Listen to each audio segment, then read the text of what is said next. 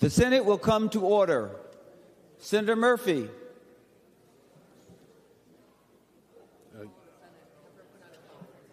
This is for a call of the Senate. If we're doing a call of the Senate, then we'll go there. Senator Murphy. Mr. President, I impose a call of the Senate. The Senate is now under call.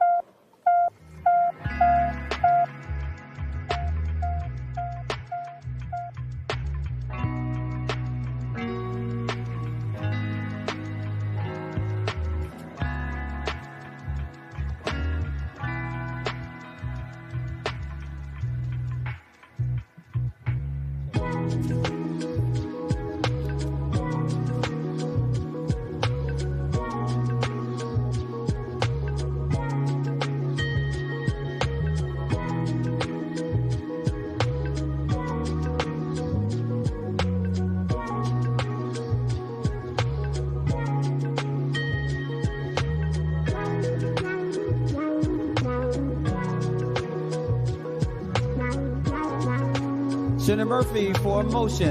Mr. President, I move that further proceedings under the roll call be dispensed with and that the Sergeant-at-Arms be instructed to bring in the absent members. On that motion, all in favor say aye. All those opposed say no. The motion prevails. Members remaining under motions and resolutions will revert to the third order of business. Messages from the House. The Secretary will read the first message.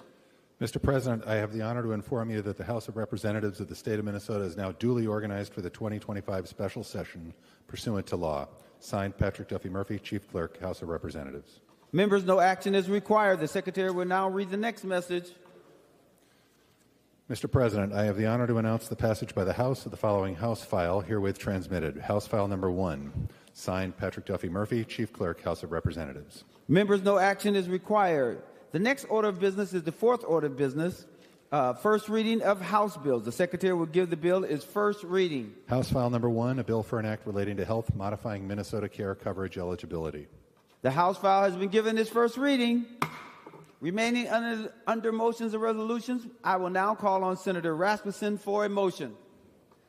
Thank you, Mr. President. I move that an urgency be declared within the meaning of Article 4, Section 19 of the Constitution of Minnesota with respect to House File 1, and that the rules of the Senate be so far suspended to give House File 1 its second and third reading and place it on final passage. And, Mr. President, I would request a roll call. Roll call requested, roll call granted. The Secretary will take the roll on the motion to suspend the rules.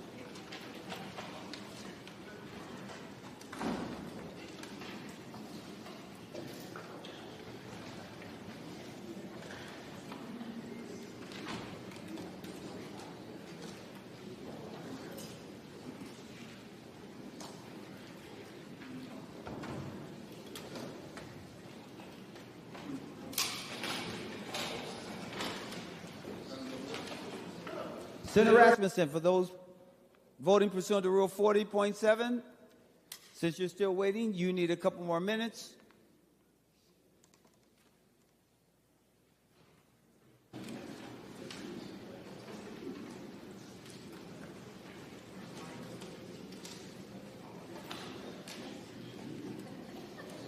Senator Rasmussen, for those voting pursuant to Rule 40.7.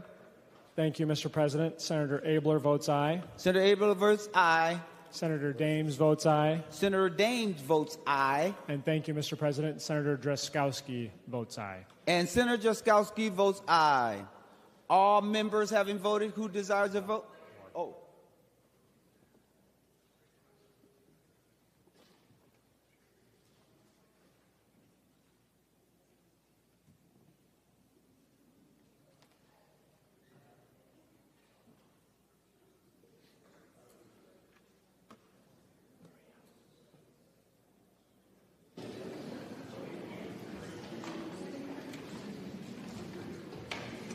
All members having voted who desires a vote, the secretary will close the roll.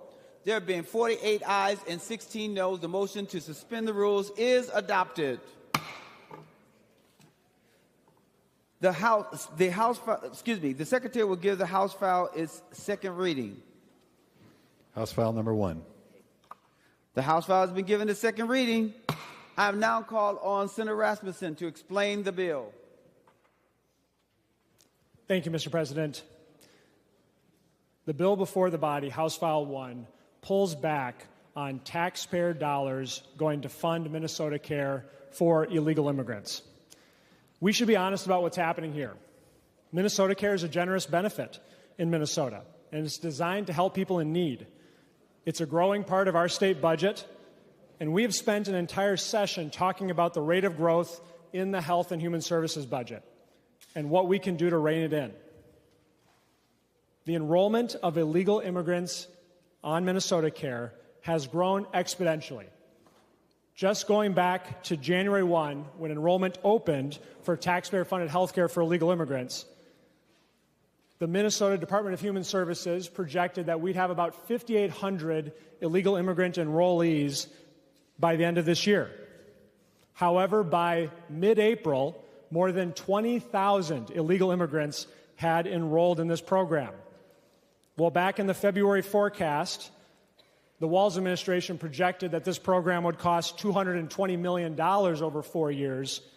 With triple the enrollment, it could add hundreds of millions of dollars to Minnesota's deficit going forward and leading to additional cuts to Minnesota nursing homes and other critical services. Mr. President, it's very clear that Minnesota Care for illegal immigrants has helped make Minnesota a magnet for illegal immigration. And unlike other health care programs that receive federal matching dollars, such as those for nursing homes, services for families with disabilities, and low-income legal residents, Minnesota must cover 100% of the costs of this taxpayer-funded benefit for illegal immigrants. And Mr. President, Minnesota is now really the only state in the country that provides this broad-based coverage for all illegal immigrants. We have seen liberal governors in both California and Illinois take steps to pull back similar programs in their state after they had seen the costs balloon out of control. In California, costing taxpayers billions of dollars, and in Illinois, almost exceeding 300% of the initial cost estimate. Mr. President, I think for most Minnesotans, this issue is quite simple. We shouldn't be incentivizing illegal immigration to our state by making it easy, providing taxpayer-funded benefits, and looking the other way when someone came here to break our laws. At a time when we're facing cuts to special education, to nursing homes, to disability services, hundreds of millions of dollars of cuts to these important services, I think it's important that we set an example with this bill and set our priorities by putting Minnesotans first. And so, Mr. President, I'm here to ask for members' support of this bill today that would end taxpayer coverage for Minnesota Care for illegal immigrant adults by year end. And I would stand for any questions and debate, Mr. President. Members, we only do first any amendments. We're only doing amendments, and then after third reading, then we have a list. Senator McQuaid. Thank you, Mr. President. I would move the A50 amendment. Senator McQuaid moves the A50 amendment. The Secretary will report the A50 amendment. Senator McQuaid moves to amend House File Number 1 as follows. Page 1, delete lines 20 to 23 and insert. This is the A50 amendment. Senator McQuaid, to your A50 amendment. Thank you, Mr. President. Members, the A50 amendment before you does something very important. We can all pretend that kicking people off of Medicaid somehow reduces costs, but I think we all know that when people don't get preventative health care treatment, the cost balloons, and it is borne by society. And so the A50 amendment here allows Minnesotans who are under 18, over 59, or enrolled in Minnesota Care while they were a child and have critical health conditions to continue to receive Minnesota Care. And the reasons for that are humane. People who are receiving dialysis, cancer treatment, who turn 18 and can no longer afford their inhalers. We want to make sure that not only are these workers, because that is what they are tax-paying Minnesotans who pay hundreds of millions of dollars in taxes in this state every year. They are part of our workforce. They are part of our communities and our churches. These are people who live in our community. They're also people we don't even know yet because they're making people undocumented every single day, Ukrainian refugees and Afghanistan refugees. But I digress. This would make sure that the most critical folks, the hardship, they can still receive the care that they need to live and to continue to work and to care for their families. I know we have a budget to pass, and I actually worry that some people who want us to go to a government shutdown, we have folks in this chamber, would mess with this bill and vote for this amendment. So while I would love to vote for this amendment and put it up so we could see who cares about the children and the seniors and the critically ill, with that, Mr. President, I withdraw the A50. The A50 has been withdrawn. The Secretary will give the bill its third reading. House File Number 1, a bill for an act relating to health, modifying Minnesota Care coverage eligibility. Third reading, Senator Wickland. Thank you, Mr. President. I rise in opposition to the bill before us. 2 years ago, I worked hard to include coverage for undocumented Minnesotans in the HHS budget bill. While I initially included coverage for children, over many discussions that I had with constituents, stakeholders, immigrant advocates, healthcare providers, hospital systems, and in hearing testimony in my own committee, I came to understand how important it was to make sure we included all ages. I heard stories of the devastating impact of illness during the pandemic, when essential workers had to show up every day to perform critical tasks, and they lacked a way to access health care. They kept our economy going in a way that we all benefited from. I also heard stories of people who came forward and said how access to Minnesota Care would change their lives due to chronic conditions or severe disease, diseases that kept them from fully being able to parent their children, work to support their families, and participating in our communities like we do every day. Passing the bill in 2023 gave people the opportunity to enroll in coverage and change the course of their lives. This is what makes me believe that removing coverage for adults is contrary to working towards the goal of a healthier, more prosperous Minnesota.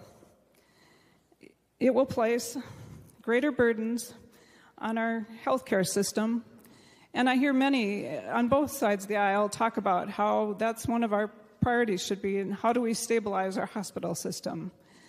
Well, this will increase the burdens on our hospital system due to greater use of emergency services, higher acuity care, and becomes uncompensated care. This bill is contrary to making access to health care possible for all Minnesotans, and having it be something within their means. It takes away access to health care for a group of low-income Minnesotans, and the impact is to put them in a position that is worse off than other low-income Minnesotans. They do not have access to subsidies for health insurance, And this is despite the fact that these are Minnesotans that are integral to Minnesota's economy.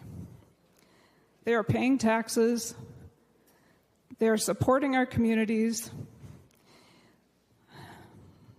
And there are not the supports for this group that other Minnesotans benefit from.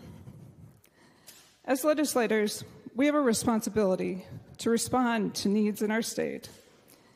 The legislation to expand Minnesota Care, access to Minnesota Care to undocumented immigrants in the same way as other Minnesotans at their same income level was the right thing to do in 2023, and it is a mistake to move backwards and remove this access now. Senator Kunesh.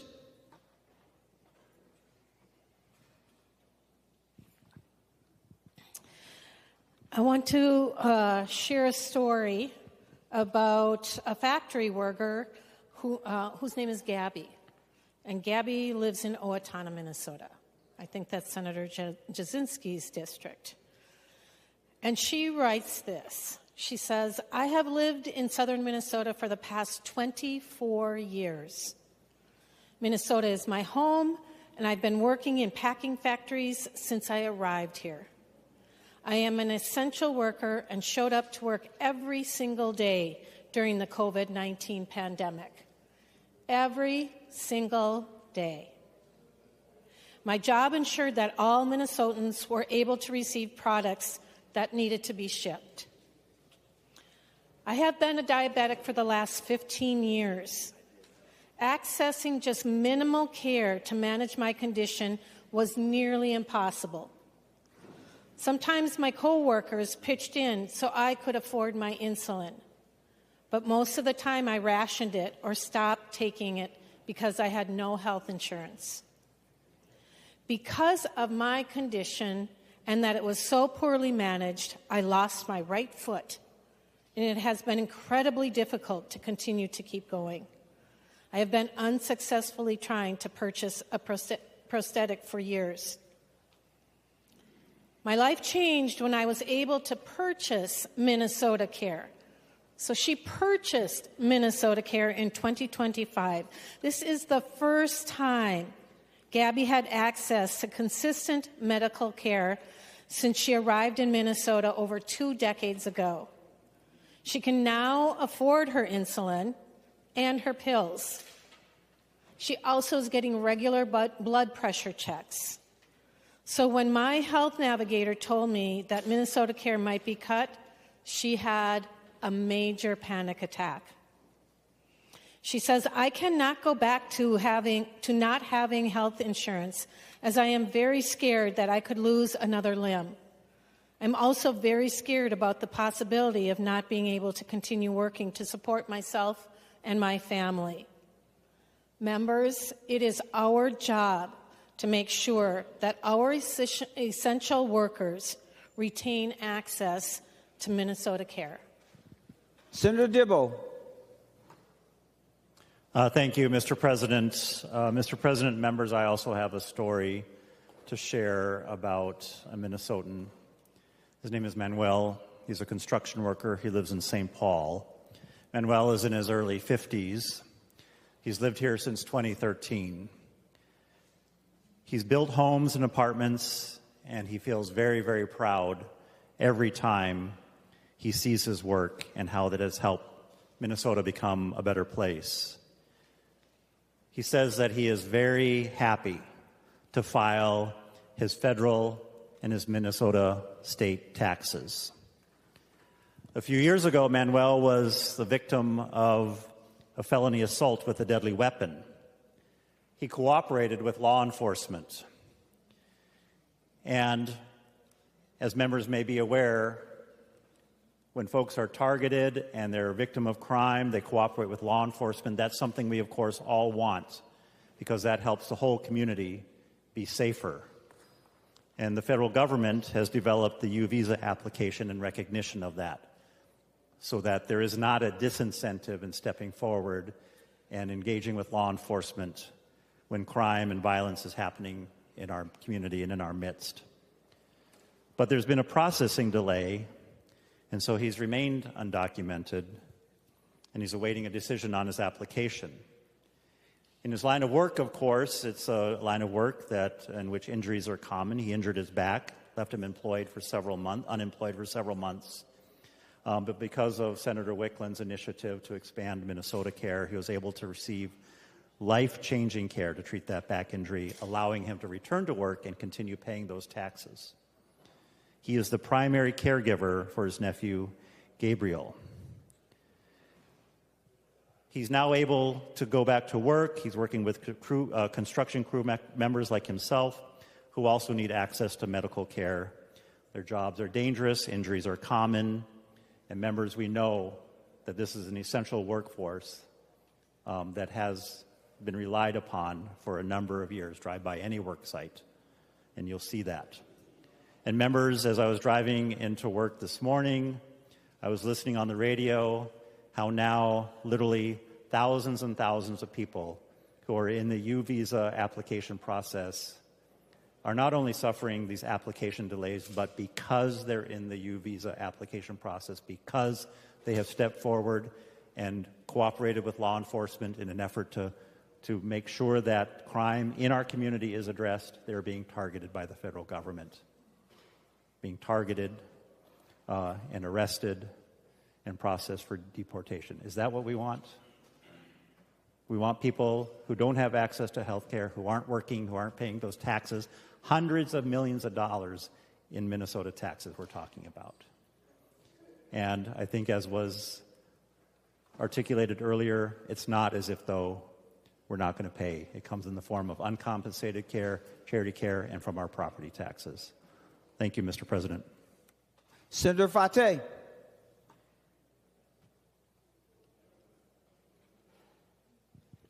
Thank you, Mr. President, and I also have a story here to share, but before that, I want to be really brief. That here in Minnesota, we do value our undocumented Minnesotans because they are Minnesotans. They exist, we value them, they contribute to our society.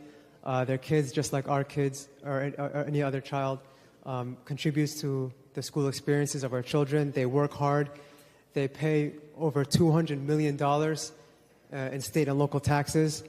And I just want to be clear, they are not a strain or a burden on our state. And they are not to be negotiation chips for our legislative process. These are human beings, and I want to make that very clear. The story that I wanted to share comes from Jose, who lives in Minneapolis, Minnesota. He says, "My name is Jose, and I've lived in Minneapolis, Minnesota with my family. The importance of the expansion of Minnesota Care for undocumented people is deeply personal to me. My parents immigrated to the United States decades ago. My father is an essential worker and taxpayer working in maintenance and painting, and my mother is a child care worker. Both were unable to shelter at home during the COVID-19 pandemic as their jobs required them to show up in person, and they proudly did, as Minnesota is their home. My parents have always contributed to our community without asking for anything in return. Since their arrival, they have avoided any sort of medical care due to high costs. However, since becoming eligible for Minnesota Care, they finally received the necessary medical treatment they need, especially for my mother, who is diabetic. Before the expansion of Minnesota Care, she paid about $500 without insurance for her insulin, putting a lot of strain on our family's finances. However, the expansion of Minnesota Care, as well as the cap on the cost of insulin, has been transformative for our family. My mom can now access regular medical checkups to manage her illness. Removing health care from essential workers in our community would create an unnecessary burden during difficult times and signal a lack of care. As Minnesotans, we look after each other, ensuring everyone has what they need to live a fulfilling life.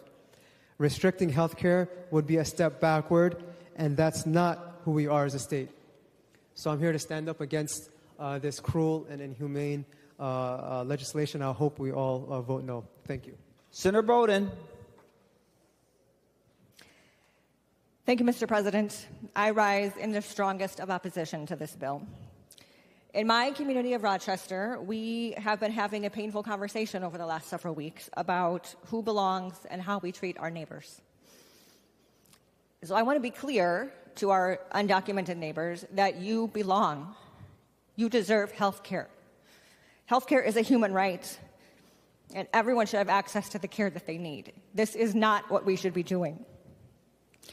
And I want people to know that there are members in this body and in this Capitol who will continue to fight so everyone has the health care that they deserve, in this Capitol and outside of this Capitol.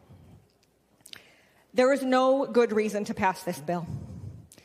It is cruel, it is harmful, and I think we should be very clear that it will affect people, moms, dads, brothers, aunts, uncles, grandparents, loved ones, members of our community, neighbors, workers, people who matter, people who deserve care, upwards of 15,000 people. People like Juana, who lives in Rochester, a middle-aged working woman with no spouse and grown kids, who said, when I was approved for Minnesota Care, she said, I've been wanting this more than a work permit. People like Jonathan, who lives in Mankato, who's a construction worker, who suffered a severe visual impairment due to an accident when he was a child, which resulted in the loss of his left eye. And because of the eye injury, he needs special prescription glasses that need to be checked every 6 months. The first time he went to the doctor, the cost was over $1,000, and he had relied on borrowing money from a neighbor to help him get some glasses. And he said now with Minnesota Care, he could finally take care of that eye injury. He could get the care that he needed so he could take care of his eye. These are the people that, with the push of our button from members in this chamber, we all have access to health care. We all have health care coverage. Our families have coverage. With the push of a button, we are going to take that care away from 15,000 Minnesotans for no good reason. This bill is not going to save us money. I agree with the author of this bill with one of the things that he said, that we should be honest about what's happening here. We should be. This bill is not going to save us money. This bill is going to cost the state money. As a nurse who takes care of patients in a hospital, I can tell you that it is more expensive when people do not have health care coverage. They put off care until it becomes an emergency, and then they are seen in the emergency room where care is far more expensive. Everyone is better off when people have access to health care coverage. Hospitals and clinics, which is why they supported this measure when we passed it previously, and they opposed taking it away. And all community members, we are all better off when people have access to coverage. My son was hospitalized last week. Started with a clinic visit, then some testing. He was seen in the emergency room, more testing, overnight in the hospital, more testing, and then clinic visits. At no point during all of that did I have to consider, gosh, should I do what the doctors are saying needs to be done? I didn't have to consider, should I do that or not? Can I do that or not? Because I have health care coverage. He has health care coverage. But that's going to be the reality for thousands of Minnesotans after this. This is not what we should be doing, members. Our job here is to make people's lives better, to help people, to improve people's lives. This is not what we should be doing. It is going to harm people, and we should be very clear about that. Vote no. Senator Pa.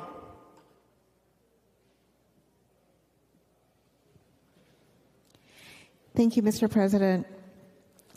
I rise in strong opposition to this bill as well because of the stories like the one I'm about to share from Rosa in Worthington, Minnesota. I'm a 57-year-old farm worker who lives in Worthington since 2007. I wake up at 3:30 a.m. every day to begin my 5 a.m. shift at a hog farm. Breast cancer runs in my family. A few years ago, my family received devastating news that my aunt and niece were diagnosed with stage 2 breast cancer. Because these are multiple close relatives, I'm at risk of developing disease, and that doubles as my relatives were diagnosed before the age of 50. Before the Minnesota Care expansion, I was getting regular checkups without insurance It was extremely costly. With Minnesota Care, I can now access regular mammograms, which means peace of mind for me, and I'm taking the care that I need for my health. Every time I get a checkup, I feel a sense of relief when I get a clean bill of health. Since the expansion of Minnesota Care, I have been able to finally sleep at night. Stopping my mammogram will prevent my doctors from detecting cancer early, increasing my risk of dying from this disease.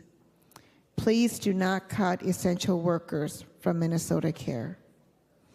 Mr. President, I want to thank Rosa for her courageous story and for sharing this story with all of us.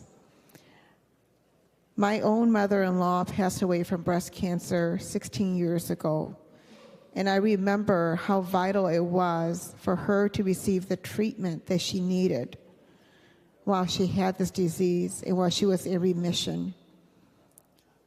To take life-saving health care away from people is unimaginable, and it is wrong. No one should be left to die simply because they cannot afford health care and treatment. Every single person, every single Minnesotan deserves the dignity of health care. Thank you, Mr. President. Senator Clark. Thank you, Mr. President. Mr. President, in my faith tradition, we read story after story of the need, the command to welcome the immigrant. During the depths of the pandemic, people across America rose up to the occasion to do the essential work to keep this country running. People like Emilio of Richfield, who stepped up to do the work that allowed others to shelter and slow the spread of COVID. During Emilio's work, he contracted COVID and still suffers from the effects of COVID today. Minnesota Care gives Emilio the health care he needs. Today's bill rips that away. Today's bill undermines the expectation of welcome and care that people in my faith community are committed to, and we recommit ourselves to every day. Today's bill does not live up to the promise that is Minnesota. I urge this body to vote no. Thank you, Mr. President. Senator Ann Johnson Stewart. Thank you, Mr. President. Well, let me be clear, this bill will not save money. It's punitive, it's cruel, and if you're looking for a reason to vote no that's a little bit more objective, I have a story. As you know, I owned a consulting business for 30 years, and several years ago, before universal health care became a thing, I had an intern named Mason. He fell on a job site into a rebar cage, and he literally got scratches on his legs, just scratches, and so I told him to go to the doctor to make sure he was okay and to get a tetanus shot. Now, Mason had grown up in a very low-income family. He'd never had insurance before, so when I told him to go to the doctor, he went to the doctor, which for him was the emergency room for scratches on his legs. When I found out that he went to the ER, I went through the roof. I couldn't believe that he went to the ER for scratches. The cost was many times what a simple visit to urgent care would have been. I remember the cost was about $1,600. When I asked him, why did you go to the ER? He was very confused. To him, the ER was where the doctor was. That's the only place in his life he had seen a doctor. And that's where the doctor is going to be for the people that we take insurance away from.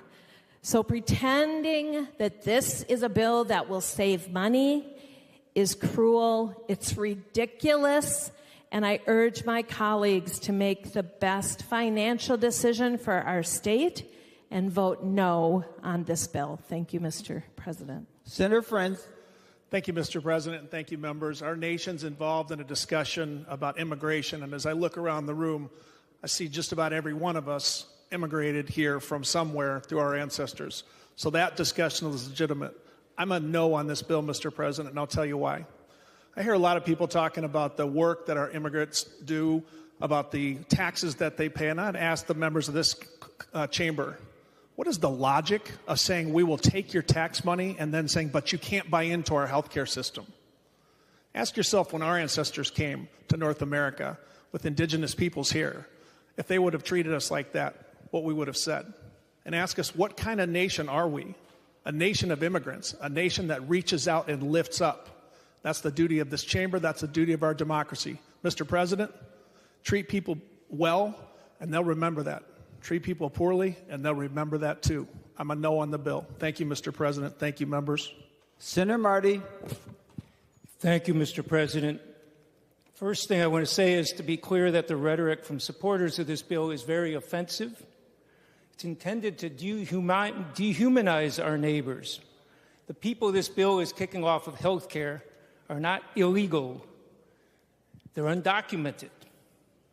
They're not legally in the country under our current law, but no person is illegal, not even those who are accused of crimes, not even those who are convicted of crimes, not even the President of the United States with multiple felony convictions. They're not illegal people. They've done illegal actions.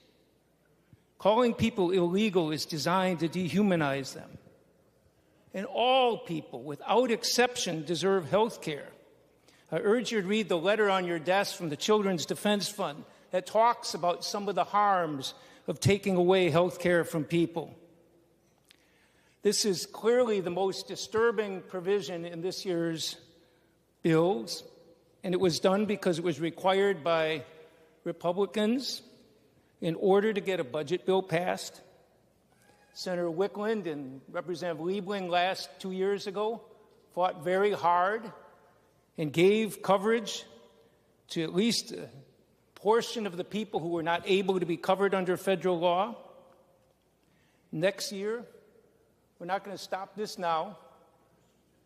Next year, let's begin reversing course and providing health care to everyone.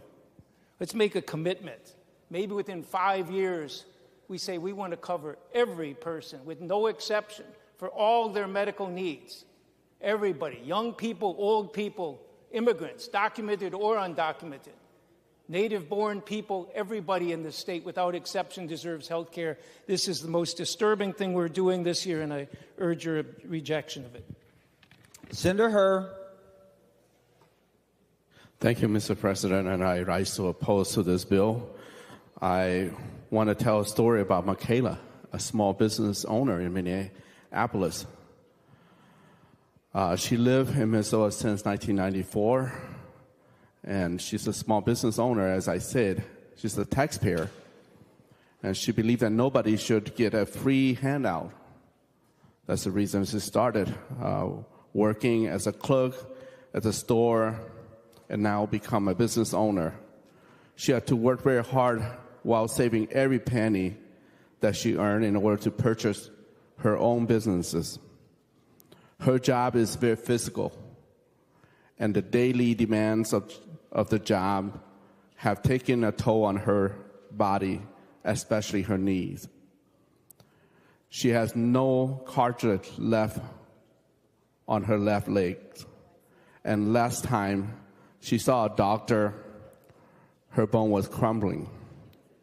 She has been waiting for a surgery for more than a decade. The pain is unbearable, she wrote. The pain is unbearable, and the gradual loss of my mobility has also affected my blood pressure and my kidney. For years, my family has been trying to find me a surgery, even offering to set up a payment plan to pay for it out of my own pocket, but we simply can't afford it. I became eligible to access Minnesota Care in January, thanks to the expansion. This is life-changing for my family, as I have my first knee appointment scheduled for June 10th, 2025. I have not been able to sleep since I heard that adult might be getting cut from the program. Please allow me to get the care I have been waiting for decades. I want to be able to continue running my store. Otherwise, I will close my only source of income. This is what Michaela wrote. So please do not cut the essential worker from Minnesota Care. Members. Senator Westland. Thank you, Mr. President and members. I rise in deep, deep opposition to this bill. And I agree with what others have said. Evidence and facts do matter, but there have been so few facts put out to the people of Minnesota about the actual truth of our undocumented friends and neighbors who are, for the most part, paying, at least in part, for their insurance coverage. One of the most appalling things about the vote that's going to be taken shortly is that the full HHS budget bill is being held hostage to passage of this. If we do not pass this bill, taking thousands of Minnesotans off of health care, HHS will be defunded, and I find that repugnant. I'd even say it's an abomination. So what are the facts? The facts are that the number of people receiving care, the cost of that care has been so overblown and misinformed, and misinformation has been presented to the people of Minnesota. And as my good friend, Senator Marty, said, one of the things that is really the most appalling about the current atmosphere against our immigrant neighbors and brothers and sisters is the dehumanization that allows people to target some of the most vulnerable people in our society. It's a lot easier to take health care away from people. It's a lot easier to disappear people when you think of them only as, quote, illegal aliens, unquote. They are human beings.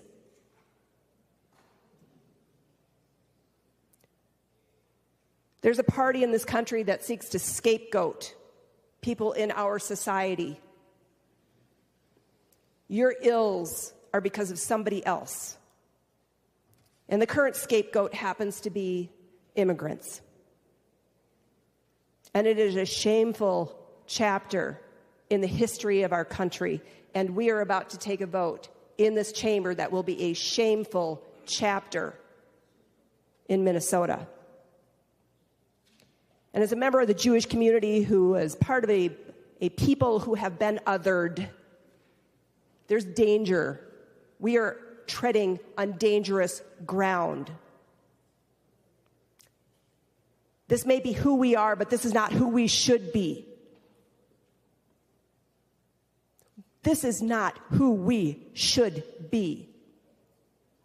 And in my faith tradition, the sage Hillel was asked by a follower one day, "Can you please explain the entire Torah to me while standing on one foot?" And Hillel looked at the man and the temerity of the question, and he said, "Love your neighbor as yourself. The rest is commentary. Go learn it."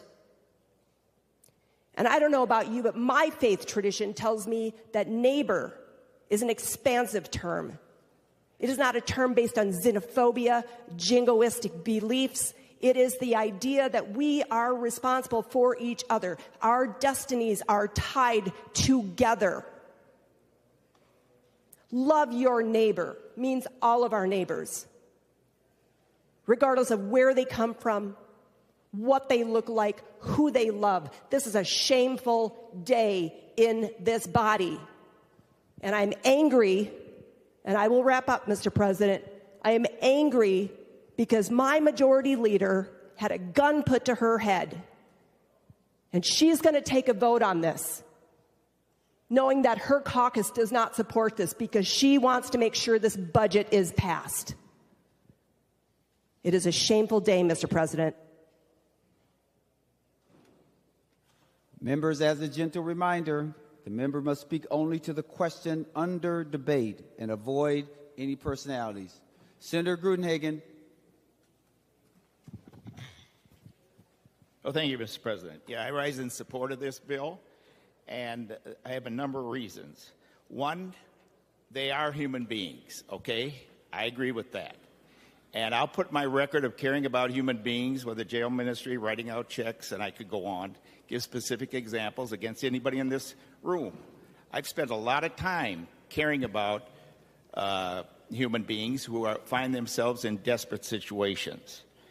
Number two, illegal immigration is bad for our state and nation, and in a number of ways. One, think about the victims of, because they're unvetted when they come here, think about the victims that have been raped and murdered, children, and the crime and the sex trafficking of illegal immigrants, okay? We need legal immigration. That is the compassionate thing to do. I understand the stories that you're telling, but they're misplaced empathy, because you're creating an incentive for them to come here illegally through the benefits that they give. And what I mean by that is they go through a gauntlet of the cartels who are being enriched by millions or billions of dollars. Fentanyl's coming in, killing our young people, and I happen to have some in my district who have died. That's what we're doing because it's unvetted. Now, they have an excellent program to go back to their country from the Trump administration, to fly back for free and get $1,000 and get in line to come here legally. We are all the great-great-grandchildren, and some have come here sooner, of legal immigration. We need legal immigration. Members, when you kill 64 million unborn children, you need legal immigration, okay? Senator, you and I had this discussion before. Yep. And remember, I gently reminded you over the mic, and then I came to you personally and said that I would just caution you to remember that you're only supposed to speak to what's under debate. Illegal immigration is not under debate. Other things. We're talking about Minnesota care and coverage eligibility. So if you be so kind, because I know you mentioned before that I always remind you of that little saying, and I did it to remind everybody, but I'm just reminding you again. Sure. I'm not suggesting that you don't have a right to your feelings, but we as the Senate must, pursuant to Rule 36.2, must speak only to the question under debate. Senator Grudenhagen. Yeah, it's not my feelings, it's my thoughts, okay? Feelings are secondary, thoughts are primary. But anyway, well, my feelings and thoughts are we want to stay on topic. That's it. Okay? Thank you, Senator Grudenhagen. Mr. President. Senator Grudenhagen has the floor. That is who we're going to listen to at this point. Senator Mr. President, point of parliamentary inquiry. I'm going to, if it's something that cannot be, if there's no emergency, then I'm going to let him finish on the floor, Senator Lucero. Senator Grudenhagen. Well, point of parliamentary inquiry, Mr. President. I'm going to answer you later. Senator Grudenhagen. Oh, thank you, Mr. President. Yeah. So, members, let's support legal immigration and understand the devastating consequences of illegal immigration. The sex trafficking, over 300,000 children are missing at the border. 300,000 members. So I know there's some sad stories that have been shared, but it's nothing compared to the U.S. citizens who've been murdered or raped, or the illegal immigrants themselves and the exploitation they receive. And when they come here legally, they have a better chance of becoming part of the middle class and covered by our laws. Again, I understand your empathy for the stories you've told, but it's misplaced empathy. Care about the immigrant to come here legally, just like your great-great-grandparents came. And when they come, they'll be eligible for our benefits. They'll be eligible to be protected by our laws. When they come here illegally, not only can they be exploited along the way, they can also be exploited when they're here by employers and other people. Please come to your senses. Legal immigration we desperately need. Illegal is bad for our state, nation, but it's especially bad for the illegal immigrant. Care about them as human beings, please, especially the children and the women who are being terribly exploited. Please vote green on this amendment. We should eliminate housing, education, and college payments also. We should stop incentivizing them to come here illegally. God bless. Thanks. Senator Seeberger. Thank you, Mr. President. And I rise to remind Mr. President, Senator Lucero. I was waiting for you to come back to me. For what purpose do you rise? The point of parliamentary inquiry, which is a privileged motion. Yeah, but it requires, in order to be recognized. Senator Lucero, for what purpose do you rise? A point of parliamentary inquiry. Tell me what your point is. So the question I have of inquiry is, when I'm reading Mason's here, it is in order to discuss the consequences of the question before the body. The outcome, the consequences. Where are you referring? Where am I referring? It is Mason section 101.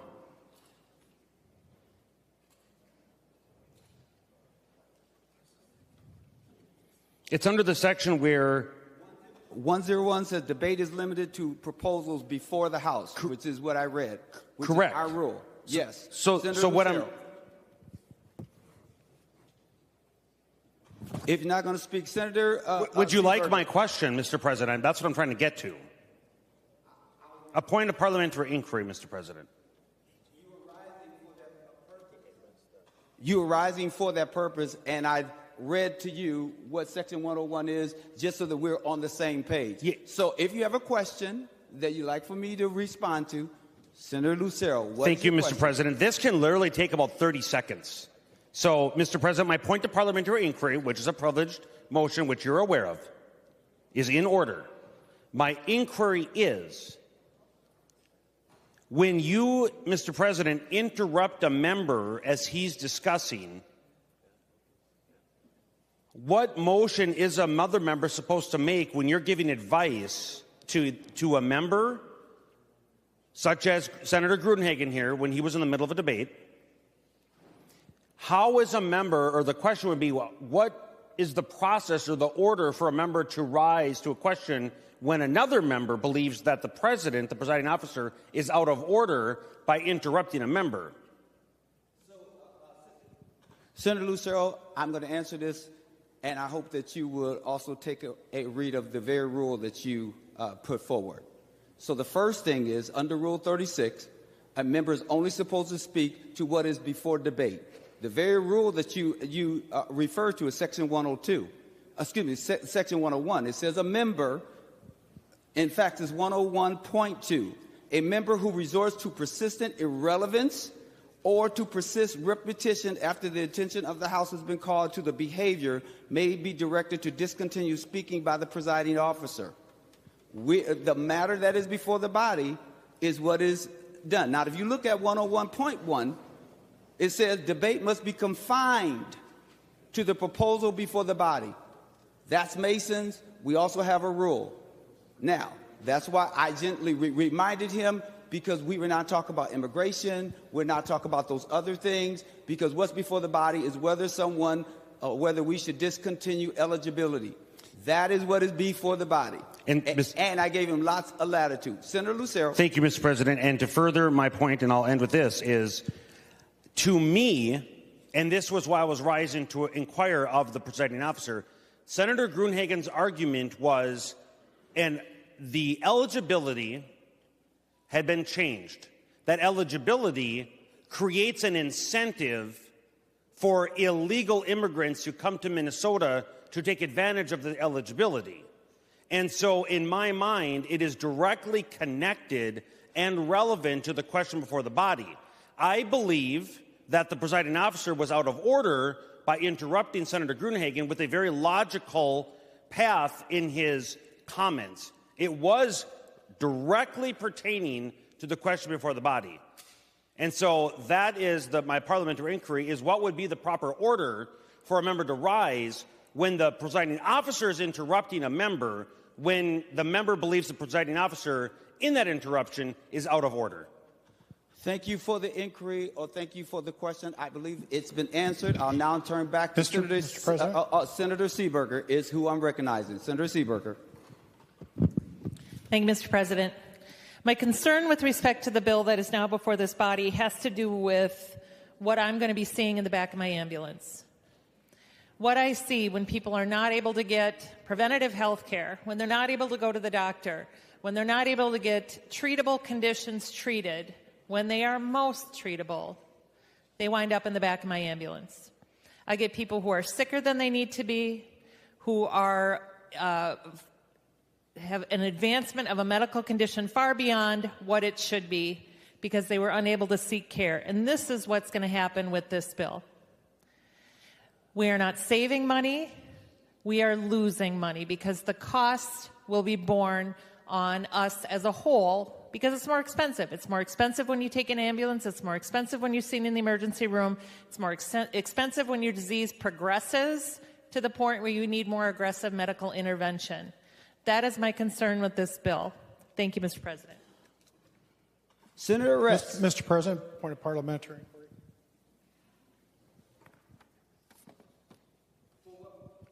For what purpose do you rise there, Senator Pratt? Thank you, Mr. President. Mr. President, I just wanted to follow up on Senator Lucero's questions. If we're going to follow Mason's 101, then I know a couple of members have referred to the health care bill, and I just want to refer you to 101.4 and 101.5. Debate on a bill is confined to the bill under consideration, does not extend to criticism of other bills, and it is out of order to refer in debate to a bill other than proposals not yet reported to the committee, or other bills not yet reported to the committee.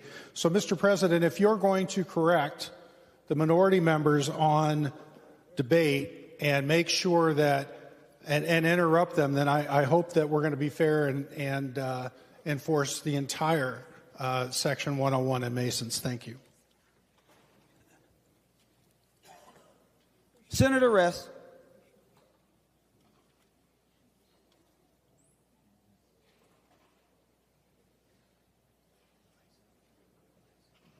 Thank you, Mr. President. I have no story other than I own my own. And it happened not 300 years ago when my ancestors fled persecution from the Catholic Church in France to protest their Protestant faith. It happened here in this building. I offered a way forward to House DFL members to care for these folks without jeopardizing our budget solution. I was rebuffed. I have a responsibility to support a solution for our budget, and this is it. I will be voting yes. Courage or cowardice? I cannot vote to shut down our state. I just can't. And that's all I have to say about that. Senator Port. Thank you, Mr. President. I rise in strong opposition to this bill. The district that I represent is full of small businesses, of schools where dozens of languages are spoken, of multi-generational housing and faith communities of every kind where people come together in community to worship and express their faith. My district is also full of people who need us here at the legislature to be focused on solving problems, investing in working families, and bringing our neighbors' visions for Minnesota forward. The emails, calls, and conversations that I have are asking for investment and support, not for cruel attacks on our neighbors. It pains me when young families, young parents struggle with how to afford housing for their families. and getting their kids the daycare that they need. It pains me when seniors on fixed income have to weigh the challenges of increasing property taxes and the realities of needing to pay for more medications. But while new homes and free health care would be difficult to achieve, this one is easy. It is our job to make things easier, not harder. During COVID, when we couldn't go door knock, I did these meet and greets in parks and would have sort of these mini town halls where people could come and talk to me. And that is where I met Julia, who's a 17-year-old in a mixed documentation family. She has documentation, but her parents don't. And her mother was ill, and they didn't know why, because they were too scared to go to the hospital because they didn't know what it would cost. I met Julia again after 2023 when we passed the bill, and she told me that her family was like waiting with bated breath for the day that they could sign their mom up for Minnesota Care so that she could get the care that she needed. It was a day that my constituent felt like we had heard them. We had heard the thing that was weighing on their family, and we had offered them a path. We should expand access to care and coverage, not deny it. Minnesotans come from every corner of the world and choose our state to make it a beautiful and incredible place to live because of them. We don't have to be cruel and hateful. We can do better. This bill does not make health care more affordable for anyone. It does not make health insurance more affordable for anyone.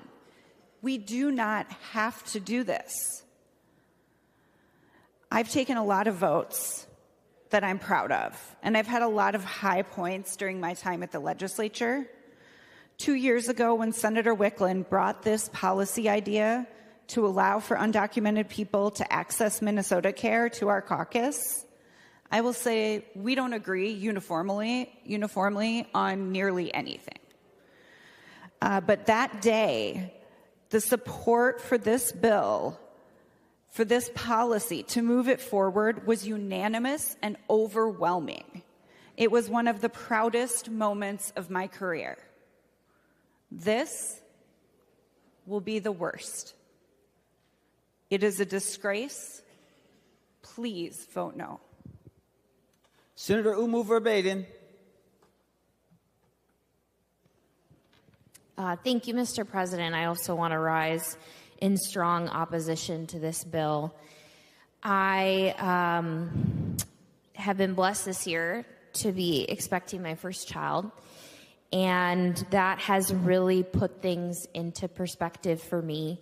And as I was listening to Senator Herr read Michaela's story, it really reminded me of my mom, Rama Verbaden, who, like Michaela, is an immigrant and a small business owner who spent years doing very physical work. My mom became a citizen. She's retired now. Most importantly, she has health care. But when I hear that story, it reminds me of our shared humanity and that we are so much more alike than we are different. And that Michaela is no less deserving of health care than my mom. She's no less deserving of health care than any of us. Health care is a human right. So many of us here are children of immigrants, and I think feel this so personally. My heart really breaks for these kids who are going to watch their parents lose health care coverage and are going to worry about their parents who they know won't be able to get the care that they deserve, who aren't going to be able to focus on just being kids. We know that because we've been there and we worried about our parents and we saw the struggles that they went through. And I promise you that those kids know this is a life or death issue. This bill, just to put it simply, is cruel, it's racist, it's deadly. I hope that every single one of you thinks about those kids and thinks about families when you vote today. Members, when someone stands, I want to make sure that I hear what they have to say, and if you would stop talking at that time, that would be helpful. I know this is a tough issue. For what purpose do you rise, Senator Lucero? Mr. President, I rise to a point of order under Mason Section 124.3. Give me one moment so we can see where you are now. 124.3. I'm there. Thank you, Mr. President. There's been a number of times during this debate that I've had some restraint, but this one was over the edge.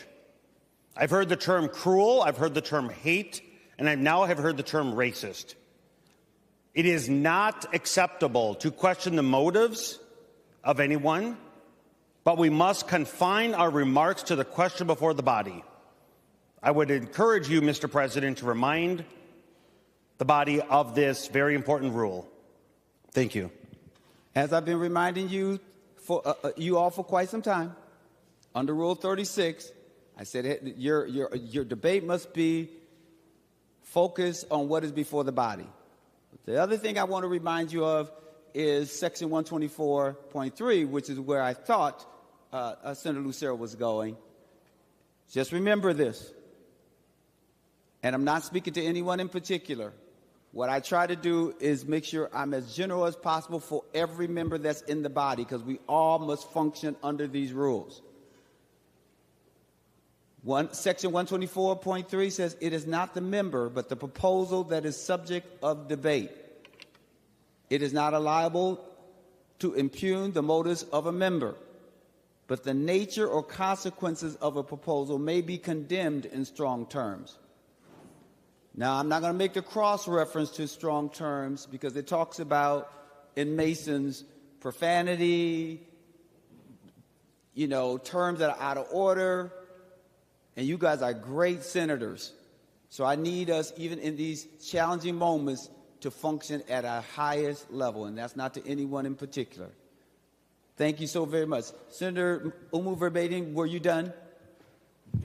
Thank you, Mr. President. I would just ask members to remember everyone's humanity as they vote today. Thank you. And the last thing I will say, because I wish I would have said it before Senator Verbatim's last comments, members, when you yell in the microphones, it doesn't help. It really hurts our ears. And in fact, they told me before that I should say something about it because it also distorts the audio as well. Okay, so just be mindful. I want to be able to hear you clearly. With that being said, I'm now going to Senator McQuaid. Thank you, Mr. President. Oh, the unimaginable cruelty of this bill. 15,000 Minnesotans, and that's 15,000 right now. Because I said earlier, they're making more immigrants undocumented every day, trying to take away birthright citizenship. It's 15,000 today. Who knows how many it will be? 6 months? In a year? This is a shameful day. It was brought up by the bill author that Minnesota stands out here. We're the only state. I am proud to be the only state that sees immigrants, regardless of their status, as full people who deserve health care and to live and not suffer and die. I am proud of that. And we will remember this day, Minnesotans will remember this day, that while Republicans in Congress are working to kick 15 million people off of Medicaid, Republicans in Minnesota got there first to kick 15,000 off. This is not happening in a vacuum. The author can dress this up about an economic argument, and I hate having to turn people into economics to make other people care about their existence. But we will remember that while masked gangs raided elementary schools and kidnapped students for writing op-eds and disappeared toddlers and high school students who coach volleyball and play in the streets with their friends while they trafficked kids with cancer and arrested U.S. citizens, that the Minnesota Republicans' #1 priority was to take up that mantle of cruelty and inhumanity and bring this vote to the floor. That when the mom who is getting dialysis loses her health care and her kidneys start to fail and the toxins build up in her body and the fluids amass and it makes it hard for her to breathe, and then she will finally go to the ER and her kids will miss school and band practice and tests to sit there and hold her hand and weep while her body shuts down. And after she has died and she is buried, her kids and her husband and her community members, her church, they will be able to look at that board and they will be able to see who did it. When the construction worker who's building houses in Owatonna hurts his back and he can't see a doctor and he can't afford a PT and he wastes away in a recliner every day, unable to pay for his family, and they lose their housing, they can look at that board and see whose fault it is. This is grief, it is rage, and the only modicum of relief I have from this is that this vote is public, and it will live on. People will ask us, what did we do at this time when people were getting disappeared and trafficked to detention camps in third countries that no one's ever been to? They will ask us what we did. That board, that's what we did. My grandfather he was in World War II, and I remember learning about World War II, and I remember asking him, what did he do about the bad people? I was really young. And he said, baby, I fought him. He pointed to his Purple Heart. Some of us in this room will be able to show our kids videos, or our grandkids, or our great-grandkids. Our descendants will be able to pull up these videos and see what we did here today. But for those of you who are part of the badness, you better start practicing your explanation right now. This is 15,000 people today. It could be 30,000 in 6 months. Mr. President, I don't often bring my faith into things. It's something that is strong. I lettered in Fellowship of Christian Athletes in high school. It has long been a part of my life. I prayed with my pastor this weekend, and we read Matthew. For the king will answer them, truly I tell you, just as you did to the one of the least of those members of my family, you did it to me. This is a horrible day. This is a horrible priority. It's a horrible thing to do to people. To call them illegal, to say they don't matter, to say that their taxpayer dollars somehow don't exist, that their families don't matter, that their pain and their suffering doesn't matter. I have taken a lot of votes that I like. I have taken votes that I don't like. I have never taken a vote that asks me to rip away people's life and dignity, their humanity. This is not happening in a vacuum. I don't even know how to strongly say anymore we should not do this. This is not a political game. These are people's lives. People will die. There's a reason the rural hospital associations oppose kicking 15 million people off of Medicaid. It's because it will devastate those hospitals. What do you think will happen to the hospitals in Minnesota when we take away Medicaid from people? We should not do this.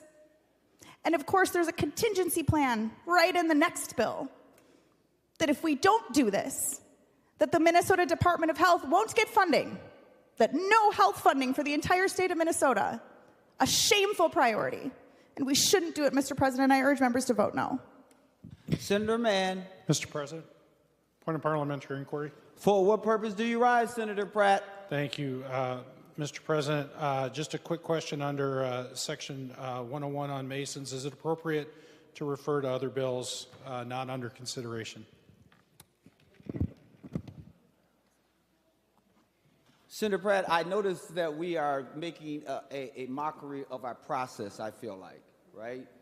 when it comes to other bills, I try to give everybody a little latitude when it comes to things, and I still try to make sure that it is tied to the matter that is before us. Members, will you please do not just keep standing just to interrupt debate or to take us off kilter. So to your question, if here's what you said under 101. What was the site?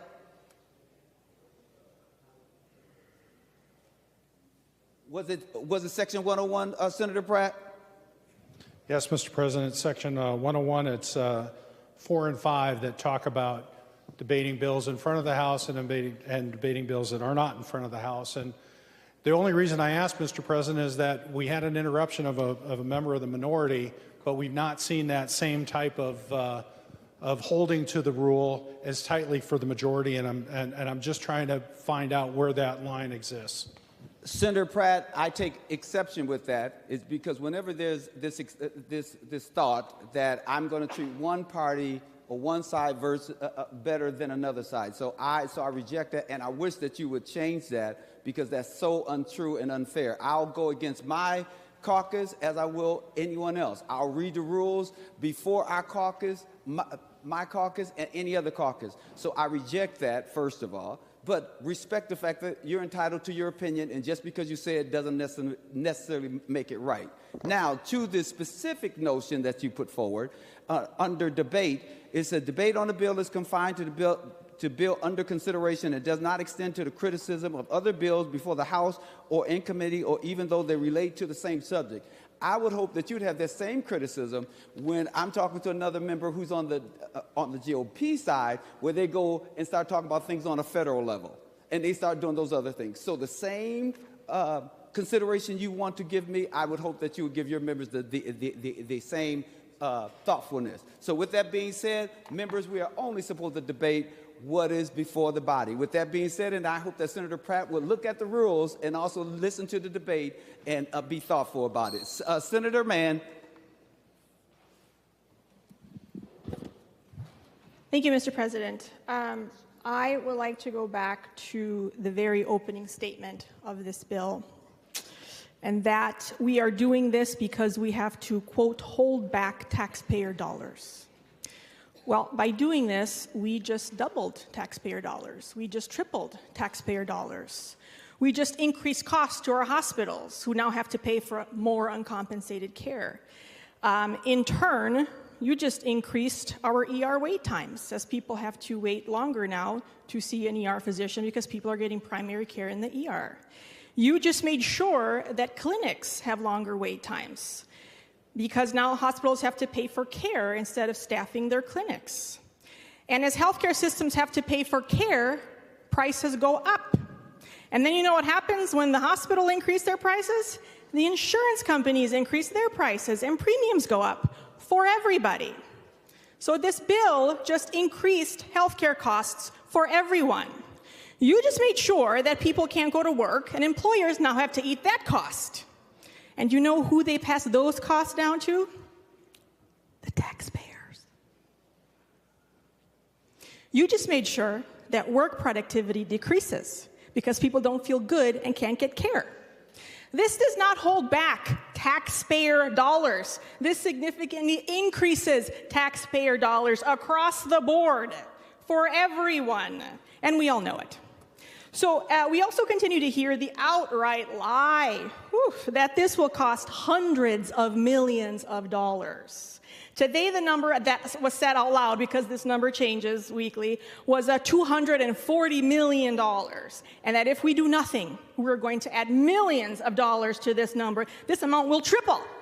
So, Mr. President, will Senator Rasmussen yield for a question? Senator Rasmussen, will you yield? He will yield. Senator Mann. Thank you, Mr. President. Senator Rasmussen, now that we are going to pass this monstrosity, we have captured those savings. Can you tell the body how much we are saving by removing health care from 16,000 people? Senator Rasmussen, to the question, sir. Thank you, Mr. President, and thank you, Senator Mann, for the question. If we go back to the February forecast, the Walz administration said that this program over 4 years was going to cost Minnesota taxpayers about $220 million. And, Mr. President, that was assuming that in the first year you'd have fewer than 5,800 enrollees. And by mid-April, we know that we have more than 20,000 illegal immigrants enrolled in this program. And we have seen, Mr. President, by looking at other states, to California, to Illinois, that their experience has been similar. In California, the cost overruns have been in the billions of dollars. And so while we don't know exactly how much this measure will save taxpayers, we do know that it'll be hundreds of millions of dollars. And Mr. President, again, the February forecast was from Minnesota Management and Budget. That is what they put forward for the taxpayers, and that was assuming a much lower enrollment rate than what we've seen in actuality. Senator Mann. Thank you, Mr. President. Well, Senator Rasmussen, you are wrong. You made several assumptions there that were all incorrect. And in fact, because this bill is passing, we have the savings captured in writing here. So the first year, this year, we are going to save $13.2 million. Not hundreds. It's right on the line. It's right here. Everybody has it. $13.2 million. And next year, it's going to be $43 million. So even if we do this year, next year, the year after that, and the year after that, we still will not reach the $240 million that we are just throwing up in the air. So I'm not sure why these assumptions are being made and why these false numbers keep being brought up, but it is so false because, again, it's right here, $13.2 million this year. So that's the cost of ruining the lives of 16,000 people. That is wonderful. We must be missing some zeros in our spreadsheet here. I don't know what else the discrepancy could possibly be. So if you take this number, the actual number in real life, which is barely a rounding error in the state's budget, and you add all the expenses that we talked about, we just increase costs to all Minnesotans. And I would be remiss if I don't mention the fact that people do not immigrate for health care. They're not going to leave a country with universal health care, which is like every country except for ours, to come to a country where they have to pay for their health care, and if they don't, they die. That's not why people immigrate. And the fact that these wildly erroneous things are said about immigrants on this floor repeatedly just goes to show you that you know nothing about immigrants. And I wish that you did, because your lives would be so much richer if you did. And also the concept of misplaced empathy. Our friends are going to die. Our neighbors are going to lose their limbs. Our family members are going to suffer. And you call that misplaced empathy. Empathy is not a weakness. Empathy and compassion are integral parts of this job. Empathy is literally our responsibility.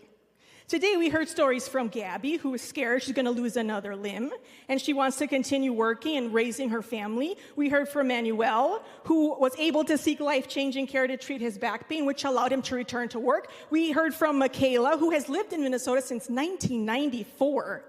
And she says, please allow me to get the care I've been waiting for so I can continue running my store, or I will lose my income. You are preventing people from working.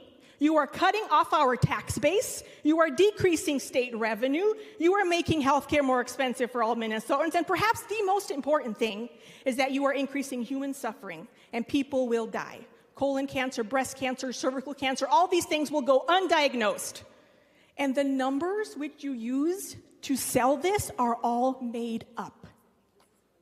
This has nothing to do with fiscal responsibility. This is sick. This is a sad day in the Minnesota legislature where we have definitively put politics over people. Thank you, Mr. President. Senator Murphy.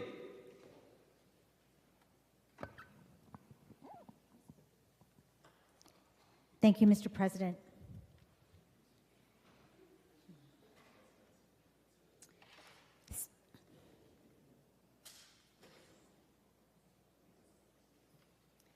Stripping the health care coverage from undocumented Minnesotans was the chief goal of the negotiations in this budget cycle. And I, in order to fund the government, struck a deal, and I gave my word, but I do not support this proposal. And I believe your political calculus, for those of you who support this, is wrong. And I believe it's wrong because Minnesotans are compassionate people. And for all of my career in politics, before I was elected and since, Minnesotans have showed up for one another, and they fought for one another. This proposal is a wound on the soul of Minnesota. I was a very young nurse and a very young organizer when I stood in the governor's reception room, and Minnesota Care was signed into law in 1992. I had no business being in that room, and I had no business being in that photograph, but I had a shit-eating grin on my face, recognizing that I was in a place and astonished by the power of a compassionate people who decided to lead the nation and make sure that people who worked for a living but didn't have employer-based coverage would have the means for access to pay for it with premiums. They would have access to care. We did that in Minnesota. We led the nation. And as a young nurse who believed then, as I do now, that every person is entitled to health care, I became very committed to the kind of politics that showed me and the kind of politics that I believe in today. Since 1992, those enrolled in Minnesota Care have endured political attacks and suffered budget cuts. We've expanded coverage, we've retracted coverage, and we've expanded coverage again. It is the nature of our politics, and it's not all based in budgets. So in 2023, Melissa Wickland, Senator Wickland, in 2023, I was astonished again by the power of a compassionate people, compassionate Minnesotans who chose, through the actions of this legislature, to expand coverage to undocumented Minnesotans, people with whom we work, people with whom we worship, people with whom our children go to school. We live side by side in our communities across the state of Minnesota. They are every bit Minnesotan, as am I. You've heard my colleagues today talk about the fiscal impact and the rationale for a financial decision, and it's just false. And those of us who have spent our career in health policy, we know that when people lose coverage, they still get care from people like me, and Senator Klein, and Senator Mann, and Senator Bolden, Senator Liskey, Senator Abler. We still provide care. It just doesn't get paid for anymore. It eats at the system, especially now in rural Minnesota, where we're seeing more and more of the system caving under the pressure of an insurance industry that doesn't give a dang about people. The people who are going to lose their coverage because of this action today work for a living. They pay their taxes, and for some reason, that's some hallmark of goodness in government. Like it matters more if someone pays their taxes. And the people who are losing their coverage work and they pay their taxes. And yes, they pay premiums for their coverage. This is not free care. Minnesota Care's never been free care. None of it's free. They pay their premiums. Just like you and just like me. They're just like us. They're just like us. Minnesotans are compassionate people. Over and over again, in the many years that I've done this work, they have shown us that they do not, they will not support this. And your political calculus on this is wrong. And we'll test that out with the people of Minnesota. But let me say to those who may be listening or not, because they're caring for their children and they're at work, but those who are losing their coverage, know this: you will get care. Our hospitals will care for you. The providers, doctors and nurses and others will care for you. And just like we have in the past, when we have lost coverage for people, we have continued to fight. And we win. And we will regain coverage for people because we are a compassionate people, and that's what we do in Minnesota. I made an agreement. I gave my word. I will vote for this. It's among the most painful votes I've ever taken. Thank you. Members, the last two speakers we're going to have is that of Senator Johnson, Senator Westrom, Did you want to go before Senator Johnson? Because the last two that we had on the list were Senator Johnson and then Senator Rasmussen. Senator Westrom. Mr. President. Members, I rise in support of Senate File 1 to put Minnesotans first in the long list of priorities that we as legislators elected from our constituents, the residents in our district, send us here as a representative democracy, a constitutional republic, to decide matters for the state of Minnesota and its residents. We have heard an awful lot of hand-wringing going on here, questioning priorities. And if money grew on trees, we may be able to provide health care for everybody in the world. That seems to be the argument we're hearing from the Democrats, that it shouldn't be Minnesotans first, but everybody else should be first. And if we have enough money left over, we'll help Minnesotans. So, members, let's dial this back. Let's focus on our priorities. The Minnesota residents, the Minnesota taxpayers, the legal voters that call Minnesota home and our legal residents in our state. We have to have a place and a way to sort out who are we going to prioritize. And I'm standing here to tell you it is a red barn question that everybody should be able to get right, that taking care of Minnesotans first ought to be our first priority. That's the taxpayer money we are using. We are elected here to spend. And you might say, what is a red barn question? Well, when I went to high school, we had a choir teacher who would often bring up red barn questions because the answer was so obvious you questioned yourself of whether you're missing something.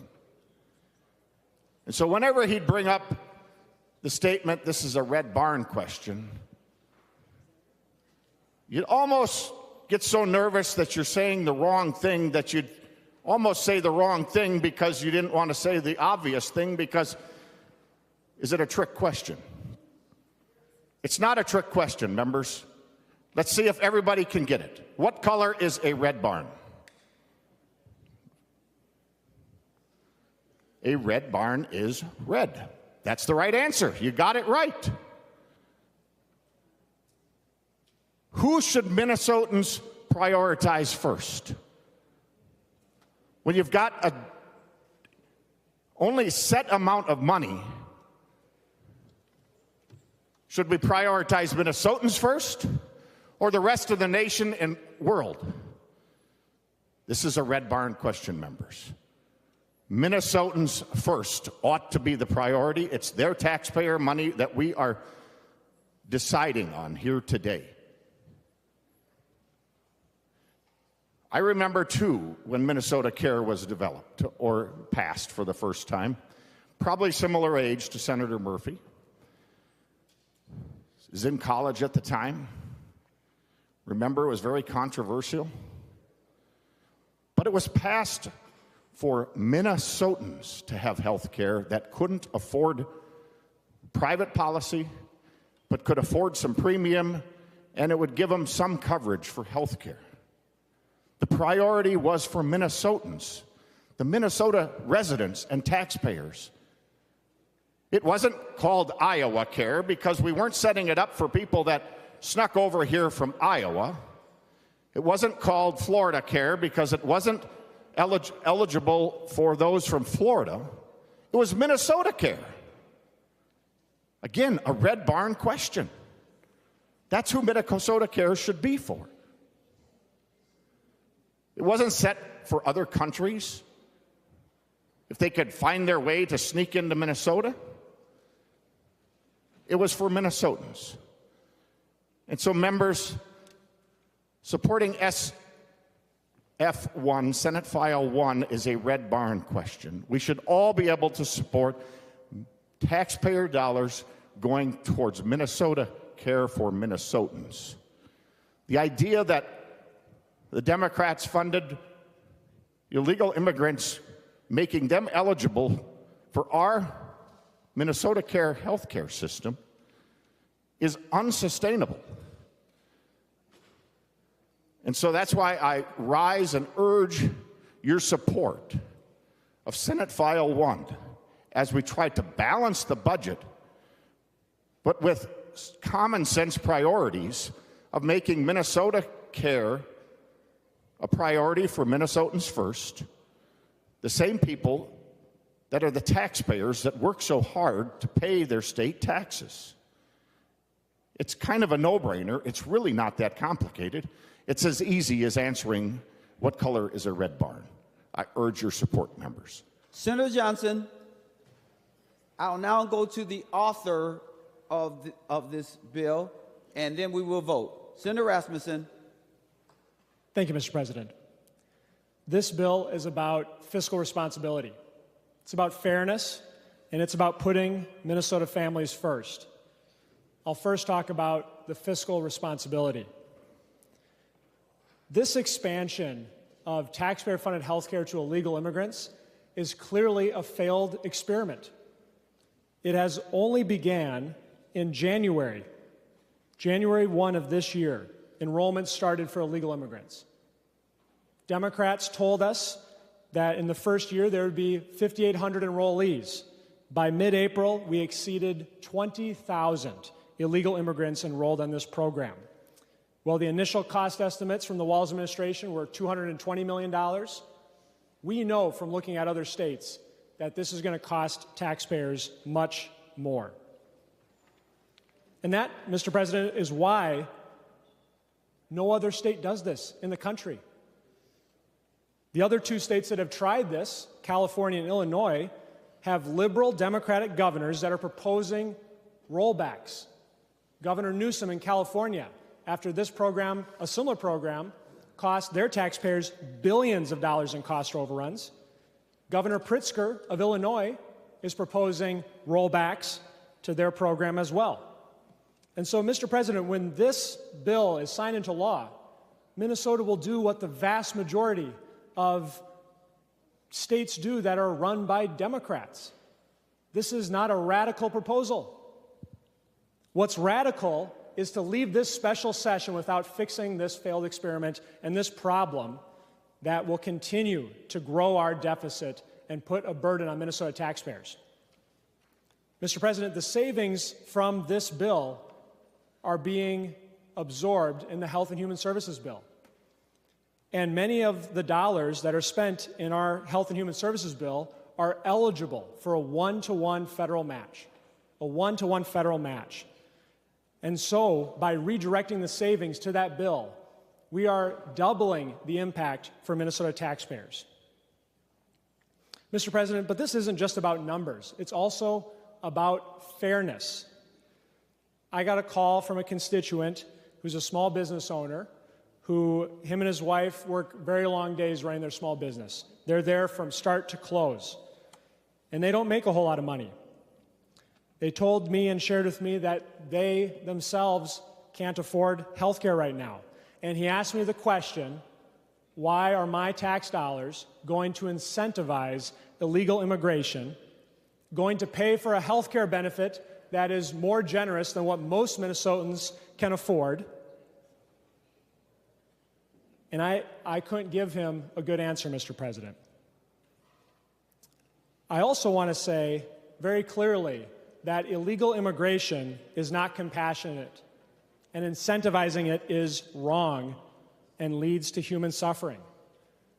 In my hometown of Fergus Falls, we saw a trial and a conviction and a sentencing recently of human traffickers who were bringing an immigrant family into this country and they left them to freeze and die. We have stories, not just in Minnesota, but across the country, of how illegal immigration leads to human suffering, and it's wrong to incentivize it. Mr. President, this bill, this proposal, is about priorities, and it's about putting Minnesotans first. And during this debate today, Minnesota Democrats made their priorities clear. 2 years ago, our state had an $18 billion surplus. Now we're facing a $6 billion deficit because of reckless spending. And Minnesota Democrats, during the regular session and during this special session, are proposing cuts to Minnesota nursing homes. They're proposing hundreds of millions of dollars in cuts to disability services for Minnesota families who have disabilities. They're increasing taxes on nursing home residents today. They're proposing cuts to special education. And Mr. President, we've seen that Minnesota Democrats are okay with that they're supportive of that. We've seen actions in this special session that will show that. But I didn't hear a single Minnesota Democrat stand up today and talk about putting Minnesotans first. The most vigorous defense that I've seen this year is on behalf of illegal immigrants and having taxpayer-funded benefits go to them, while we are facing tough budget decisions that will lead to critical services for Minnesota families being cut. So, Mr. President, I would urge members to vote yes. This is fiscally responsible. This is about fairness. This is about putting Minnesotans first, and I would ask for your support. Thank you, Mr. President. The Secretary will take the roll on House File 1.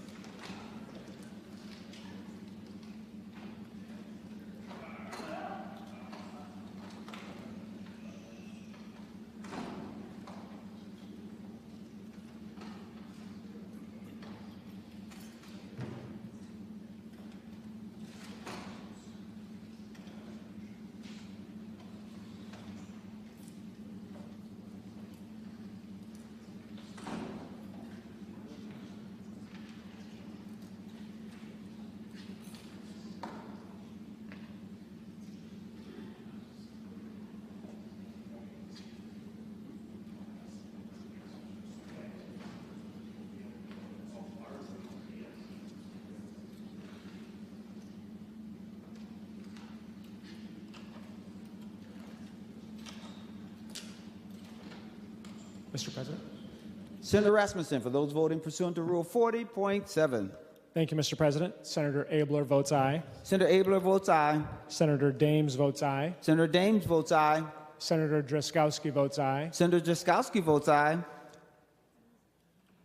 And thank you, Mr. President. Senator Lang votes aye. And Senator Lang votes aye. Senator Bowden, for those voting pursuant to Rule 40.7. Thank you, Mr. President. Senator Mohammed votes no. Senator Mohammed votes no. And Senator McEwen votes no. Senator McEwen votes no.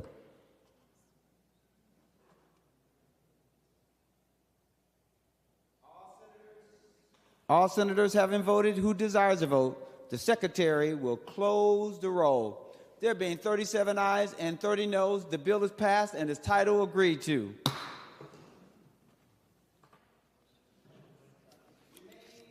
Remaining under motions and resolutions, we'll revert to the 8th order of business, introductions and first reading of Senate bills. The bills listed on today's introduction addendum are given their first reading and referred as indicated. Members remaining under motions and resolutions will revert to the third order of business.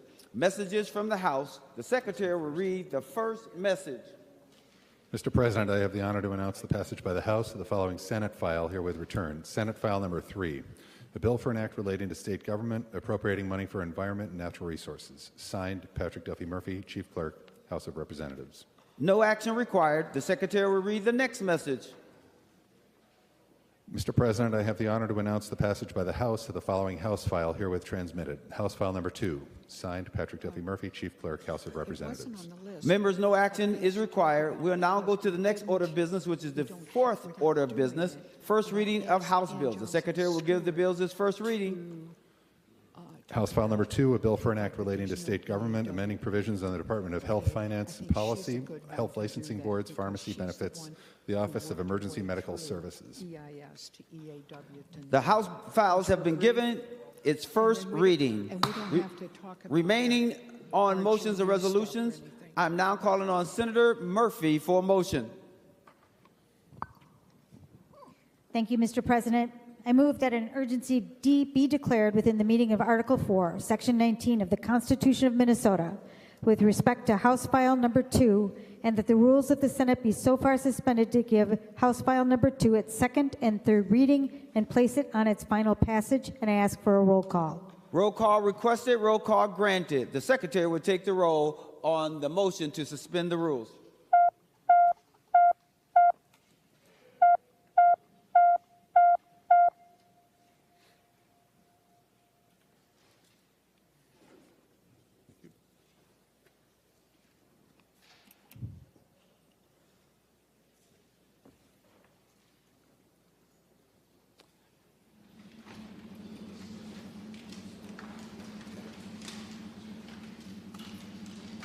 Senator Broden, for those voting pursuant to Rule 40.7. Thank you, Mr. President. Senator Mohammed votes aye. Senator Mohammed votes aye. And Senator McEwen votes aye. And Senator McEwen votes aye.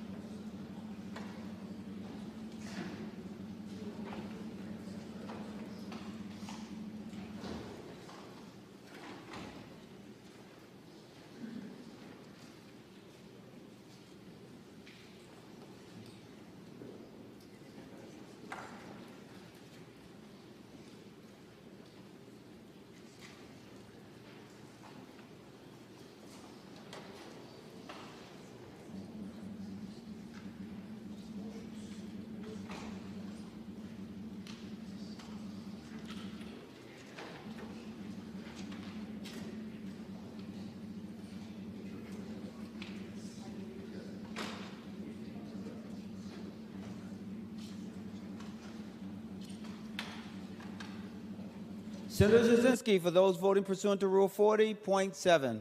Thank you, Mr. President. Senator Dames votes aye. Senator Daines votes aye. Senator Lang votes no. Senator Lang votes no. Senator Drazkowski votes no. Senator Drazkowski votes no. Senator Abler votes no. Senator Abler votes no. All senators having voted who desires to vote, the Secretary will close the roll. There being 45 ayes and 22 noes, the motion to suspend the rules prevails. The Secretary will give House file its second reading. House file number 2. The House file has been given a second reading. I'll now go to the author, the chief author of the bill, to explain the bill. Senator Wickland. Thank you, Mr. President. House File 2 is the HHS Omnibus Finance and Policy Bill, and this is a bill that is made up of 3 subtargets. Just to bring this back to your attention again, we had 3 subtargets to meet in addition to the overall global agreement target. There was a target for the health section of the bill.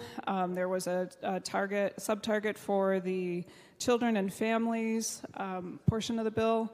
And then there was another subtarget for items that crossed over between the Health and Human Services Committee and the Human Services Committee in the House.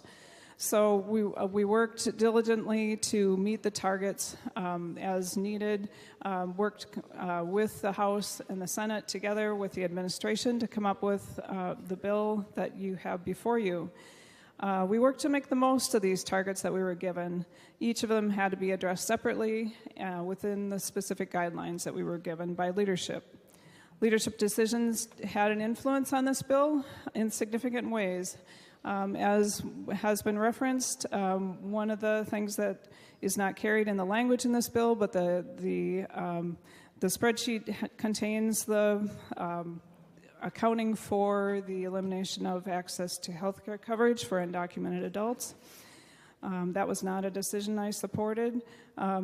Also, there is language in this bill that will make, that is contingent language, that makes the Department of Health's budget contingent on passage of that bill and enactment.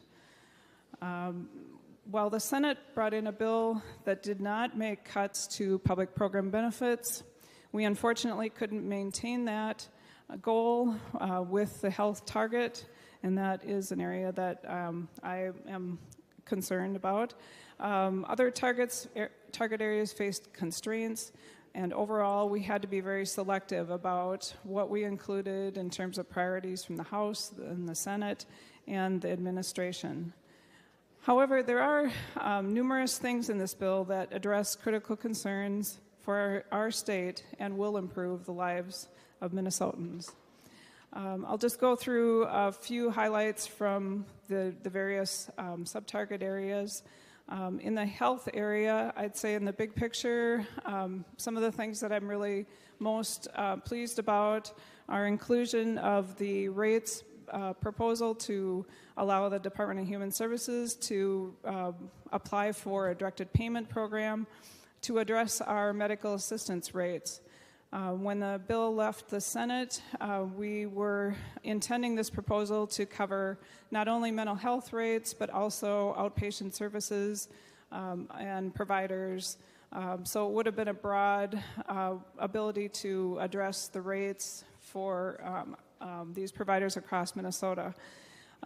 Through negotiations, we were unable to retain the provision or the part of the proposal that would increase rates for physicians outside of mental health. And so what is contained in the bill is that the department can request a directed payment program for mental health services that have Medicare codes, and then also removing the 20% master's level cutback that was enacted into law some time ago. And it was disappointing not to be able to include all the other rates, because I think strengthening our mental health system is certainly a high priority and one of my highest priorities.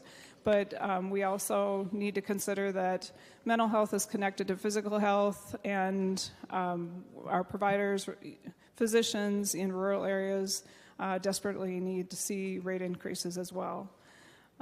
There's also funding in this bill to support federally qualified health centers. That will be a very helpful increase for really essential providers in communities across the state. Also some funding for community clinics as well. Another highlight for me is the support in the bill for pharmacy services. We have included a directed payment program in the short term and also a move to a state PBM, and Senator Mann will discuss these provisions further. In another funding area in the bill is expanded funding for EMS. That was a very high priority for the Senate, and we were including it in the rates proposal at that time, but now we brought in House proposals that will fund the operating deficit program and also a rural uncompensated care program. And there is over $32 million over 4 years included in this bill. Some of the concern areas that I have in the health area, we had a lot of discussion about facility fees when the bill left the Senate, and I had really hoped that we would be able to retain some form of facility fee prohibition and greater notification processes, but those were not accepted by the House. We were able to include funding that will require reporting by hospitals on facility fees for these provider-based clinics. And so we will be able to get a better understanding of how much revenue is coming in through the facility fee process to these locations. Also, I just want to mention that the House had brought in more cuts to the Department of Health, and we were able to avoid taking some of those proposals. We retained, I think one of the things I'm glad about is that we were able to retain all of the long COVID grants that the House had proposed eliminating. We also added funding for infectious disease prevention and a dementia services program and an epilepsy state coordination plan. This bill contains some additional coverages for medical assistance that will benefit maternal and baby health. There's additional rates increases for home births, birth centers, phototherapy services at home, and there is Senator Miller's provision for the newborn screening addition. I mentioned in the beginning that the Senate wasn't including any cuts to medical assistance benefits. We did, through a governor's proposal that the House accepted, unfortunately have to include a cut to the chiropractic services for adults. This is not something I desired or wanted to include. We worked in the Senate to, we didn't accept that proposal, but unfortunately in trying to meet the target and meet the offers that came over from the House, that was one that we included.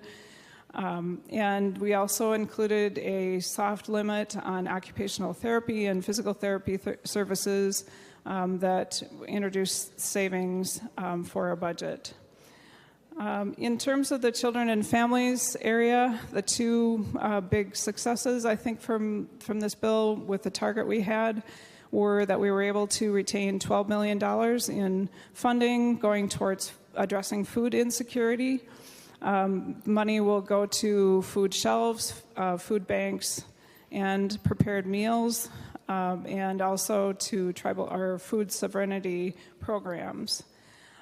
Secondly, we were able to attain and have available $35 million to go towards the IT modernization of the child welfare system, which we hear a lot about SSIS and how it is so lacking in what it can do. It needs to be modernized, and while we came in with $10 million that was the governor's proposal, the House had come in with a much higher number.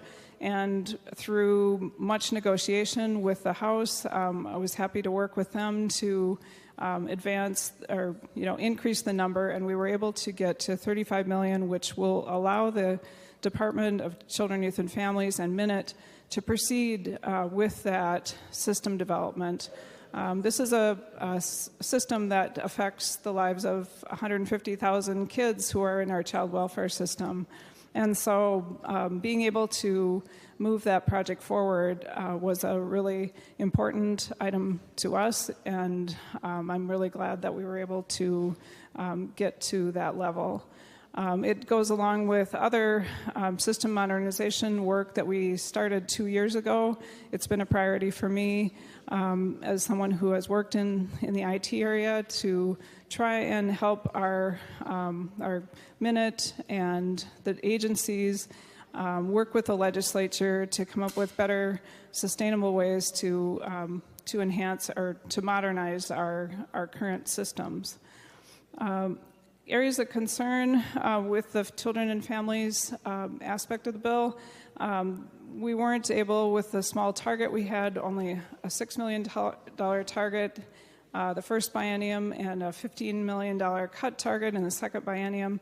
We were not able to provide any additional funding for much needed child care programs such as early learning scholarships or CCAP or other ways to address provider salaries, and that is something that we will continue to struggle with, and we need to try to figure out ways to make child care affordable for families and allow providers to receive adequate compensation.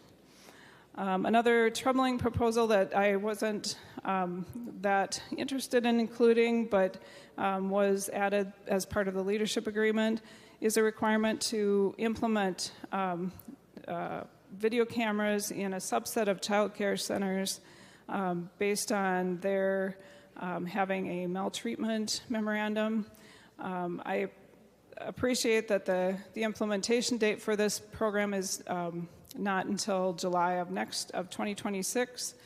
And I think in the next session, we will definitely have discussions in the Senate about the proposal and ways to investigate and address concern areas that I have.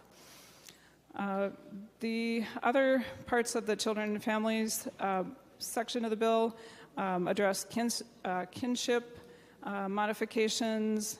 There is a change in definition of neglect for children that are stuck in hospital situations. So some policy language there. There's also some child care regulation policy language. Not as much as it would have been nice to include, but we tried to include as many proposals as we could. In the human services HHS section of the bill, two large areas of success there were attaining the ability to provide $6.5 million per biennium of funding for HIV grant programs. We know that there will be and have been federal cuts, and it's really necessary for us to try to put as much state funding towards this as we can, and I wasn't able to achieve the level that we came in from the Senate, but we were able to secure $6.5 million per biennium. There's also additional funding for homelessness programs such as the Homeless Youth Act and the Safe Harbors program, which are very important, as well as grants to support a pilot of family supportive housing and also a homeless elders program. In mental health, there are several initiatives that the Senate supported, money for a mental health collaboration hub, a pilot project for the Lower Sioux tribal community, and also additional funding for school-linked behavioral health grants. We reduced the cliff for that program. And we both the House and Senate carried a proposal for the Clay County PRTF, and that funding is in there. And then in this section of the bill, there's also the full funding for the governor's program integrity proposal, which will bring funding to the Department of Human Services to strengthen the fraud and program integrity units in the OIG. So those are some of the highlights, and be happy to answer any questions. Members, thank you so very much. We're going to go to amendments first, and then on third reading, if individuals want to speak, you're more than welcome to do so. We'll begin with Senator Gruenhagen. Oh, thank you, Mr. President. Yeah, I'd like to offer the A4 amendment. Senator Gruenhagen offers the A4 amendment. The Secretary will report the A4 amendment. Senator Gruenhagen moves to amend House File Number 2 as follows. Page 438 after line 21, insert. This is the A4 amendment. Senator Gruenhagen, specifically to your A4 amendment, sir. Okay, thank you, Mr. President. Yeah, members, this amendment was generated by a retired state employee who follows my email updates and follows me on Facebook. She was a member of the state employees for over 2 decades. And she lists a number of reasons why she left Minnesota. And I'm not going to cover them all, but I just covered one that this amendment relates to. She said, again, this comes from a retired state employee who worked for the DOC, the Department of Corrections. She said, your criminal inmates are now getting $100,000 transgender surgeries that you, the taxpayer, Minnesota taxpayer, are being billed for. She adds, yes, this happens. Male offenders are given laser hair removal, and you, the taxpayer, pay for this service. Two paid officers escort these offenders in handcuffs to the doctors for these services. Minnesota is crazy, out of control. So, members, what this amendment does, it says that health care does not include gender-affirming care for criminal inmates. I think if you check with your constituents, independent, Democrats, or Republicans, for them to realize that they're paying $100,000 for these transgender surgeries for criminals, $100,000, members, when we're facing a $6.1 billion deficit, I think 80 to 90% of them would oppose that. When we're cutting nursing homes, cutting the disabled, cutting our education program, and yet we're turning around here and spending $100,000. I know it's difficult to break promises, but members, I believe this is a matter of urgency, and we need to stop this spending. These inmates that want transgender surgery, they should get treatment for gender dysphoria. So members, roll call, and please vote green. Roll call requested, roll call granted. Senator Klein. Thank you, Mr. President. I rise to a point of order under our rules 35.2, germaneness. This amendment pertains to statutes governing the Commissioner of Corrections and our judiciary system. The Commissioner of Corrections is identified within the amendment as the entity to enforce this amendment. I ask you to rule the amendment out of order. Senator Gruenhagen, before I rule. Yeah, advice, Mr. President. Yeah, I was hoping Senator Klein would be in your position substituting so that he couldn't do that. But he has a habit of doing that on our amendments, mine in particular. Anyway, we're talking about health care. This is an HHS budget, and it's referenced right in the amendment, Section 8, and it applies. And I've had staff review this, and they say it is germane to this. So, Mr. President, I urge you to rule that this point of order is not in order. Thank you. The point of order is well taken. Senator Gruenhagen, you have Mr. another. President, I appeal the ruling of the President and ask for a roll call vote. Okay, we have Senator Westrom who wants to appeal the ruling of the president. He asks for a roll call. A green vote supports the ruling of the president, and a red vote goes against the ruling of the president. The secretary will take the roll on the appeal of the decision of the president.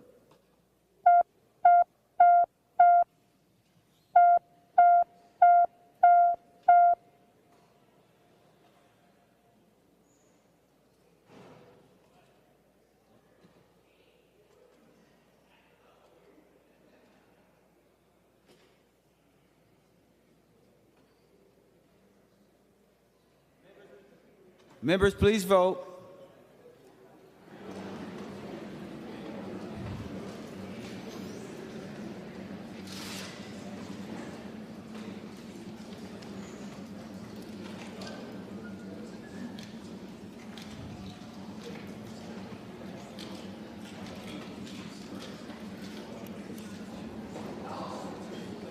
Senator voting, for those voting pursuant, okay, you need a little more time, no problem.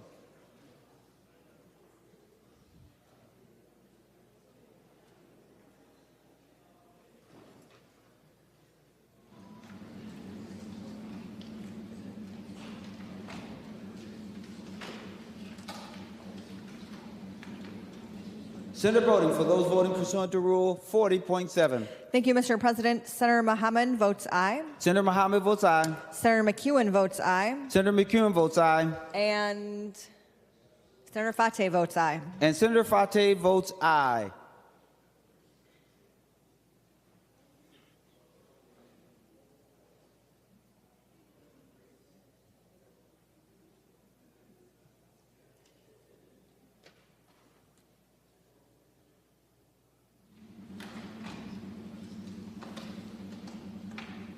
Senator Jasinski, for those voting pursuant to Rule 40.7. Thank you, Mr. President. Senator Abler votes no. Senator Abler votes no. Senator Dames votes no. Senator Dames votes no. Senator Jaskowski votes no. Senator Jaskowski votes no. Thank you, Mr. President. Senator Lang votes no. And Senator Lang votes no. All members having voted who desires to vote, the Secretary will close the roll. There being 34 ayes and 33 noes, the decision of the President is upheld. Senator Gruenhagen, you have another amendment? Yeah, thank you, Mr. President. I'd like to offer the A6 amendment. Senator Gruenhagen offers the A6th amendment. The Secretary will report the A6th amendment. Senator Gruenhagen moves to amend House File Number 2 as follows. Page 435, after line 23, insert. This is the A6 amendment. Senator Gruenhagen, to your A6th amendment. Oh, thank you, Mr. President. Yeah, I hope I can explain this before it gets ruled out of order, okay? Just kidding. No, what this amendment does, it prohibits puberty blockers, cross-sex hormones, and gender and mutilating surgery and castration of minors for our children 18 years and younger. So this would prohibit this, which we know in the last biennium we passed legalizing this.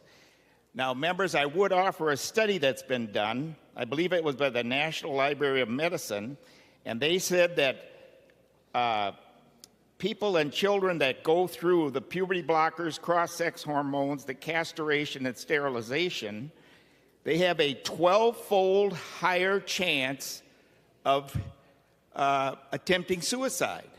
So this transgender thing, far from reducing suicide, is actually increasing it, according to this study.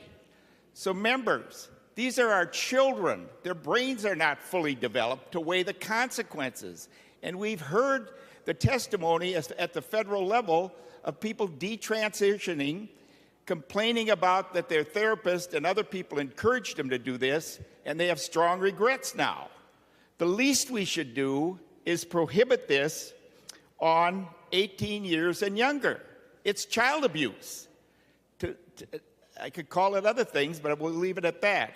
The other thing, these behaviors, cross-sex hormones, gender-affirming care, mutilating surgery, and castration, you cannot change your chromosomes, members. It's anti-biology to believe so. And to have Minnesota taxpayers or insurance companies cover this is ridiculous, especially on minor children. Members, I've seen how these amendments go. I'm raising this that hopefully some of you will have your conscience stung, and next session we can stop this type of abuse on minor children. So with that, Mr. President, I'll withdraw that amendment.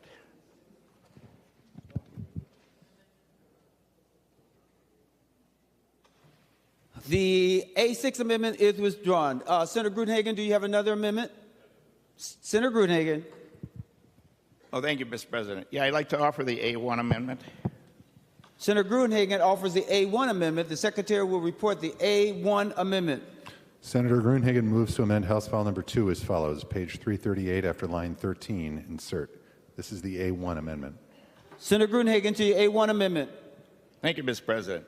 Yeah, what the A1 addresses is in the previous biennium, we made Minnesota a gender-affirming care state. What that does is that if a child wants to go through this type of abuse of mutilating surgery, cross-sex hormones, and puberty blockers, the state can actually take the child away from the parents and do that to the child and then give them back to the parents. I hope Minnesotans are paying attention, because I don't believe Republicans, Democrats, or independents would support that, to undermine parental rights. So members, I hope that I'd like to have a vote on this, but I know what's going to happen. So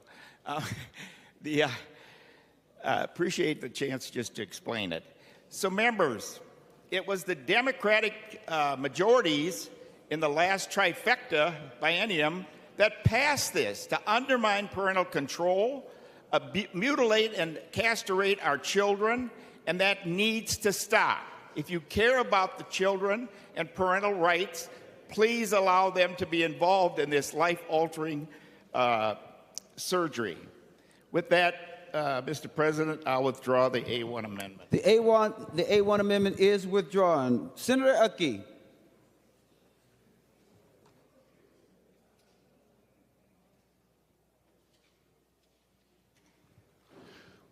Thank you, Mr. President. I want to go back and just talk about the bill a little bit in general. The last time we had this bill before us back in regular session, I did talk a lot about transparency and accountability. Well, nothing changed as we move this thing forward. This bill was 100% negotiated in private. Just the way, we've been hearing this same process across many of these bills. It's just a horrible way to do business. We are here to represent our districts, but we're here to represent the citizens of Minnesota. And when we do these things behind closed doors, they have no ability to see what's going on, and they are not happy. And you know what? We're not happy either, because we are all here and we all want to participate. So hopefully going forward, we will see things change so that we do have input and we can have a change and bring these things to the table and hopefully work out something better. But some of the pieces in the bill, where this bill shifts almost $700 million of taxes, fees, and assessments onto our healthcare system that's already struggling. We hear about it all the time. Things are going up. People can't afford their health care. The providers we're losing providers, or they're cutting services. But yet, this is layering some of those same extra costs on top of what is already breaking the bank. And in the end, there's nothing that improves accessibility and affordability. And that's what I think we all came into the session talking about, is how can we make health care more accessible and more affordable. But there's some things in this spreadsheet that we have before us that are even more concerning. We're proposing a single administrator for the non-emergency medical transport. We've removed the chiropractic care for adults covered under MA and Minnesota Care. the single PBM, and more. But if I just take a quick look and I can add up only 4 lines, it's over $200 million. I don't think we're going to see those savings. The care that we are so-called saving, the people, Minnesotans that want and desire that care are going to go find another way to get it. Whether it's chiropractic care, rides to their medical appointments, and more. So it isn't just money that's going to go away. It's going to be spent in other means, and I'm afraid it's even going to cost us a lot more. You can look at the agency. This bill is like a lot of others. We are reducing funding in a lot of areas, and we're trying to save money, but yet there was no cuts, no savings at the department level. In fact, we are seeing a proposed increase of, 76 FTEs. We aren't even holding steady. We're increasing. And then we can go to the fees that we all talked about when that bill was here on the floor, which was showing us at about $70 million. It comes back in the neighborhood of $91 million. It grew while it was off on recess here. We've got assessments to the MCOs, which again, anytime we assess these different groups, these different plans, it's us as the citizens of Minnesota that are going to pay the bills. So in this case, premiums are going to go up, and people are going to have to pay for it.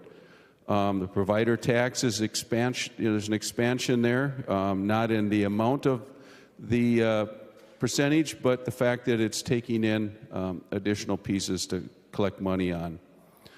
There are things in there we're all happy with. Ambulances, EMTs, there's proposals there for additional trainings and monies, etc. They were in dire need, and that's a good deal. And there's also some other pieces to it. So I don't want to make it all sound like doom and gloom, because people will benefit from some of the services being offered. But I do want to drop back to the one thing that I think is pretty important, because I don't see any savings in this, because these people are going to require care, and that is going back to the topic of the chiropractic services. Just because we pull that out and we're not going to cover it, those people are going to seek out care. They're going to take and go into the emergency rooms. They'll go anywhere and everywhere and do whatever they can to get help and get care. And so with that, Mr. President, I would like to offer the A2 amendment. Senator Uckey offers the A2 amendment. The Secretary will report the A2 Uckey amendment. Senator Rutke moves to amend House File Number 2 as follows. Page 237, delete Section 12. This is the A2 amendment. Senator Uckey, specifically to your A2 amendment. Yep, thank you, Mr. President. The two different sections there that are deleted in the amendment just refer to the deletion of chiropractic care for adults. One section was for the MA provided care, and the other one is for Minnesota Pay care.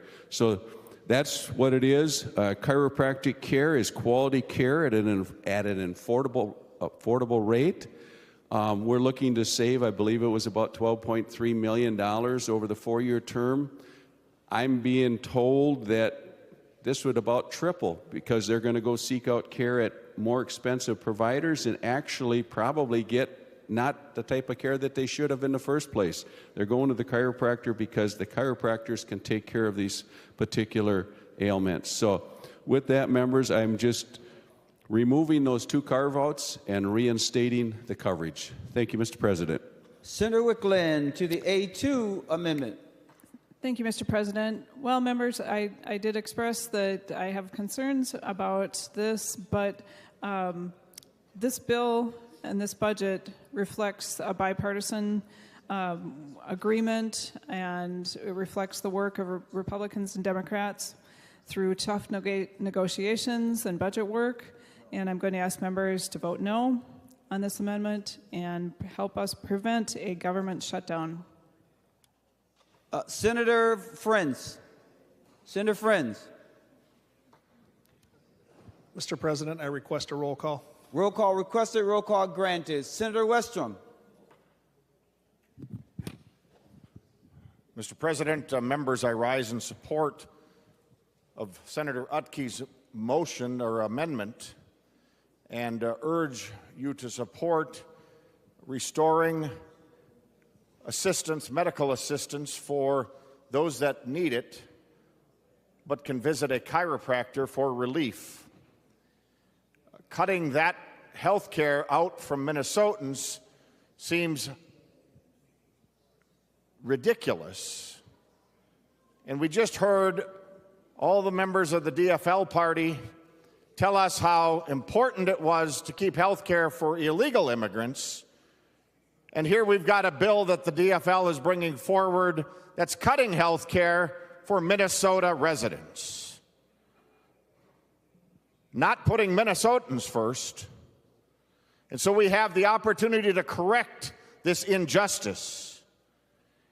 On a priority list, it seems like the Minnesota taxpayers, Minnesota residents, and citizens should be the priority, and that's what Senator Utke is doing here, helping bring back health care for those that need it through medical assistance, for chiropractic care, which in a lot of cases, if that can help relieve the pain or the health care problem they are having, is going to be cheaper than going to an emergency room or more traditional medicine that is oftentimes more expensive. So why would we take away the cheaper alternative health care for Minnesota citizens while we just heard an argument from the Democrats on why they have to keep health care for illegal immigrants, and the bill they're bringing forward is cutting health care for Minnesota citizens and Minnesota residents? It doesn't make any sense. Anybody in the public ought to wake up to this ironic contrast that we are seeing right before our own eyes here today. Members, put Minnesotans first. Restore this affordable health care for those that need it for Minnesota citizens. Support the Utke amendment. The last voice we'll hear before we vote is that of Senator Utke, if he has anything else to say, or we can go straight to the vote. Senator Utke. Thank you, Mr. President. I'll just jump up quick and ask everyone to please support the amendment. Vote green. The Secretary will take the roll on the A2 Utke amendment.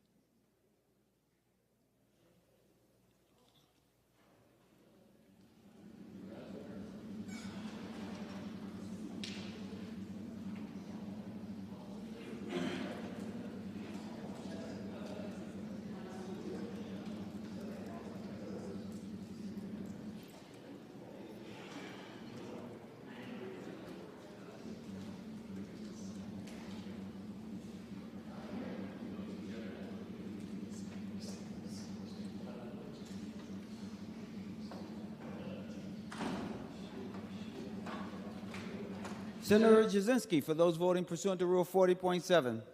Thank you, Mr. President. Senator Drazkowski votes aye. Senator Drazkowski votes aye. Senator Lang votes aye. Senator Lang votes aye. Senator Dames votes aye. Senator Dames votes aye. And thank you. One more second. I'll let you know as soon as I get the vote. Senator voting, for those voting pursuant to Rule 40.7. Thank you, Mr. President. Senator Mohammed votes no. Senator Mohammed votes no. Senator McEwen votes no. Senator McEwen votes no. And Senator Fateh votes no. And Senator Fateh votes no. Senator Jasinski. Thank you, Mr. President. Senator Abler votes aye. Senator Abler votes aye.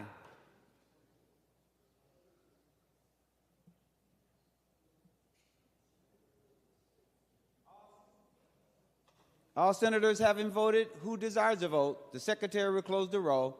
There being 31 ayes and 35 noes, the A2 Ucky Amendment is not adopted. Senator Liskey. Thank you, Mr. President. Mr. President, I'm pretty frustrated listening to the body's excuses as to why we're not accepting any kind of amendments, especially when they're good amendments.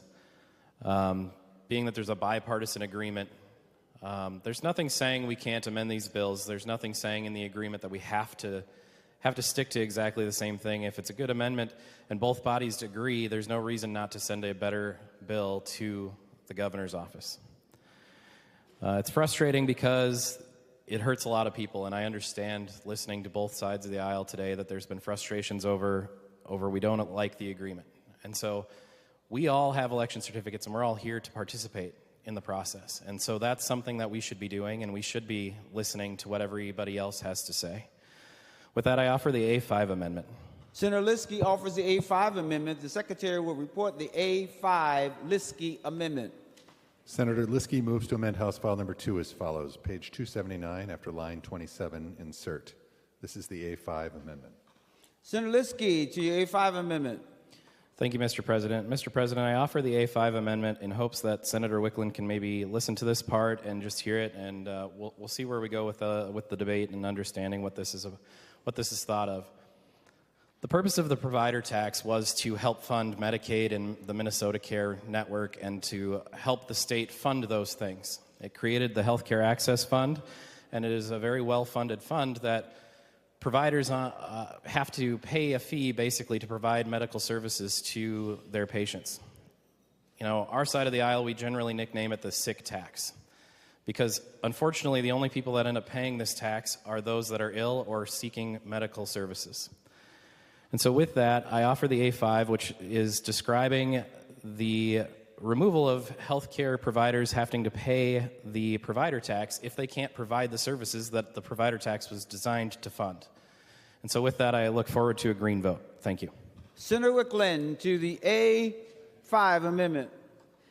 Thank you, Mr. President. Well, this bill, as I said before, this budget reflects agreements from Republicans and Democrats through tough negotiations and bipartisan work. I'm going to ask members vote no, and we are working to prevent a government shutdown.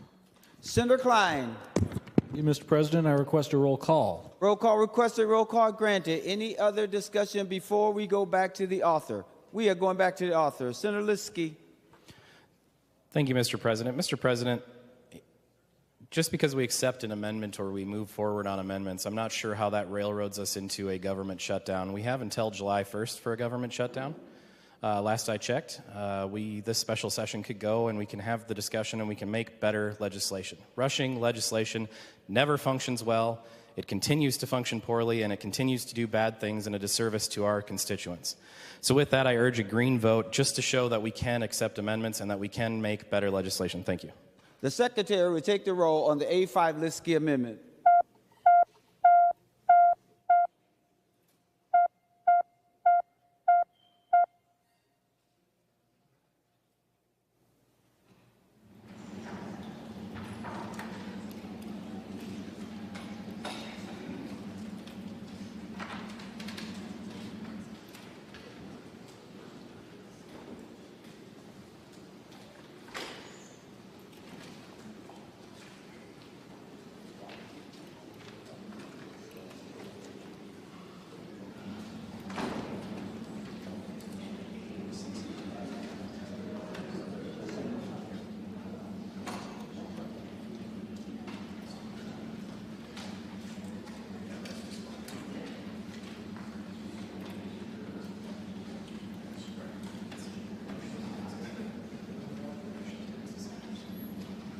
Senator Brodin, for those voting pursuant to Rule 40.7, you need a little more time. Okay.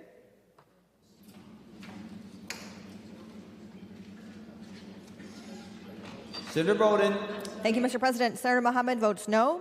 Senator Mohammed votes no. Senator McEwen votes no. Senator McEwen votes no. And Senator Fateh votes no. And Senator Fateh votes no.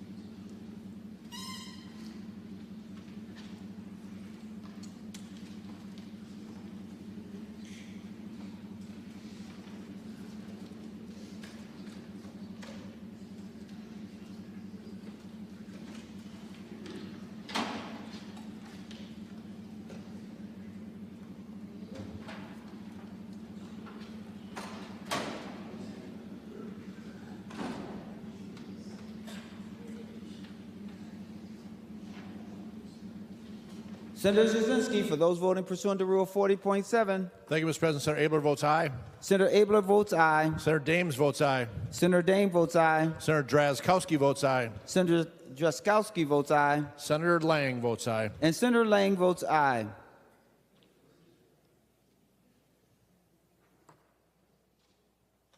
All senators having voted who desires to vote, the Secretary will close the roll. There being 31 ayes and 35 nays, the A5 Liska Amendment is not adopted. The Secretary will give the bill its third reading. House File Number 2, a bill for an act relating to state government, amending provisions on the Department of Health, Finance and Policy, health licensing boards, pharmacy benefits, the Office of Emergency Medical Services, etc. Third reading. Senator Uckey, did you have any comments on third reading, or you gave your comments earlier? Are you okay? Great. Senator Kroon. Thank you, Mr. President. As with all omnibus bills, even if I don't support the bill, there are usually some good provisions in there, and that is the case with this bill. And I thought I would rise to point out that I have a couple of bills in this omnibus bill. One of the bills establishes requirements for video security cameras in child care centers in public and shared areas, and at least one video security camera in each room designated for infants and toddlers. Mr. President, my bill derives from incident in Blaine, where I live, at a daycare center, where there were a couple of employees who were abusing helpless infants, of multiple children, multiple sets of parents, including one of my state representatives. And the bill also requires retention of that data for 28 days, which is also really important. And I think that this bill will help save many infants from that fate, and it will help deter this kind of abuse of infants and also help prosecution of the monsters that do this in the event they still do it. And so I think this is a really important provision that I'm glad to see in the bill. And related to that, Mr. President, is another one of my bills that provides for education for all hospitals and birth centers to provide to parents of newborns with written materials to educate parents on how to recognize signs of physical abuse with their infants and to report the suspected abuse when they see it. And that goes hand in hand with the other bill. Sometimes new parents aren't quite sure. They think they can't possibly be abused, and they may brush it off to other things. They're not, because they don't know exactly what to look for. And in this case, early reporting of this abuse may have saved abuse in subsequent cases. So to educate parents to recognize abuse of their infant, I think will also save many infants in this state from that same fate. So I'm glad to see that those provisions are in this bill. Mr. President, though, I still cannot support this omnibus bill overall. There's just too many problems with this omnibus bill, and I just want my constituents to know that I support those two provisions, and I don't enjoy having to cast a vote against my own bills, but that's just the way that this state operates, and its abuse of omnibus bills. And so I can't support the bill due to the shifts of almost $700 million over the next 4 years and taxes, fees, and assessments onto our healthcare system, which is already struggling to maintain its accessibility and affordability. And I can't support the fact that there's various fee increases totaling over $90 million over the next 4 years, given the state where we came from an $18 billion surplus to facing a $6 billion deficit, the tax increases over the last few years. I simply cannot support those provisions, and I cannot support this bill, this omnibus bill overall. But I wanted to rise in support of the two bills that I have in this, and thank you, Mr. President. Senator Wickland, you're the last voice that we're going to hear before we vote on the bill. I see Senator Mann is standing now. Senator Mann. Thank you, Mr. President. I just wanted to mention a few other provisions in this bill that are very good. We are going to be establishing the Office of Dementia Services. We all know someone whose life has been touched by dementia and whose families are often left navigating a confusing maze of services, and now they will have a place to go for answers. We will establish this single state PBM, so pharmacy benefit managers once served a function to lower the cost of prescription medications. Unfortunately, they are now have morphed into profit-making machines on the back of sick people. If they were standalone company, the three biggest PBMs would each rank among the top 40 U.S. companies by revenue, which is insanity. So we are following the steps of Louisiana, Kentucky, and Ohio in forming a single state PBM where transparency is increased, reimbursement to pharmacies are increased, nefarious practices like clawbacks and spread pricings are stopped, and we save money. The states that have done this have collectively saved hundreds of millions of dollars. Actual hundreds of millions of dollars. This, along with establishing a directed pharmacy dispensing fee, will also in this bill will go a very long way in stopping the alarming rate of pharmacy closures across the state. We have the hospital-directed payment program, where Minnesota hospitals will be able to leverage up to $1 billion in federal funding to stabilize MA funding for Minnesota's hospitals and keep doors of our rural hospitals open. This is a very big deal for our hospitals. We also have funding for our food shelves at a time when federal government is cutting access to food for Minnesotans. We have stepped up. We have funding for Change the Outcome so we can educate our kids about opioid use and overdose prevention. We have the International Medical Graduate Provision, which will increase the number of qualified physicians practicing medicine across Minnesota at a time of a physician shortage, and open up residency slots for new graduates. And we have the formulary change bill, where when you go to the pharmacy to get your medications, you will no longer hear the words, "Your formulary has changed, you can't get your medications anymore." This will be huge for patient care. So there are many, many things to get behind, but just as like any other negotiation, there are many things I don't agree with. But I was very happy to hear today that Senator Uckey and Senator Restrom said that people who have needs will find other ways to get it. And they will go to the emergency rooms and find ways to get this care, and it will cost us more money. I could not agree with you more, Senators Uckey and Westrom. And you also said yesterday, Senator Uckey, and I wrote this down because I agree with it so much, just because we remove something doesn't mean that the need goes away. And again, I love that quote. So the $13.2 million that we will save this year by ripping away health care from 16,000 people will actually cost us more money. I'm glad we're all on the same page. So I hate this line item in the bill, of course, but I'm glad that we agree that removing care from people will actually cost us more money in the long run.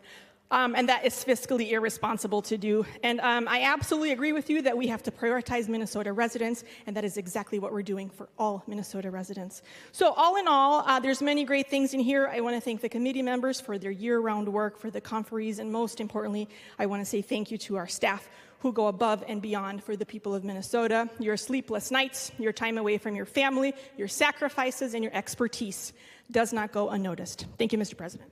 Senator Murphy. Thank you, Mr. President and members.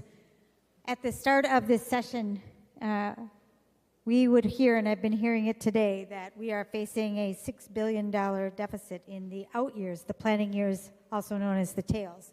But if you strip inflation away, that number is $2.3 billion. Now, that's a lot of money. And our caucus, this caucus, decided that we wanted to attack that in the out years. And when we look at the spreadsheet that represents the work of this budget, when we go all the way out to those tails, those planning years, that $2.3 billion becomes $289 million.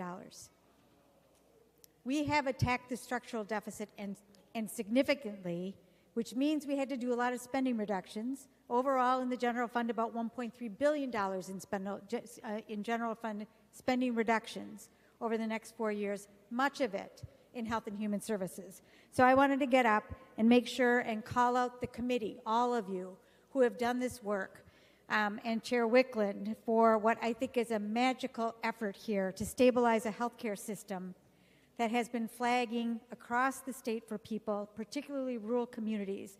Your attention to funding for hospitals, for mental health care, for federally qualified health centers, for emergency medical services has been inspirational, and for our pharmacies. It will serve Minnesotans across the state. It was the work of an architect who understands the Health and Human Services system and the need for health care across the state, and I wanted to thank you for that, all of you. Senator Wickland, before we vote, your comments, please. Thank you, Mr. President. I think I've conveyed some of the high points in this bill. I just want to say I believe it is an important bill that will help Minnesotans across the state. It addresses critical concerns, and it will improve the lives of Minnesotans.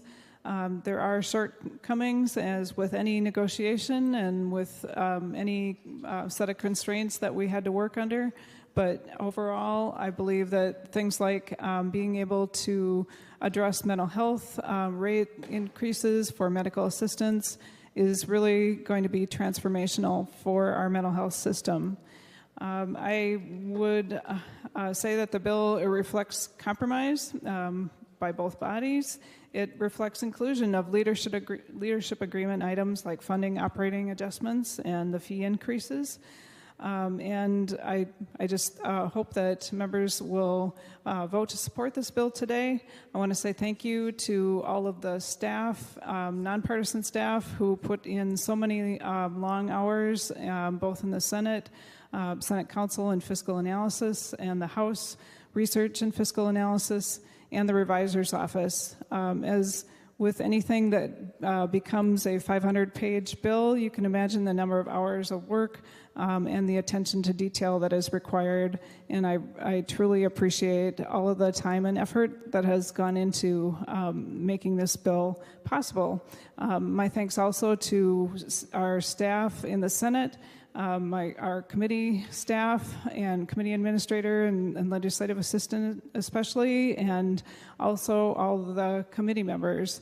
We had many, many hours of thoughtful debate about key issues that are facing Minnesotans related to health care, child welfare, social issues that are confronting us. And I appreciate so much having committee members who are interested and really want to get into the detail level of how can we work to solve these problems. So thank you, and members, I hope you can support the bill. Thank you. The Secretary will take the roll on final passage of House File 2.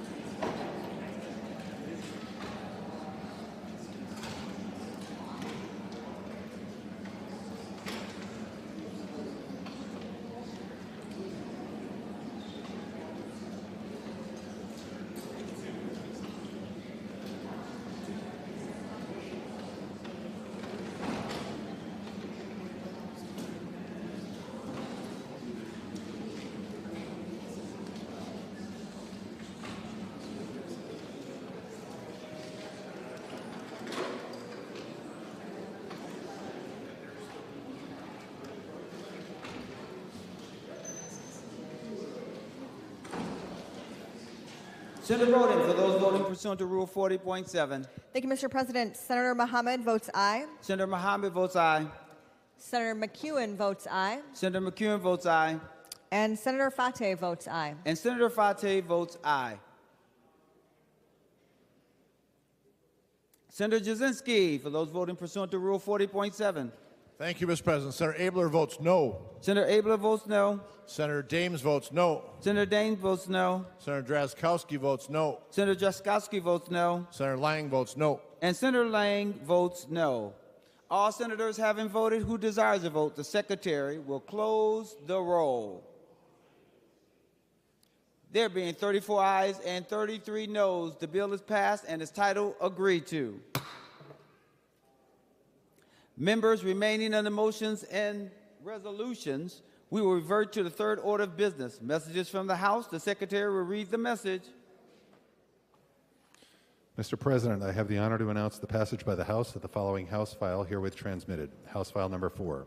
Signed, Patrick Duffy Murphy, Chief Clerk, House of Representatives. Members, no action is required. The next order of business is the fourth order of business, first reading of House bills. The Secretary will give the bill its first reading. House File Number 4, a bill for an act relating to commerce, establishing a budget for the Department of Commerce. The House file has been given its first reading. Remaining on motions and resolutions, Senator Murphy for a motion. Thank you, Mr. President. I move that an urgency be declared within the meaning of Article 4, Section 19 of the Constitution of Minnesota with respect to House File 4, and that the rules of the Senate be so far suspended as to give House File 4 its second and third reading and place it on its final passage, and I ask for a roll call. A roll call requested and a roll call granted. The Secretary will take the roll on the motion to suspend the rules.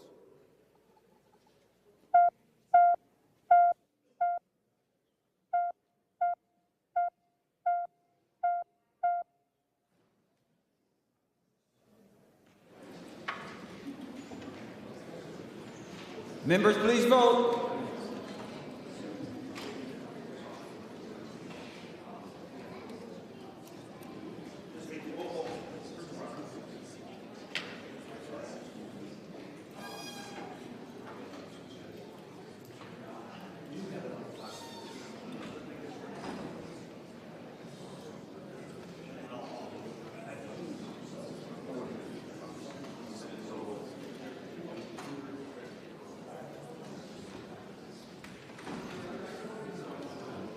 Senator Brodin, for those voting pursuant to Rule 40.7. Thank you, Mr. President. Senator Mohammed votes aye. Senator Mohammed votes aye. Senator McEwen votes aye. Senator McEwen votes aye. And Senator Fateh votes aye. And Senator Fateh votes aye.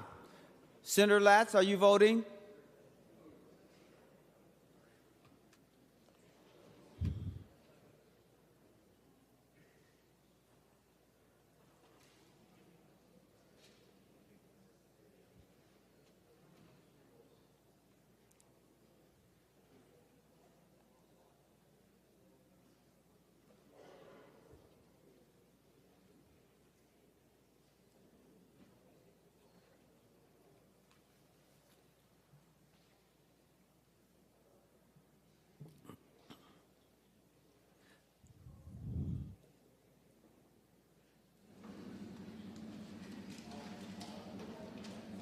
Senator Zhang, are you voting?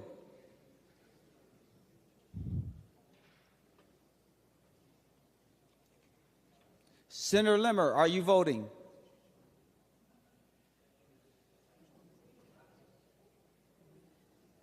Senator Jasinski, for those voting pursuant to Rule 40.7. Thank you, Mr. President. Senator Abler votes aye. Senator Abler votes aye. Senator Dames votes aye. Senator Daines votes aye. Senator Drazkowski votes no. Senator Drazkowski votes no. Senator Lang votes no. And Senator Lang votes no. All senators having voted who desires to vote, the Secretary will close the roll. There have been 47 ayes and 20 noes. The motion to suspend the rules prevails. The Secretary will give the House file its second reading. House File Number 4. The House file has been given its second reading. I'm calling now on the author to explain their bill. Senator Klein. Thank you, Mr. President. Thank you, members, for hearing the Commerce Omnibus and Consumer Protection Omnibus Bill this year, House File Number 4. I'd like to begin with thanks to Vice Chair Seeberger and Ranking Member Dames for their help, and a thanks, of course, to our assiduous staff, Committee Administrator Bill Lunzer, CLA Ellie Thibodeau-Lissick, our researcher Amanda Peterson, our counsels Olivia Siverson and Nolan Hudla, fiscal analyst Krista Boyd, our Republican caucus staff Wendy Havisto and Linnea Michelson, and our committee pages, Jillian Cherney, Sydney Tiffany, and Mitchell Winter, as well as our office intern, Sarah Schaefer. Members, the Commerce Bill has two significant provisions that will stabilize healthcare markets within the state of Minnesota. Two different markets, the individual market with the reinsurance provision, where reinsurance is authorized for an additional 2 years of its waiver, and some language that we instituted around the supplemental Medicare or Medigap market, where we tried to preserve the idea that there should be improved access to that market without completely destabilizing it and escalating premiums for members who wish to join that market. We came to good bipartisan compromise with the wisdom of the Commerce Department weighing in, and I think we reached an agreement that, while some will be unsatisfied with, will accomplish those goals. We have significant provisions around lead keys and cadmium paint, which will allow everyone in this chamber to continue to use their keys that they currently use for their house or their car. And in 2026, we will move to a slightly more rigid lead key standard, which is supported by the industry. 2028. We also will continue to allow cadmium paints for professional painters. Thank you to Senator Draheim for your work on that. We've got a provision in here that will allow water, or require actually water at large-scale events for entertainment events, and we have established an ombudsperson for the HOAs in our state of Minnesota. That is the Commerce Omnibus Bill. Members, I encourage a green vote. Senator Liskey, we are doing amendments first, and then anyone that wants to speak after third reading, please. Senator Liskey. Thank you, Mr. President. I will try to make this as quick as possible, but of course this is always good discussion because I think it's something that we should be talking about. It affects the entire state of Minnesota. It affects those of us that love the environment. It affects those of us that like recycling, and it affects those of us that just like small businesses. I'm going to offer the A1 amendment. Senator Liskey offers the A1 amendment. The Secretary will report the A1 amendment. Senator Liskey moves to amend House File Number 4 as follows. Page 102, after line 16, insert. This is the A1 amendment. Senator Liskey, to your A1 amendment. Thank you, Mr. President. Mr. President, this is the language from a bill that I introduced here towards the end of session. It's relating to the copper licensing that I spoke heavily against on the Senate floor last biennium. There's reasons why that I believe that was installed is because there's some criminal issues and things like that here in the metro. But of course, we didn't think too much about the broader state of Minnesota when making that licensing change, and it is negatively impacting recycling of copper here in the state of Minnesota. It has dropped drastically the amount of copper being recycled. It's about 30% reduction, of which 33% of all copper in products these days is recycled copper. And so with that being said, this is extremely important, and I think it's very important to understand the reasoning why the $250 fee or license is not attainable. I talked about last time how much copper you would have to recycle just to make up the difference in the cost of the license. It's a lot. It fills up a large space in this environment. And so with that being said, I urge a green vote in support, and I look forward to some debate. Thank you. Senator Klein. Thank you, Mr. President, and I'll depart only briefly from our amendment script to say that I'm committed to working with Senator Liskey and Senator Pappas on some provisions regarding copper wire next session, but this current budget reflects agreements from Republicans and Democrats through tough negotiations and bipartisan work. I'm asking members to vote no on the amendment to prevent a government shutdown. Senator Miller. Thank you, Mr. President. Under Rule 41.2, I move to be excused from voting on the amendment. To Senator Miller's motion to be excused. All in favor say aye. All those opposed say no. The motion prevails. Senator Miller is excused pursuant to Rule 41. Senator Klein, Senator Friends. Thank you, Mr. President. I'd like to request a roll call. Roll call requested, roll call granted. Senator Uckey. Thank you, Mr. President, and thank you, Senator Klein, for your response. I truly hope that next year this does get some time in committee. I would rather see a green vote right now and get it added on. That would be the cleanest and the fastest, because when I do go home, what I have heard over the last year or so about this bill, I can't repeat on the Senate floor, as far as, you know, basically how stupid it was. And the only good thing from where I'm at, it's only 90 miles to Fargo. So guess where they're taking their recyclables? And it's like everything else we see. When they go there for one thing, they do all of their shopping. They do everything that they need to do. Our small towns continue to lose because of some of these crazy things we've done. So I truly hope, whether it's today or next year, that we can get this thing fixed and get back to where people can sell their small amounts of copper, get it into the recycling system like it should be. They'll be happy getting a few bucks for it, and it's a win-win for all of us. So thank you, Mr. President. Members, we're on the A1 amendment. I am now going to Senator Howe.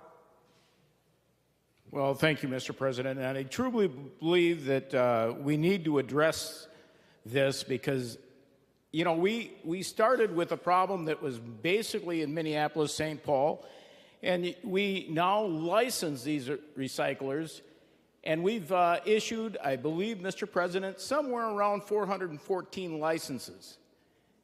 That's not many for the entire state of Minnesota. So many of us are not recycling the copper that we used to. I've got copper sitting at home. I just did a plumbing project. That copper is going in the garbage because I'm not going to go get a license to recycle that. That doesn't make any sense for the small amount of copper. But it makes a big deal throughout. If you took that little bit of copper and you added it up throughout the state of Minnesota, it would make a huge difference.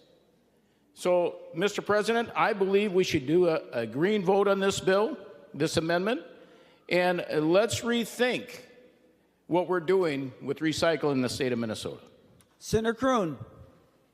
Thank you, Mr. President. I just would like to add a little bit of context to Senator Klein's response to this amendment, where he said that this was part of the negotiations, the tough negotiations between Republicans and Democrats. Missing is the context there. What he means is House Republicans, not Senate Republicans. We did not have a seat at the table for this. And so you can hopefully understand our frustration when an eminently reasonable amendment is brought by the Senate Republicans that with all of us having equal election certificates, to just have it summarily rejected because the House Republicans had a seat at the table and were part of the negotiations. So I've not heard any good reason to not vote for this amendment other than an agreement that was we were not a part of. I could see it if we were a part of it, because then we could go to our respective person that did have a seat at the table and advocate for this to be included, and maybe it would be, maybe it wouldn't be. But that wasn't the case. So I just wanted to provide that context. It sounds like Senator Liskey's amendment is abundantly reasonable, and so I will be supporting it. Thank you. Senator Lucero. Thank you, Mr. President. And if you recall, when we discussed this provision originally, I gave several examples how this was an absolute insane provision. Since that time, I've received a number of people reaching out to me, corroborating how misguided this law was. And I'm going to read just a snippet here from one email on how poorly thought through this was. It's just shocking. Senator Lucero, I'm a member of the Hanover Lions Club. And for the last 15 years, we have been recycling Christmas lights from the cities of Hanover, St. Michael, Albertville, Buffalo, and Rockford. Each year, we collect around 4,000 pounds of lights that are taken to recycling business, and the money we receive is placed back into our community. Mr. President, there's copper in the Christmas lights. And the email goes on to discuss the lack of clarity that the law had. The provision that was passed into law was rushed through committee, lack of voices of those in the industry. It sought to deal with an issue that is happening largely in the metro area of Minneapolis and St. Paul. And when this was pushed through, the chief author and the supporters didn't care about the unintended consequences. They didn't care how wide the net that they were casting would ensnare so many other aspects. And I stand strongly in favor of the amendment. We need to roll this back and actually have a thoughtful, deliberative conversation and target what we're trying to achieve rather than all these unintended consequences that adversely impact Minnesotans. And it's just, again, asinine what was pushed through. Please, Mr. President, members, support the Liskey amendment. Thank you. Senator Heisman. Thank you, Mr. President. I'd like to rise to support the A1. This language and this law that was enacted in 2023 is harming our recycling centers. It's harming Minnesotans. Like others have mentioned, there have only been 414 licenses that have been issued since January 1st. In any given year, we normally have tens of thousands of Minnesotans that go in and recycle copper. This is something that needs to stop. We need to change this. This year, we need to vote green now and not wait till next year. This is a resource that we depend on. 33% of copper materials, copper items are produced using recycled materials.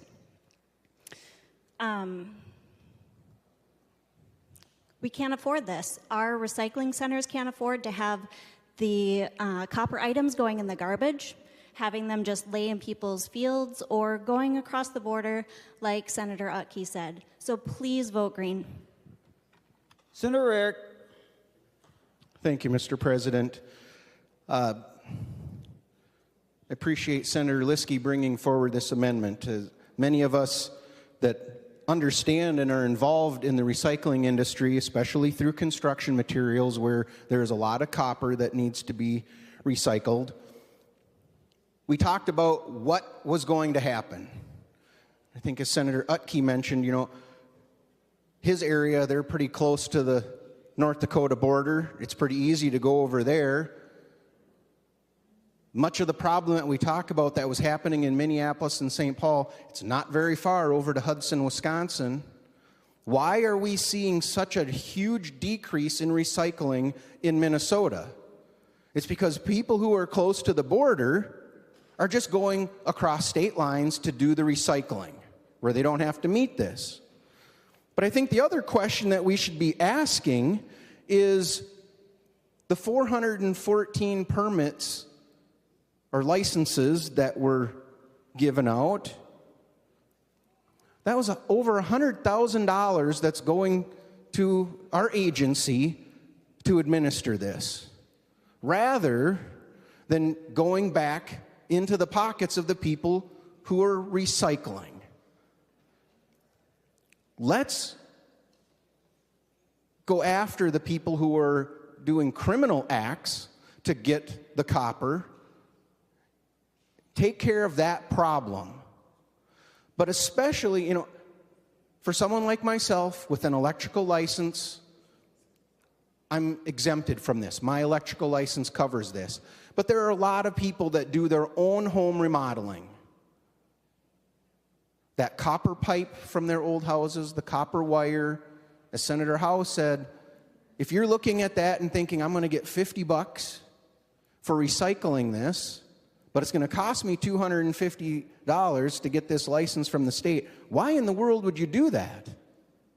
But as we look at expand this to the energy sector. We need copper for our energy future.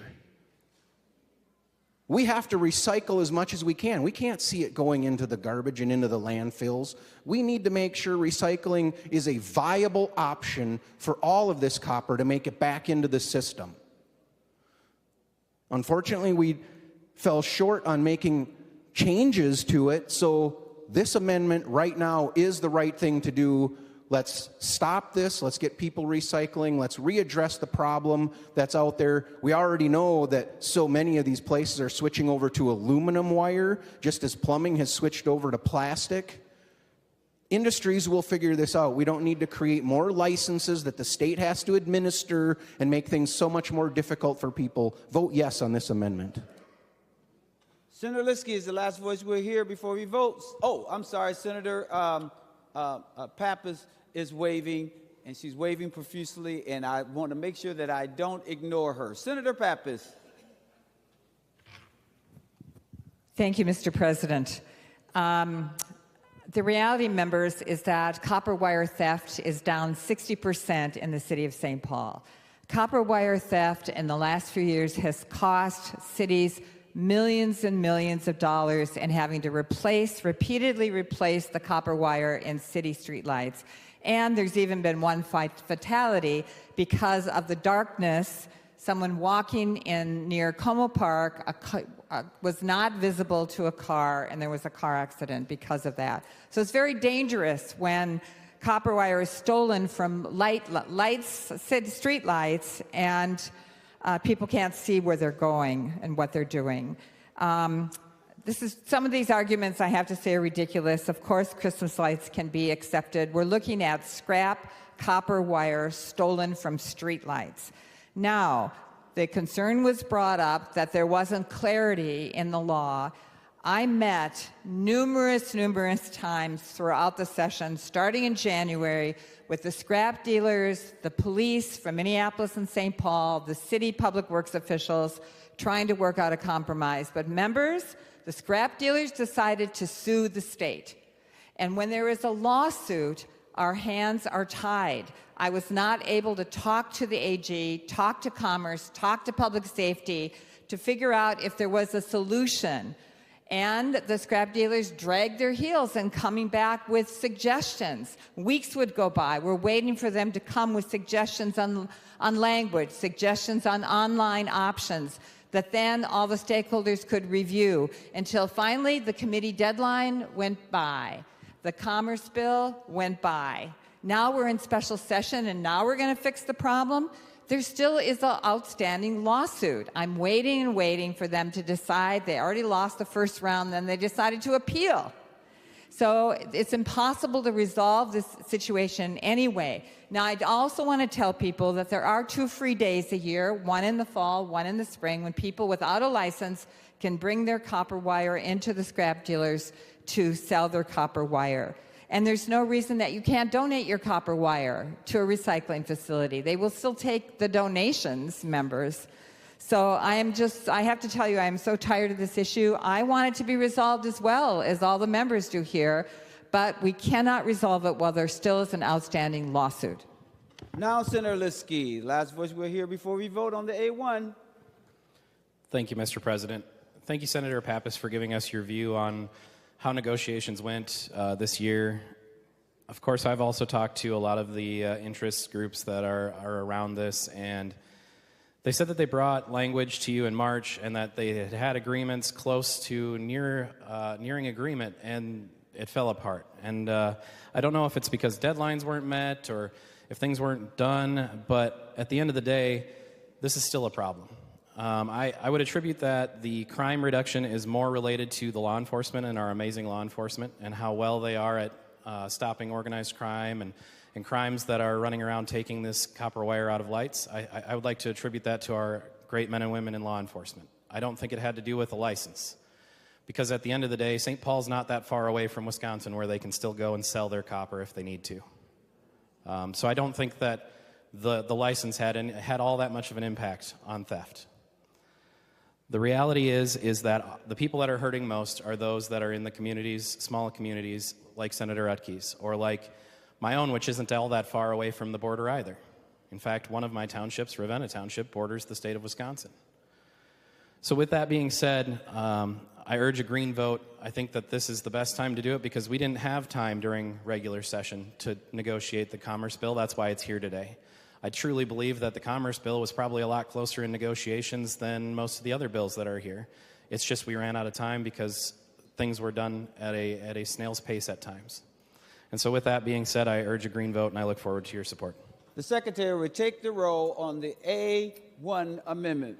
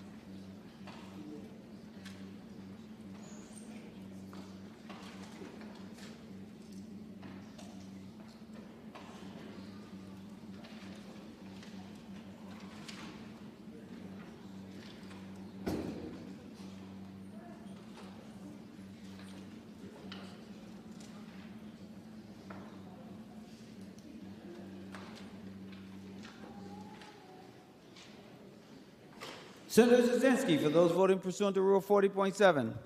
Thank you, Mr. President. Senator Abler votes aye. Senator Abler votes aye. Senator Dames votes aye. Senator Daines votes aye. Senator Lang votes aye. Senator Lang votes aye.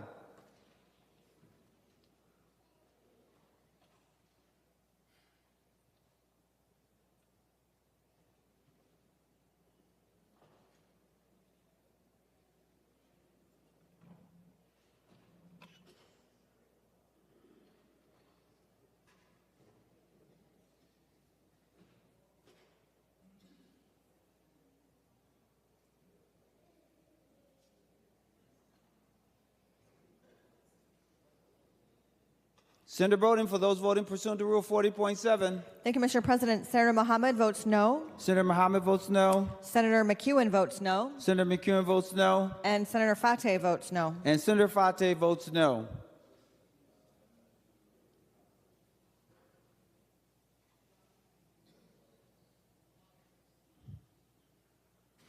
Senator Jasinski. Thank you, Mr. President. Senator Drazkowski votes aye. Senator Jaskowski votes aye.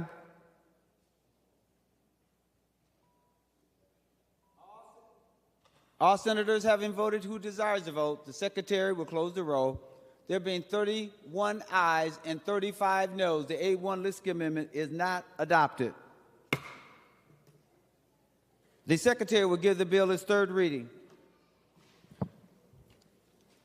House File Number 4, a bill for an act relating to commerce, establishing a budget for the Department of Commerce, appropriating and transferring money for other commerce and Office of Cannabis Management activities.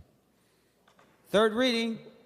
Any other speakers before we go to the vote? Senator Latz. Thank you, Mr. President and members. The Commerce Bill this year is missing one important component, and that is what has usually been the annual special liquor provisions to help out organizations, retailers, businesses in our local districts, municipalities, and so on that want to facilitate economic development or expansion of a business or the opening of a new facility that would provide jobs. And retail experiences and so on. There were a couple of controversial provisions that were introduced in the Senate side in the liquor bill as it came together, and in the other body's side also had a controversial provision. I had one in the bill that was non-controversial, and so did many members of this body. I had a food hall license for a new proposed restaurant and liquor establishment in the west end of St. Louis Park that would have filled some large and currently vacant space in a major retail hub in our community. Senator Dibble had a large food hall special license in Minneapolis that would have filled a much, much larger space in downtown Minneapolis. Senator Pappas had a special liquor license provision for the Science Museum and for the Union Depot. Senator Clark had a number of provisions relating to the University of Minnesota and facilitating the opening of liquor establishments or adjustments to the licensing terms in a number of places on campus, including opening up the agriculture campus in St. Paul, which for some reason historically had a complete ban on liquor establishments.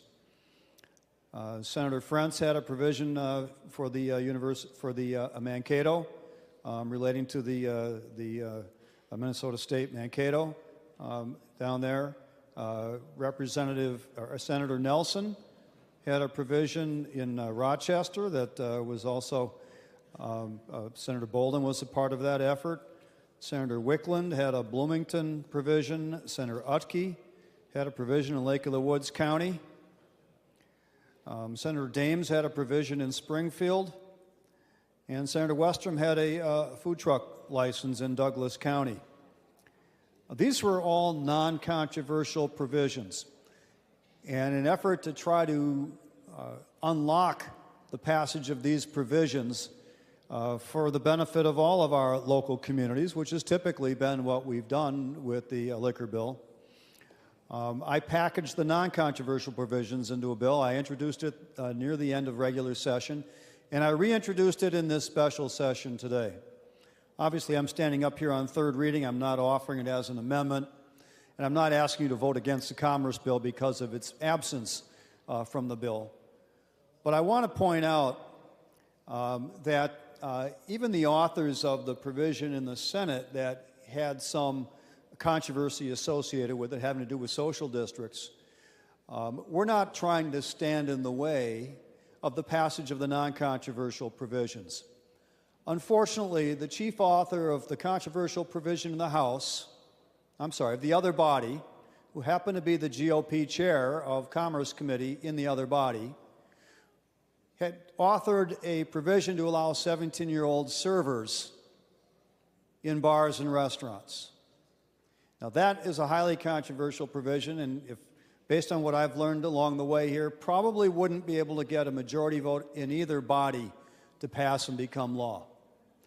But that chair has somehow successfully locked his caucus down and refusing to let through all of the bipartisan, non-controversial liquor provisions that would benefit our individual communities.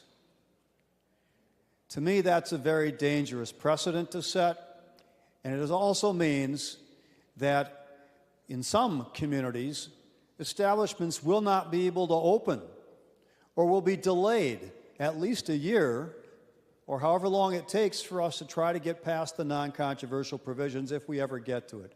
Might not be till next spring. It might delay investments. There might be investments that are lined up that are simply not going to materialize, financing that won't materialize because the retail establishments can't get the license or will be too delayed in their ability to get the license to open those establishments. So I stand here very frustrated that on a bipartisan basis, quite a few of us here are not going to have that opportunity. Senator Westrom's food truck is not going to be able to have the flexibility that his constituent wanted to have. Senator Dames' provision in Springfield will not have that flexibility that they would like to have. And in Rochester, Senator Nelson, I know, was really hoping, and in fact, she just assumed that the liquor bill was moving along without any issues whatsoever, till I approached her and said, can you help me out with this? And we realized, and she became aware, that it wasn't even in the Commerce Bill. A lot of people had just assumed it was coming through the Commerce Bill, because that's usually where it is, and it just moves along without any hiccups. So I'm telling you, I have tried every angle I can possibly think of to open the door in the other body. I've talked with, even the hospitality industry opposes the 17-year-old server provision because of insurance consequences. Their own members don't want this, but apparently the rumor is there's one establishment in one district that has got this hung up. So I've talked to quite a variety of business groups. I've talked to others. I've talked to authors and individual communities. Just can't overcome that one barrier in the other body right now. And as a result, all of our non-controversial liquor provisions are going to die this special session, just like they died this regular session. So I beseech those of you who care about the provisions in this bill or in this liquor bill this year, and all of you who may want to have a provision in some future bill, maybe between now and whenever we come back together, some other city or township or establishment's going to come to you and say, can you help us get this exception to the statutory liquor provisions? No one's going to have any issues with it. You want to help out your community. You want to make it possible for a new business to open and hire people and generate more economic activity. You don't know it yet, but maybe tomorrow, maybe next week, you're going to get that invitation, that request to introduce your own provision, your own bill. This is a really bad precedent, members. I beseech you to talk to your members in the House, in the other body, so that maybe next time we come together, we'll be in a position to pass these non-controversial provisions to benefit all of us, including, of course, my food hole provision in St. Louis Park that I have been spending hours and hours trying to find a way to get it through. And it just can't happen right now. I'm not going to stop until we do get it through, but it's going to take a collective effort, I think, for all of us to get past this barrier in the other body. Thank you, members. Senator Duckworth. Thank you, Mr. President. I appreciate it. And I was just beseeched, so I'm going to speak to it a little bit as well. I really wish Senator Latz would have brought that bill forward because I think it would have passed. And if we're going to engage in a little bit of speculating, I'll add to it, but very briefly. I think a non-controversial, likely bipartisan liquor bill would have been great. However, I did hear that one of the other obstacles that stood in the way of that bill passing and becoming law was there was another chair in the other body who happens to belong to the party opposite of mine who wasn't necessarily thrilled with the idea of sharing the notion of social districts. How would I know this, Mr. President? Well, because the great city of Lakeville would love to have a social district when it comes to liquor laws or have the ability to do so. As a matter of fact, I believe the city of St. Cloud would as well. How do I know this, Mr. President? Because I partnered with my colleague across the aisle to say, let's pass this and get it done, only to find out that there's somebody in the other body who just doesn't like to share. And that's not right, Mr. President.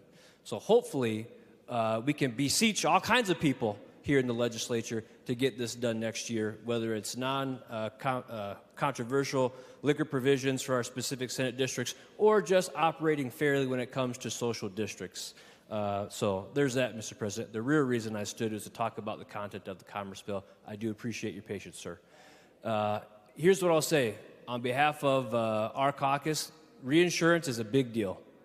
The fact that all of us continue to talk about keeping insurance premiums low for the people of Minnesota, making sure that they're not overly burdened with the costs of health insurance, and making sure that they have the maximum options to choose from for them and their loved ones is extremely important. And every year it seems that we do battle when it comes to reinsurance. We're either trying to steal money from it, we're trying to tax people for it, we're trying to increase the cost of health insurance premiums while we're also trying to tell them we're going to keep them low. It's a good thing that we are preserving the reinsurance program in this bill. There are plenty of other fees in the bill that we don't agree with and we may not like, but the reinsurance provision is a big one. And here's why we have an issue with other fees, Mr. President. I heard somebody earlier talk about really praise themselves and their caucus for attacking a $6 billion deficit. Good on you. The only reason we have a $6 billion deficit is because you spent $9 billion of taxpayer surplus. So it's hard to congratulate you for trying to solve a problem you created yourself on behalf of the people of Minnesota. So with that being said, Mr. President, reinsurance, that's a great thing. Some of the other fees and our incessant need to tax people, increase fees on folks, and make it harder and harder for them to provide for their families as the cost of living continues to skyrocket in our state does make it challenging to support all the provisions in this bill. Thank you. Senator Kroon. Thank you, Mr. President. And thank you, Senators Latz and Duckworth, for this conversation. I'm learning some things here. I didn't know anything about this non-controversial liquor bill being held up in the House and about a certain representative who doesn't like to share social districts. Didn't know about that either. I found that very interesting. And, geez, what can we do about it? I don't know. What can we do about chairs that are holding up bills in backroom deals in special session? I don't know. Maybe we can just vote on individual bills in this chamber. How about that? Solve all of our problems. This legislature has a real problem giving a lot of power to all the chairs in this institution to go out and negotiate deals. And inevitably, when you do that, they have their own little personal things that they really care about that hold up bills that would pass with overwhelming support in this body. And this isn't the first year that this has happened, I'm sure. And it probably, unfortunately, won't be the last.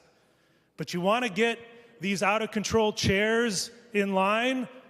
Stop abusing omnibus bills, particularly policy omnibus bills. Be very, very simple. So I probably, the sounds of that non-controversial liquor bill, I'm pretty sure I would have voted for that. It sounds pretty good. Social districts, I know my own city in Blaine wants to have one of those too. That sounds good. Would probably vote for that. But because we have an absolutely dysfunctional system of legislating in Minnesota, that isn't going to be the case. As to the Commerce Bill, I too really do like the reinsurance provisions. But unfortunately, as this is being an omnibus bill, there's also over $1 million of new or increased fees that are being added in this Commerce Omnibus bill.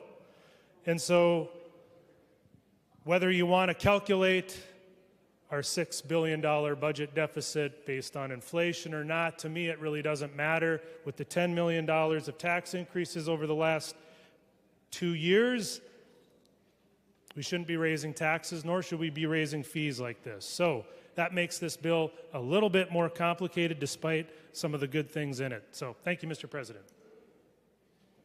Senator Aaron McQuaid.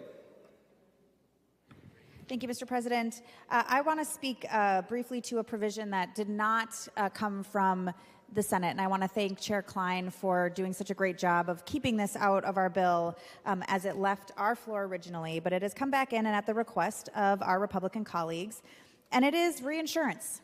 It is $500 million to insurance companies. You know, the good guys who deny a third of our insurance claims, who had a Blue Cross Blue Shield CEO have her pay increased by 34%. Those are our premiums, by the way. Like having large health insurers who engage with data companies to reduce payments to providers, deny claims to patients so they can reap some of their own money and drive up profits for insurance companies. Those guys get $500 million. Now, if we gave $500 million to individual people to pay for their health care, that'd be socialism. When we give it to rich CEOs and insurance companies who literally do not give us the health care we need, what is that? Capitalism, I don't know. So I loathe this part of the bill. I think it is horrible that we continue to give money to insurance companies. They are not providing us with the care we need. They just aren't, flat out. They're bilking us for money, denying our claims, and making it harder and harder and harder to live in this country. If there's anybody in this room who is super thrilled with their insurance, please raise your hand. I would love to talk to you and find out how that is happening. Because I have a daughter who has asthma. She has had asthma since she was under a year old. And somehow, more than once a year, I have to prove that my daughter needs an inhaler in order to get the inhaler. Even though she's had asthma every year she's been alive, it is absolutely bonkers. And that is but one example. So, I loathe giving $500 million to insurance companies. They are literally ruining society. And we should not continue to do this. And I look forward to solutions in the future that don't have this system anymore. Thank you, Mr. President. The last voice we'll hear before we vote will be that of Senator Klein. Well, thank you, Mr. President. We discovered on the floor today that members of both parties have frustration with House chairs. To Senator Kroon's comments about the passage of this particular bill and liquor provisions, I agreed with him, and that's why I brought a liquor omnibus bill during regular session. We did debate that, and it was passed off the Senate floor, and Senator Kroon voted yes on that. So he had the opportunity to pass that forward, as did all members. I do want to say that there's something significant missing from this bill. I wanted to mention it in opening remarks but forgot. Senator Duckworth had a provision that would have banned the sale of nitric oxide inhalers at retail stores, these little whippets that are kids are abusing to get high and is causing a public health scourge. I thought that was a pretty well-crafted and important provision. At the very last minute, we realized it captured an industry that we didn't intend to capture, and we didn't have time to get it right. So took that off the table, but I have committed to working with Senator Duckworth and with the industry to protect our kids from those in coming sessions, and it was a miss this year. Having said that, I think we're doing some good things in this bill, and I encourage a green vote. The Secretary will take the roll on final passage of House File Number 4.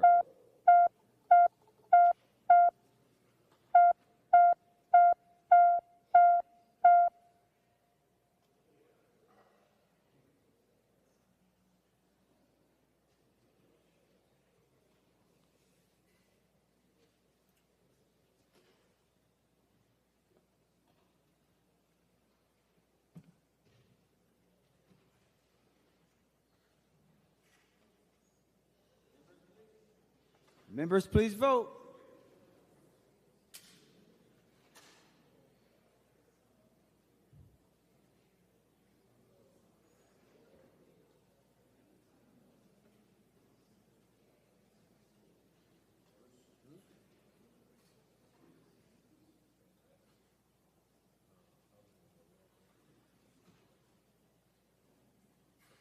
Senator Bowden, for those voting pursuant to Rule 40.7. Thank you, Mr. President. Senator Mohammed votes aye. Senator Mohammed votes aye. Senator McEwen votes aye. Senator McEwen votes aye. And Senator Fateh votes aye. And Senator Fateh votes aye.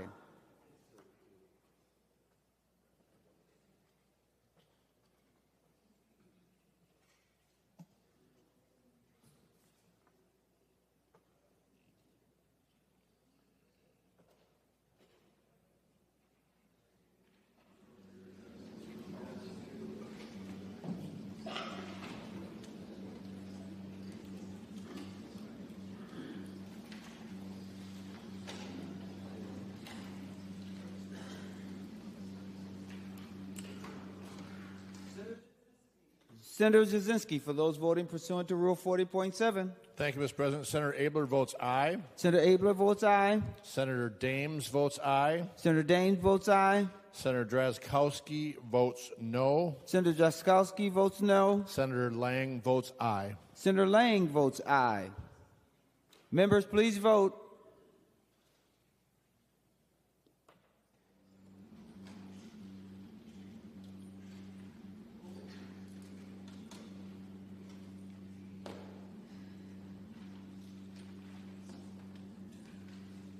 All members having voted who desires a vote, the Secretary will close the roll. There being 48 ayes and 18 noes, the bill is passed and its title agreed to. Senator Murphy for a motion. Thank you, Mr. President. I'm going to move a recess to the call of the President. We'll recess for about 30 minutes. DFL members, we will caucus.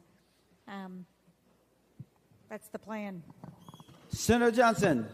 Thank you, Mr. President. And Senate Republicans will caucus as well up in our 323 caucus room.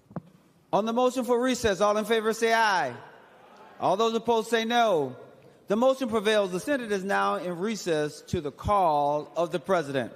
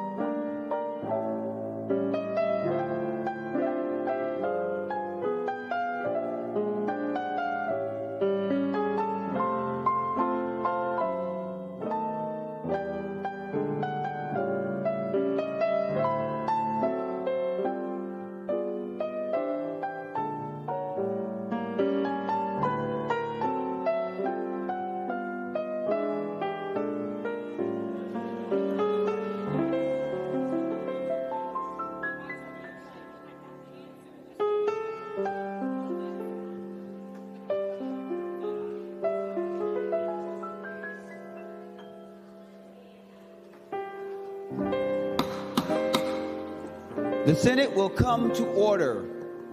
Members remaining under motions and resolutions will revert to the third order of business, messages from the House. The Secretary will read the first message. Mr. President, I have the honor to announce the passage by the House of the following Senate file herewith returned. Senate File Number 1, a bill for an act relating to higher education. Signed, Patrick Duffy Murphy, Chief Clerk, House of Representatives. Members, no action is required. The Secretary will now read the next message. Mr. President, I have the honor to announce the passage by the House of the following House file herewith transmitted. House File Number 14. Signed, Patrick Duffy Murphy, Chief Clerk, House of Representatives. Members, no action is required. The next order of business is the fourth order of business, first reading of House bills. The Secretary will give the bill its first reading. House File Number 14, a bill for an act relating to transportation, establishing a budget for transportation, appropriating money for transportation purposes. The House file has been given its first reading. I'll now turn to Senator Murphy because we are remaining on motions and resolutions. I call on Senator Murphy for a motion. Thank you, Mr. President. I move that an urgency be declared within the meaning of Article 4, Section 19 of the Constitution of Minnesota with respect to House File 14, and that the rules of the Senate be so far suspended to give House File 14 its second and third reading and place it on final passage. And I request a roll call. A roll call requested, a roll call granted. The Secretary will take the roll on the motion to suspend the rules.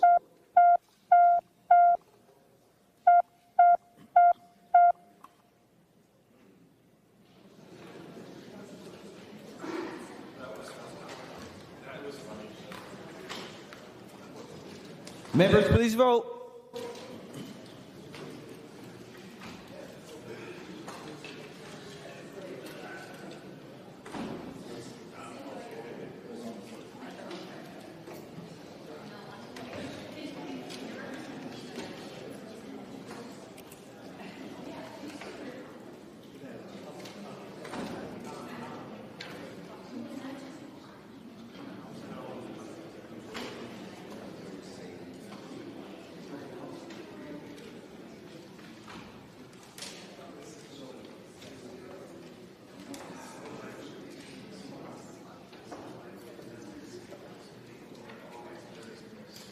Senator voting for those voting pursuant to Rule 40.7. Thank you, Mr. President. Senator Mohammed votes aye. Senator Mohammed votes aye. Senator McEwen votes aye. Senator McEwen votes aye. Senator Latz votes aye. Senator Latz votes aye. And Senator Marty votes aye. And Senator Marty votes aye.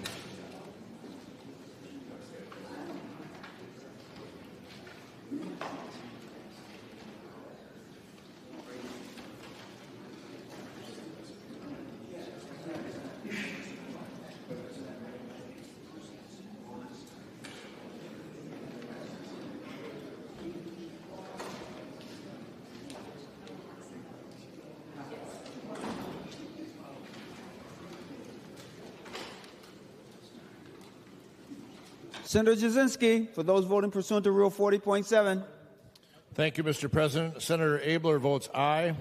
Abler votes aye. Senator Dames votes aye. Senator Dames votes aye. Senator Drazkowski votes no. Senator Drazkowski votes no. Senator Lang votes no. Senator Lang votes no. And I'm waiting on one.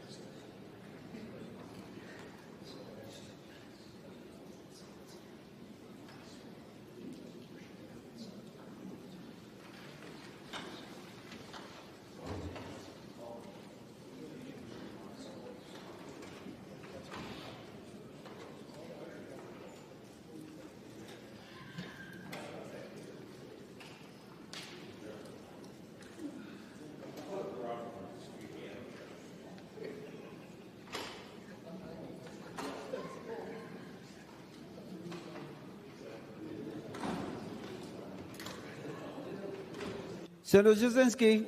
Mr. President, Senator Coleman votes no. Senator Coleman votes no.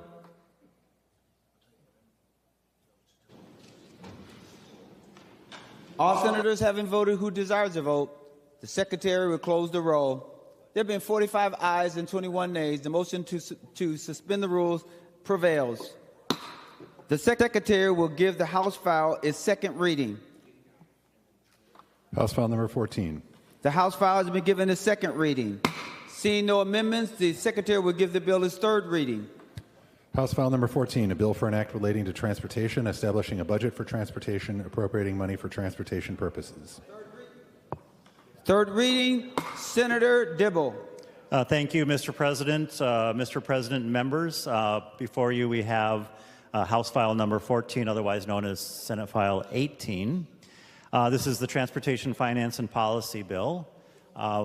Just for those, for the information of the body, the Transportation Finance and Policy Conference Committee Working Group was charged with meeting a target of a reduction of $115 million in the coming biennium and then $133 million in the tails.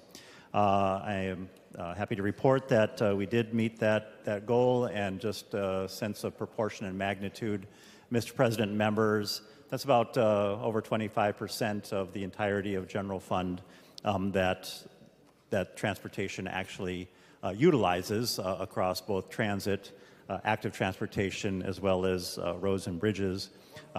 Transportation at this point in time uses about 0.6% of all general fund resources in the state of Minnesota.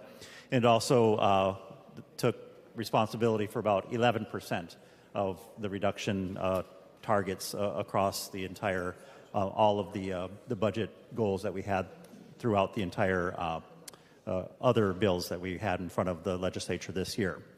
Mr. President, members, the principles that we brought to this work and to the conference committee, similar to the principles that emerged from the Senate bill that we passed, was that we really strive for balance across the state. We really strive for balance among all Minnesotans and what they need in terms of mobility and access and opportunity in transportation, whether that's folks who drive on local roads, folks who drive on our state highways, folks who use active transportation, folks who use transit and the like throughout all of Minnesota.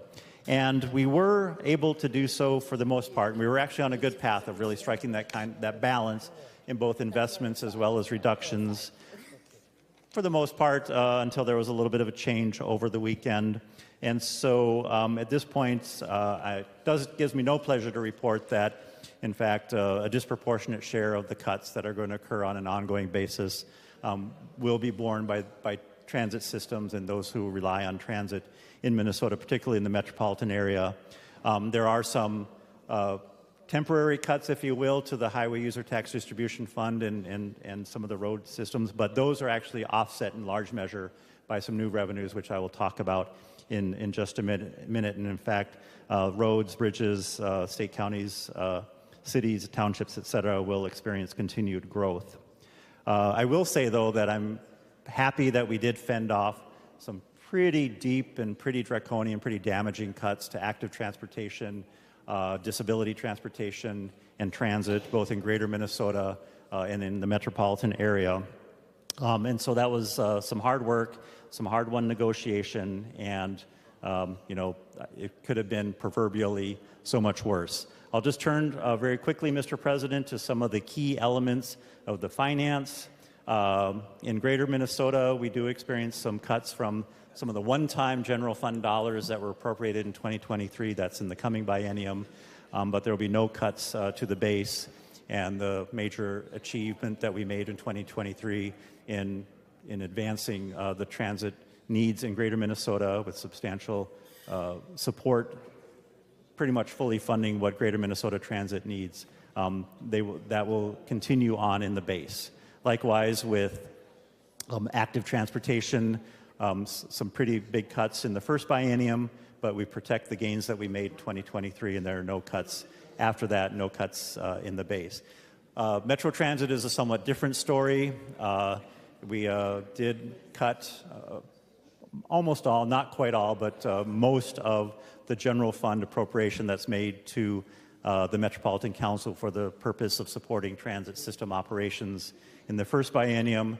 Then those are reduced somewhat in the next biennium, and those are permanent cuts in the base there, Mr. President. And then we do have some cuts, a pause, if you will, to the auto parts sales tax. And this, of course, was, again, a major achievement of 2023. But those cuts are temporary, and the migration of the auto parts sales tax from the general fund to transportation purposes. Currently, some of it flows to the Highway User Tax Distribution Fund. That's been true for a while. And what's coming from the general fund goes to what we call the Transportation Advancement Account, the TAA. And so those cuts actually that are occurring to the auto parts sales tax won't actually affect the expected increases that go into the TAA and all those uses of those revenues, which of course include counties, cities, small cities, and townships. So that funding and those levels of increase are secure. And ultimately, the entirety of the transportation auto parts sales tax will come to transportation purposes, but slowed down a few years, 4 years. So was it on a 10-year cycle? It'll now be a 10-year or a 14-year process. But it was an important principle that we continue to bring those funds over. We have, in the years past, when we've dedicated general fund to transportation purposes, we've seen those funds slip away fairly quickly when things get a little bit tight, and that was the danger that we ran. So that's the bulk of the cut targets. There are some additional, a little bit of spending, some traffic calming, a little bit of support for empowering small Minnesota communities as they try to prepare for infrastructure grant opportunities, working in conjunction with the University of Minnesota. We do put $3 million towards local wetland replacement, which will complement the $5 million that I know is coming through the capital investments bill. I know there are also some substantial funds that are coming on a one-time basis to the local bridge replacement program, local road improvement program that'll be coming there as well. Some dollars that are coming through the bonding bill. So those will be some major achievements. Again, roads doing very, very well overall in our budget across the board. Transit taking a disproportionate number of cuts, which is unfortunate, but it could have been worse. I'll just look very quickly, Mr. President, at the Trunk Highway Fund. Again, experiencing some very, very robust growth across the board. And so we deliver a base increase to the state road construction program, as well as the state road construction operation and maintenance program. We set some dollars aside for what we call the priority trunk highway projects, community requests, et cetera. There's a list of 5 fairly substantial projects that will be funded through those dollars that are targeted for that purpose. As well, making use of the Trunk Highway Fund, some pretty robust investment in the State Patrol's recruitment and hiring process, including doing a second academy, and we pay for that in the second biennium. And we do pay for the State Patrol headquarters with what we call Trunk Highway Fund cash, as opposed to general obligation bonding or Trunk Highway Fund bonding, and that comes in the amount of about $97 million or so, and we'll pay for that over the course of 2 years in the coming biennium. Very quickly, we also have responsibility for the driver and vehicle services operating account. Probably the most important initiative that comes out of that is providing some reimbursements to the deputy registrars and driver's license agents for transactions that they take care of on behalf of the public for which they receive no reimbursement. At this time, that comes to about $2.5 million per year. And then another major fund over which we have responsibility is the State Airports Fund, and a couple of initiatives there, paying for an automated weather station at the McGregor Airport, and $10 million over 2 years in the coming biennium for the expenses related to the replacement of the Duluth Airport Tower. And if anyone's seen that tower, it's in pretty rough shape, and so we're pretty happy about that. And I thank Senator Hochschild for some of his leadership in making that happen. Turning our attention very quickly to some of the policy elements, Mr. President, there are 77 or so items on the policy side. I'm not going to enumerate all of those. I would invite anyone who's interested to take a look at our hearing of last Friday, in which we did have a very detailed and thorough walkthrough of the bill, and so you can listen to that if you want to hear all the details on every aspect. So I'll just hit on a few of them quickly that might be of interest to members and to the public. There's been a lot of discussion about the Washington Avenue Bridge and the tragedy of the suicide that's occurring at that site, and so we are going to be paying for, through sources of the metropolitan area sales tax for transit, some of those dollars that accrue to active transportation purposes, and then some that are allocated specifically for Hennepin County. And so we'll be combining those funds to make those, put those barriers in place on that bridge. I mentioned the Empowering Small Communities program grant, and we have the program language as well in the policy section. I mentioned the revenue that is coming in to help replace and offset some of the temporary cuts from the auto part sales tax pause. That will be coming from a new surcharge that owners of electric vehicles as well as hybrids will be paying. That will be calculated similarly to how we pay our tab fees. It's a percentage based on the value of the automobile, and it will also follow the same depreciation schedule. So as that value of that car decreases over a period of 10 years, that surcharge will decrease along with that. But it also is important to mention that ultimately the vision is that what electric vehicle owners are paying approximates a gas tax, and so it would make sense, of course, for electric vehicle owners to be paying a tax on the power, the fuel that powers their vehicle, which in this case, of course, is electricity. So we do establish a work group to take a look at a kilowatt per hour tax, and we do actually start the initial process of collecting that tax, but that's postponed for 2 years. In the meantime, there will be a work group to look at a more robust application of how that might work, both at public charging stations, which is what will go into effect in a couple of years, as well as all other area spots in which people receive their charges for their cars, whether that's public stations, private stations, residential, et cetera. And so we have a really robust work group to take a look at all of the complications. It's a very, very complicated area to figure out. I mentioned the payments to the deputy registrars and the driver's license agents, and we have the policy language in here as well. If you recall, we enacted the retail delivery fee a couple of years ago, and there were some applications of that didn't quite make sense in the way it was originally envisioned, so we have some exceptions for deliveries of things like liquefied fuel products that are subject to the state general sales tax, road construction materials, things like that, just some common sense changes there. We have a farm product special permit to allow crude soybean oil to be transported on limited routes and special overweight vehicle permit for farm products. We extend the valid length of a time for a commercial driver's license learner's permit, initiative of my vice chair. We provide some work zone safety, driver's education instruction, and include some of those elements in the driver's exam.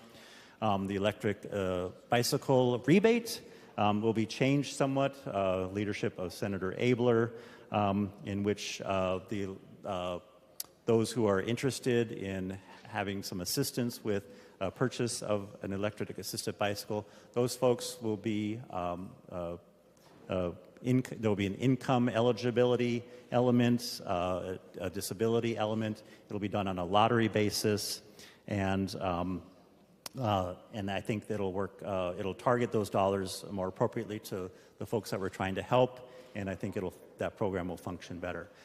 In another exciting initiative serving those with disabilities, we will establish free regular route transit in the Twin Cities for those who are certified to ride Metro Mobility. We've heard a lot about the motorcycle filtering and lane splitting.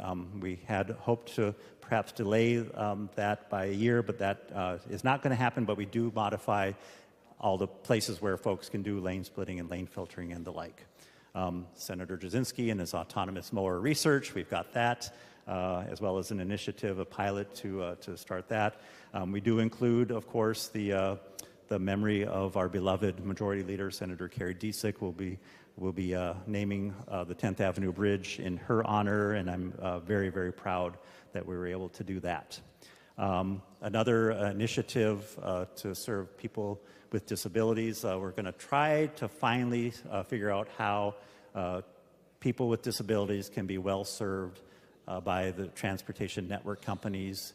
There are some models from around the country that seem to be working very, very well in activating more wheelchair accessible vehicles in those kinds of networks so that folks can have that option when a particular trip is needed that particular type of service suits. And then I think that's the overview of all of the policy items that I wanted to touch on. Like I said, there's 77 of them, and so there's a lot more that we could talk about, and I'm happy to respond to any questions. Thank you, Mr. President. Senator Jasinski. Thank you, Mr. President, and thank you, Senator Dibble, for going through the bill. I was prepared to stand here and pound on my desk and say, vote no on this bill, but we had a meeting on Friday, and we brought in the stakeholders. I want to thank all the county commissioners, county engineers, and everyone who came in to talk about the metro area sales tax theft. We had some robust discussion. It was frustrating. This is something that came out with no bill, no committee hearing, came in from left field and was presented that would have stole $93 million from our collar counties. Dakota County, Scott County, Carver County, and Anoka County would have lost funding that they could use for roads and bridges with their metro area sales tax. This was not a good provision. Thank God it was removed this weekend and it came out so I can stand up a little bit easier today. I'm still not in favor of the bill because of the theft from the Highway User Tax Distribution Fund by many different areas, in my belief. I do want to thank Senator Dibble, though. He has been a great chair to work with, along with his vice chair, Senator Johnson Stewart. We've worked good through the whole year, had some great meetings. I want to thank Senator Dibble for hearing many Republican bills. There are a lot of our provisions in this bill, so I want to thank him for that. That's really I believe is the way you should do a bill each year. We've had that relationship over about 9 years. I hope to continue to do that, so thank you, Senator Dibble. But there obviously are some things we disagree on. I mentioned the main one on the metro area sales tax shift that was eliminated, so I want to thank for that. There are some road projects that got included. One important one is County Road 50 and I-35. That was an important project that I pass by every day and see how unsafe that interchange is and what improvements we'll do for it. I also want to thank Senator Dibble for the deputy register language in there. We've been working on that for a couple years. These are private businesses, counties, and cities that are doing business and are not getting paid for the transactions. They have not been getting paid for over years.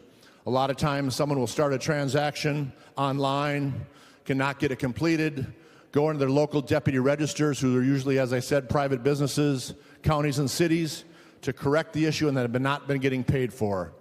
This bill allows about $2.5 million per year to reimburse through the DVS account, not taxpayer money, through the DVS account, to reimburse these deputy registers for those transactions. I also want to thank Senator Dibble for the fee increase for electric vehicles. This was $75 for many years. It was proposed at $200.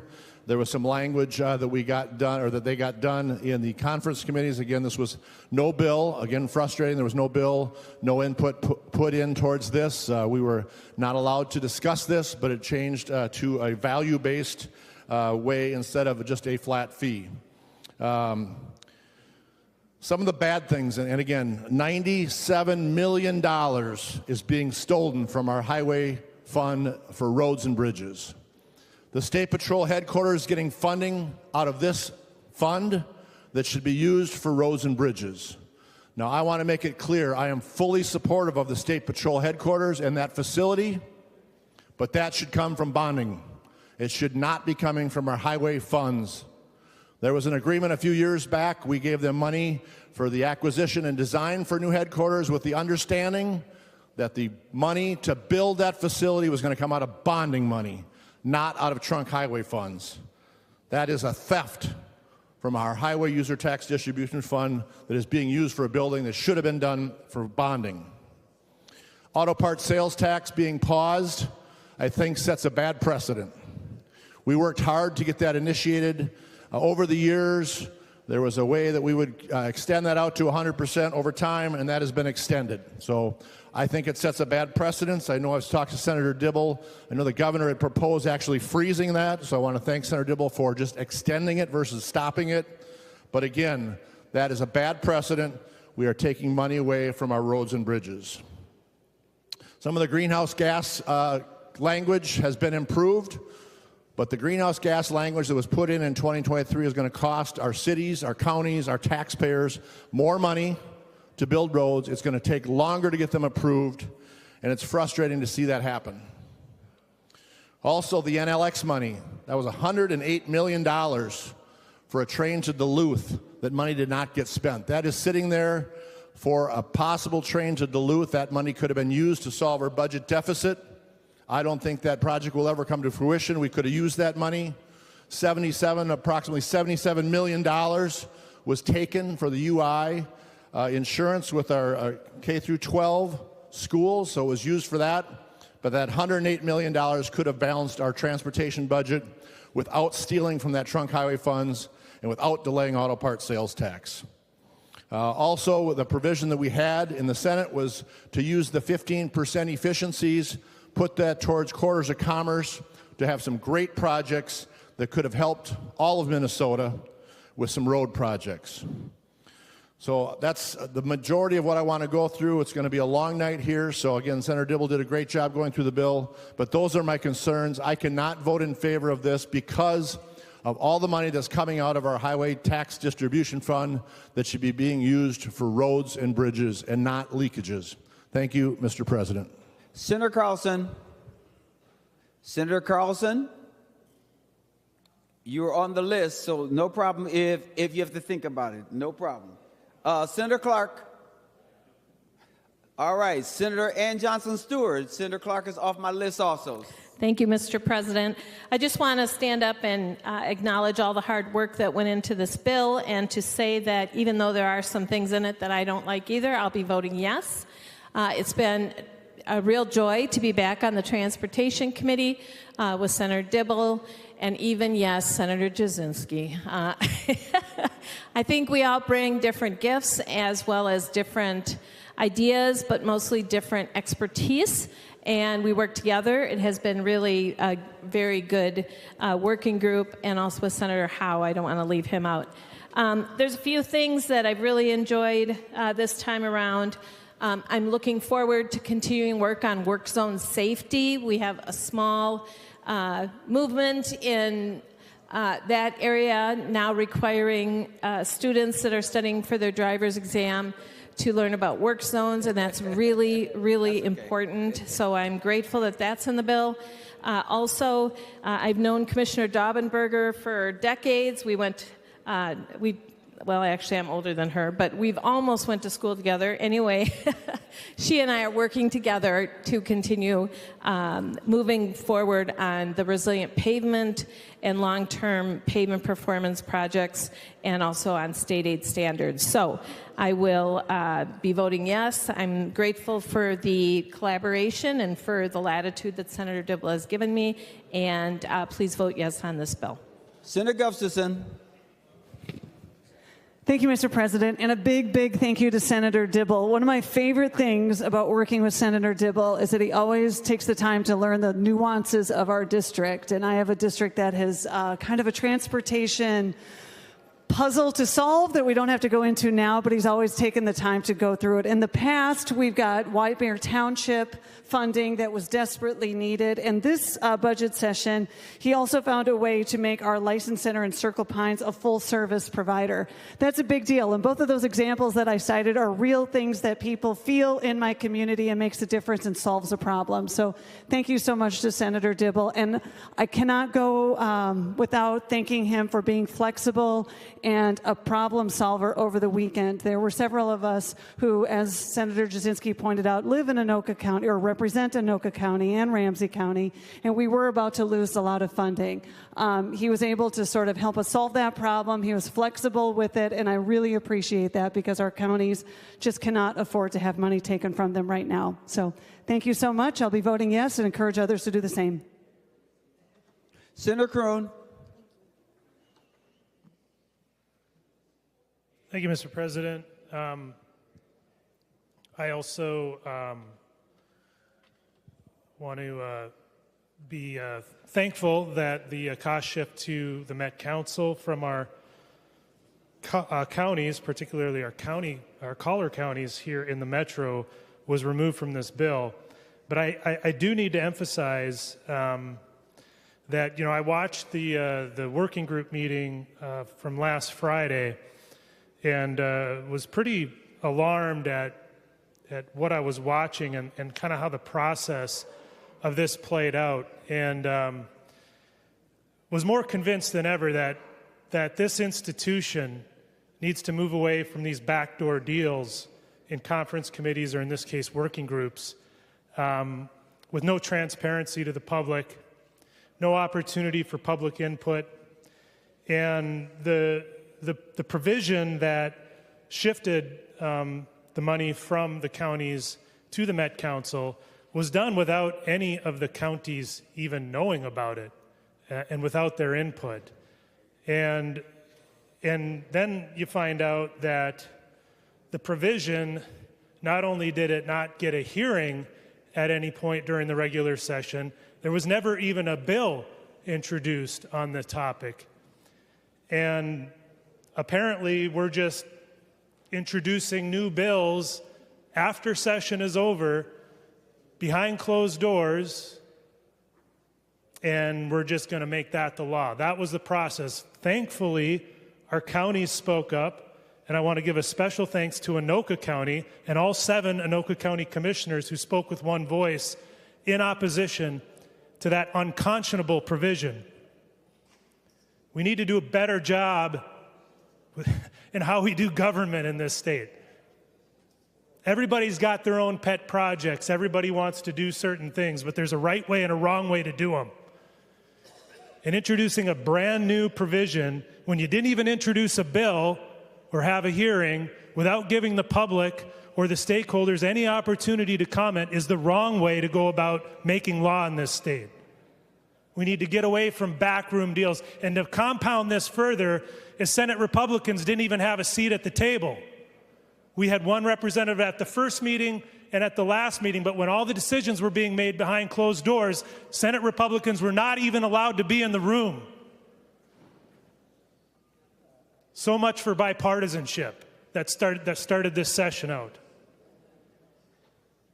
It's an embarrassment to the state of Minnesota what was they tried to pull in this transportation bill. Getting to the bill itself, there are, of course, some good things in here with the deputy registrars, some money to other things. Getting the cost shift to Met Council out of the bill is a good thing. Some other things that are good, but the main problem as I see it, well, 2 big problems. The money left for the NLX account, the train to Duluth, that could have fixed a lot of our transportation issues, as Senator Jasinski said. And what we're saving that for, I don't know. Maybe people don't see the writing on the wall with this, but that project should be dead. And we shouldn't keep money allocated for it. The other problem here is the $97 million of trunk highway funds for the State Patrol headquarters. And I'm a big fan of the State Patrol, and by all accounts, it's a needed project. But trunk highway funds should not be used for it. Not only is it bad policy, Mr. President, I think it violates our state constitution. Article 14, Section 6 of our Minnesota Constitution spells this out, that it says a commissioner may expend highway user tax distribution funds only for highway purposes and may expend trunk highway funds only for trunk highway purposes. And then there's some limitations, which as a lawyer, I'm looking at it saying, well, if it can only be used for trunk highway purposes, why are we putting a laundry list of things that aren't trunk highway purposes? There's a whole universe of things out there that aren't trunk highway purposes. So it's a completely poorly written statute that needs to be fixed now that I see this. But the bigger picture here is that I believe spending this $97 million for the state patrol headquarters using trunk highway funds violates our state constitution. And it's also bad policy. These are dedicated funds that should be going to our trunk highway system, which is critically important in Anoka County, particularly in my district, that still has pressing needs on its trunk highway system. I've got an intersection up in Ham Lake at Bunker Lake Boulevard and Highway 65 that desperately needs to be fixed, that wasn't included in this bill. And we're raiding the trunk highway funds, which could be used to rebuild that intersection. And so we need to be constitutional in how we make laws, and we need to make good policy and use the trunk highway funds for our trunk highways. There's other things in here that I have a problem with, but in the interest of time, I'll just leave it at those two things. I think we need to do a lot better job in how we make laws in this state, and the transportation bill in particular has a lot of problems with it as well, so I will be voting no. Thank you, Mr. President. Senator Carlson, are you ready? Thank you, Mr. Chair. I am ready. I was looking for my prepared notes and didn't notice that I was up next. So I just wanted to say mainly that this is a bill that reflects the committee chair in its level of compassion for everyone, inclusiveness. Senator Dibble does not have a total dedication to the cities because he's actually a rural person at heart. I've been in the Senate Transportation Committee this is my 17th year, and with 3 different committee chairs. Every one of them I've agreed with and disagreed with at times, but there's no chair that was really as helpful as Senator Dibble was. When we had a tough problem to resolve, Senator Dibble was always there with understanding and sometimes with money as well. So I really appreciate Senator Dibble. I appreciate this bill, and I strongly recommend that we get a green vote on it. So thank you, Mr. President. The last voice we'll hear from, let's see. I thought we were going to the last voice that we were going to hear from was Senator Dibble, but we have another who wants to speak. Senator Nelson. Well, thank you, Mr. Chair. I just wanted to speak a little bit to this bill and also really the joy of being on the Transportation Committee. The first time in 17 legislative sessions I've been on the Transportation Committee, and I do want to thank Senator Dibble for really leading a well-run committee and one in which I learned a lot. With that said, however, I will not be able to vote for the bill tonight, and I did want to explain briefly why, but I also wanted to offer thanks for a couple pieces in the bill that I think were good bills, good positions. The Southeast Minnesota Transportation Management Organization, I appreciate Senator Dibble's support of that. That's an innovative way to maximize transportation of many different kinds in oftentimes rural areas, so I was very glad to see that. And I also appreciated the traffic calming infrastructure to cities of the first class. But there's some things that really concern me, specifically delaying the highway user dedicated trust fund from the auto parts sales tax. We have worked for years on that. We started that my first year here in the Senate. So much needed, and it's so disheartening to think that this year, here we are delaying that transfer to our roads and bridges. So I find that disheartening, especially when you think last year we had this huge over $18 billion surplus, and now here we are really delaying the transfer of the auto part sales tax. So I am very sad about that. And I also, the cuts to corridors of commerce, that's very important for my district, so I do not like to see that. And finally, I'm concerned about the cuts to the Greater Minnesota Transit account. So while I definitely appreciate the good way the committee was handled, the bill before us today includes too many things that are problematic for my constituents. In spite of the couple of the good things I mentioned, I just will not be able to vote for this bill. Senator Johnson. Thank you, Mr. President. Appreciate that. So, first of all, I just want to say a public thank you to Senator Dibble and Senator Frantz for working to get into the initial bill that left the floor, an amendment that Senator Jasinski and I had worked on for something that's pretty near and dear to me, industry up in my district, Polaris Industries and others, to build these Articat and Polaris ATVs side-by-sides that have been a big economic boon for the state of Minnesota. We see trail networks that clubs are maintaining and doing a lot of work on across the state, a big recreational issue that we have in the state, and actually a lot of ATVs and UTVs are here in the Twin Cities area, registered within the 10-county metro area. So it's a big issue for them as well. What we were trying to do is simply raise up the weight limit. As they're turning over a lot of the new industry over to electric vehicles, electric-powered UTVs, the weight gets a little bit heavier with those larger batteries on there and the accommodations with that. And so hopefully that's something we can work on going forward. Just appreciate that effort, and maybe next year we can get closer into that and get that across the finish line. Senator Dibble, for your final comments, because I know that you gave us an extensive version of the bill. Senator Dibble. Thank you, Mr. President. Thank you, members. Appreciate all of the comments and all of the participation in this discussion. I just wanted to respond very quickly, Mr. President, just to a couple of things.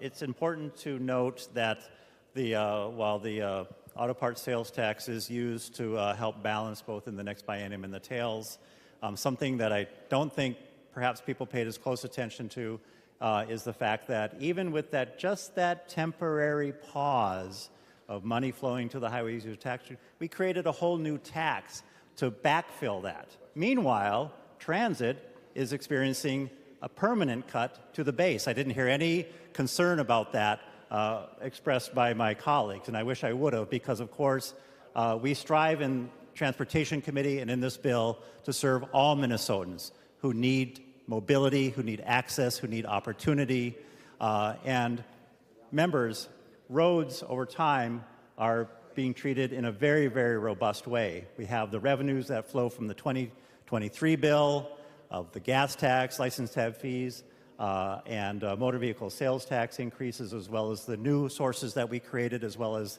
the one piece that we're talking about, the dedication of general fund that's coming over from the auto parts sales tax.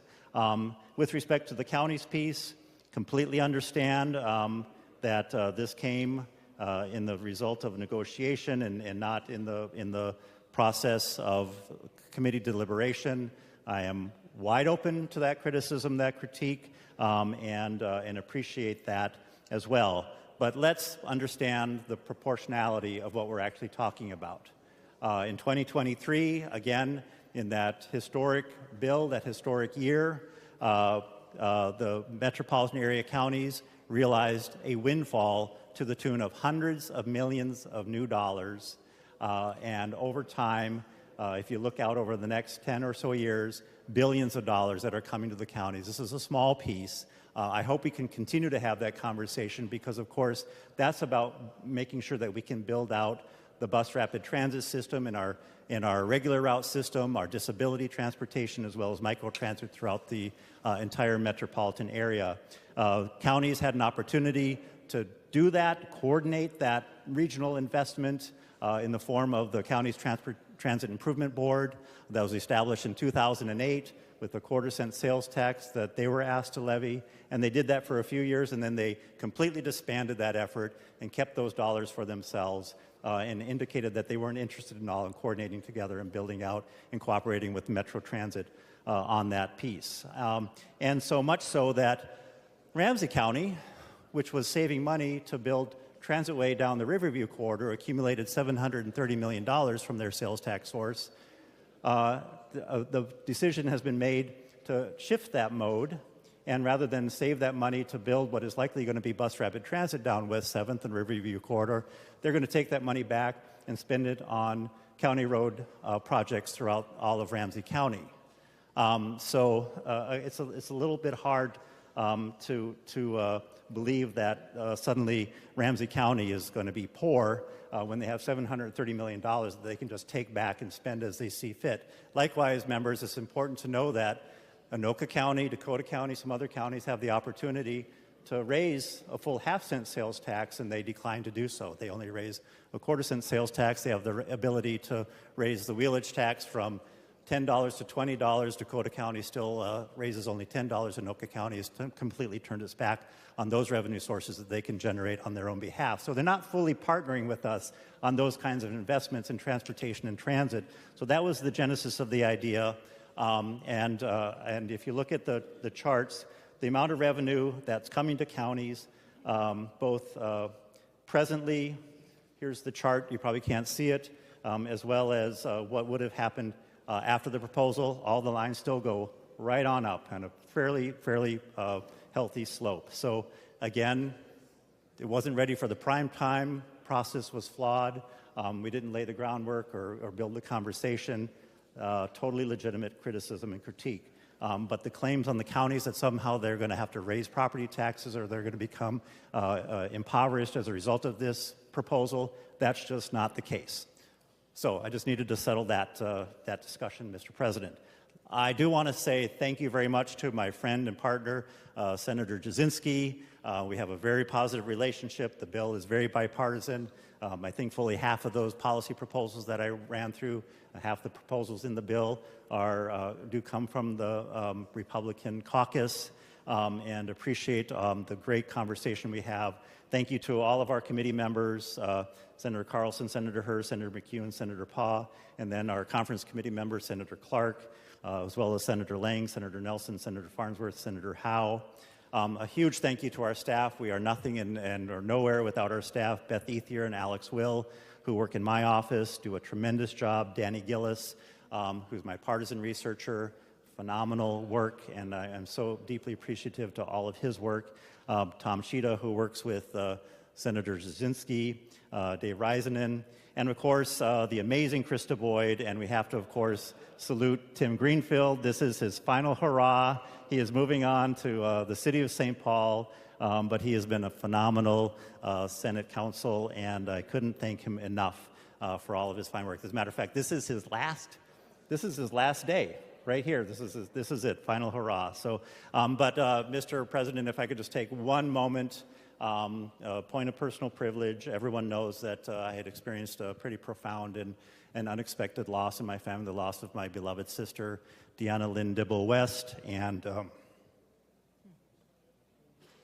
the help that Danny Gillis and John Marty and our professional staff, Krista, Tim, and others provided to me working through that period of time, negotiating this bill. I couldn't express enough gratitude, and I cannot express enough gratitude to everyone in this chamber who has been so kind and so loving to me and my family. Deanna was an amazing human being. Many of you knew her.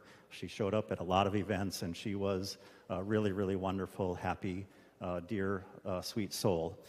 If you're not too exhausted tomorrow, you're welcome to join us at her celebration of her life at Plymouth Church in Minneapolis. We'll get going at 2 o'clock. We have a visitation at 1 o'clock.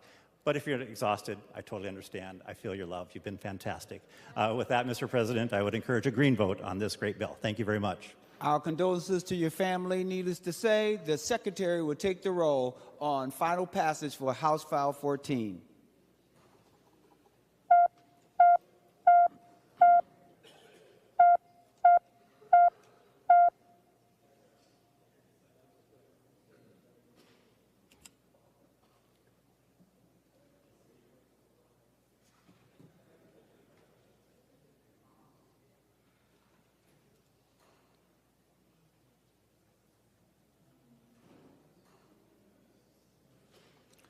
Members, please vote.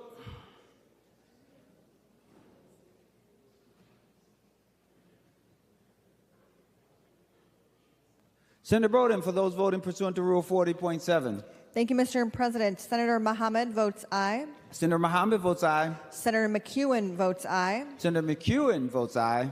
Senator Latz votes aye. Senator Latz votes aye. And Senator Port votes aye. And Senator Port votes aye. Senator Jasinski, for those voting pursuant to Rule 40.7. Thank you, Mr. President. Senator Abler votes aye. Senator Abler votes aye. Senator Dames votes no. Senator Daines votes no. Senator Drazkowski votes no. Senator Drazkowski votes no. And thank you, Mr. President. Senator Lang votes no. And Senator Lang votes no.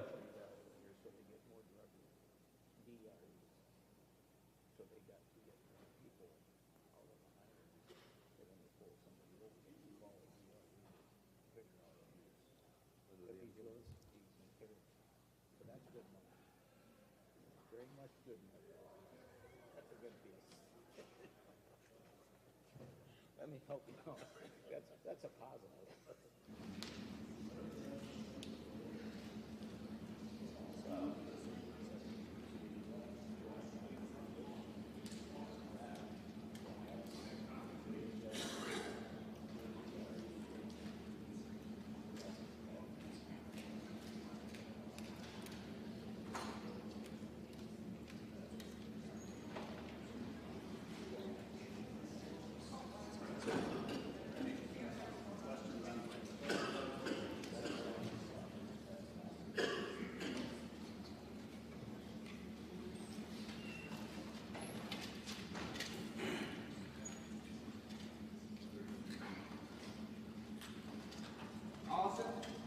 All senators having voted who desires to vote, the secretary will close the roll.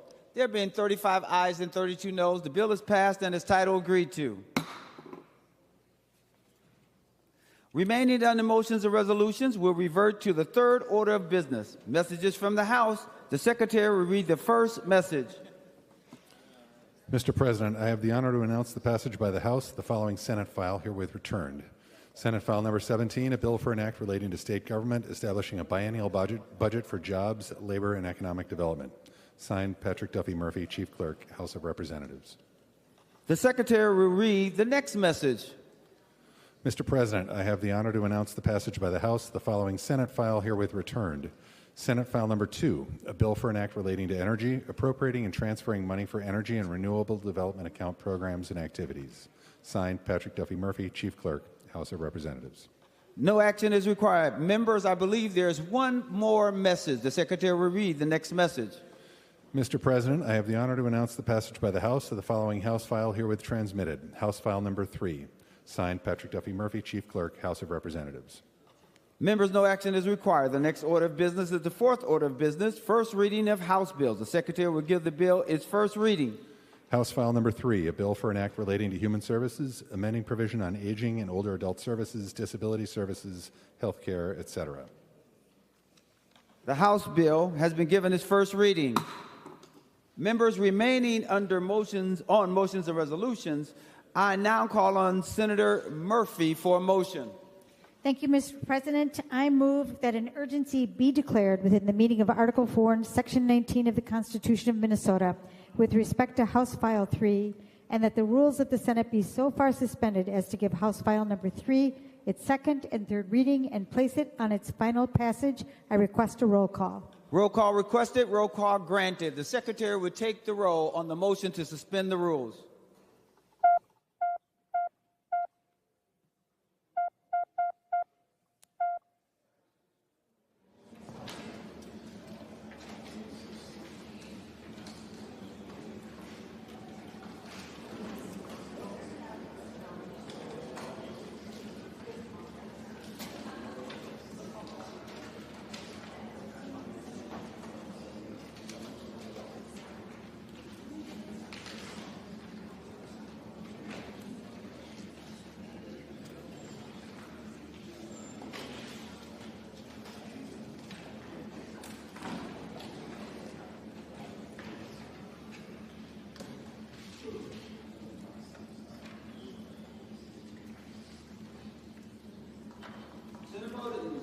Senator Bowden, for those voting pursuant to Rule 40.7. Thank you, Mr. President. Senator Mohammed votes aye. Senator Mohammed votes aye. Senator McEwen votes aye. Senator McEwen votes aye. And Senator Port votes aye. And Senator Port votes aye.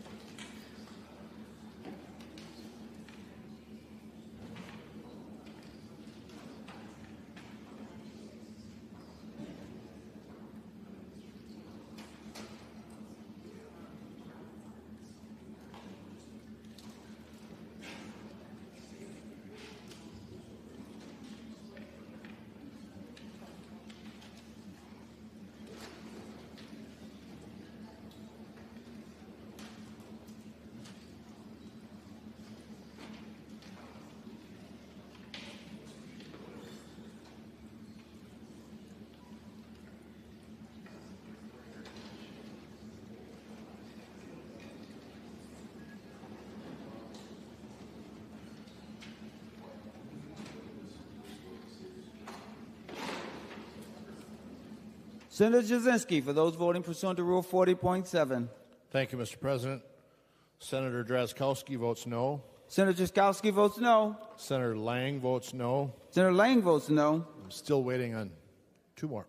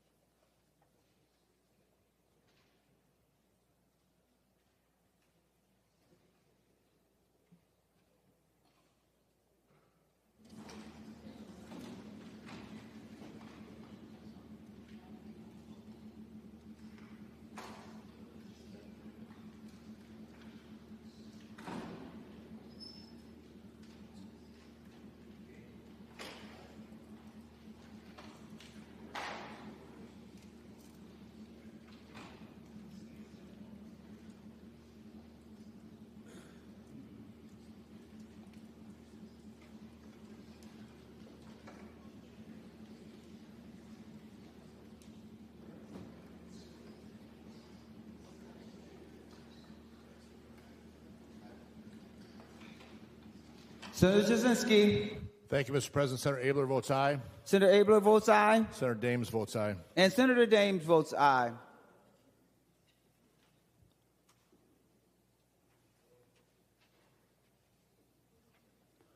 All senators having the desire to vote and has voted, the Secretary will close the roll. There being 45 ayes and 20 noes, the motion to suspend the rules prevails.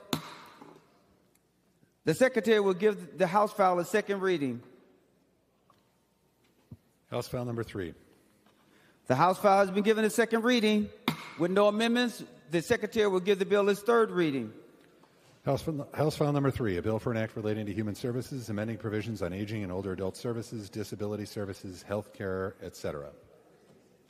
Third reading.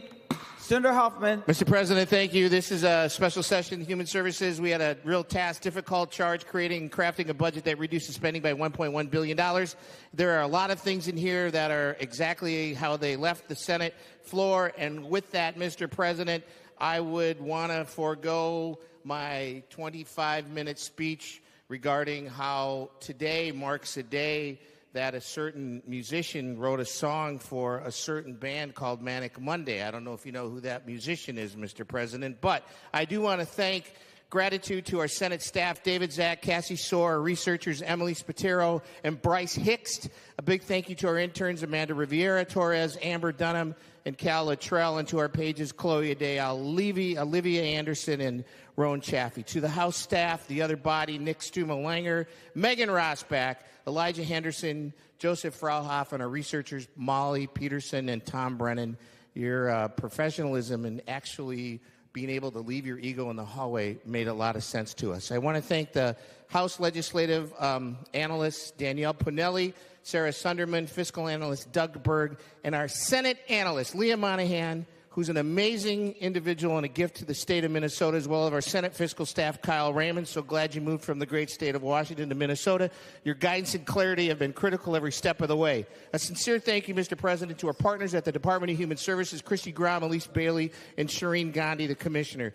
The deep knowledge and responsiveness that they had, and added to that, Carrie Briones from the Direct Care and Treatment. Thank you for your leadership during these complex negotiations. It was not easy, Mr. Chair, Mr. President. This was not easy. We were able to do what we needed to do, and we didn't require anybody from mediation to come and hang out with us. So this process would not be the same without the priorities that we were able to establish, because we did leave with a unified result that reflected our collective effort and our willingness to compromise, and not needing that mediation, our shared commitment to the people of Minnesota. This is what governing looks like, Mr. President. Vote green.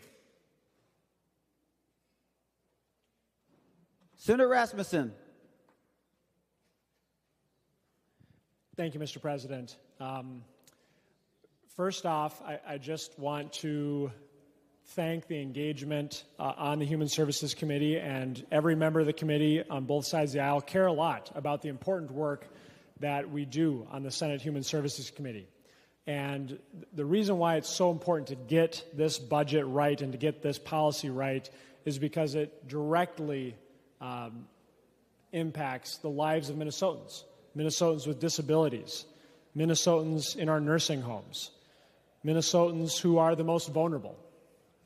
And I want to call out a couple of provisions in this bill that I think are good, and that, in fact, Senator Abler was a champion of, and had an amendment here on the Senate floor for the Senate Human Services bill that established a strong position that we see still remaining in the bill before us. The first was a focus on eliminating county cost shifts.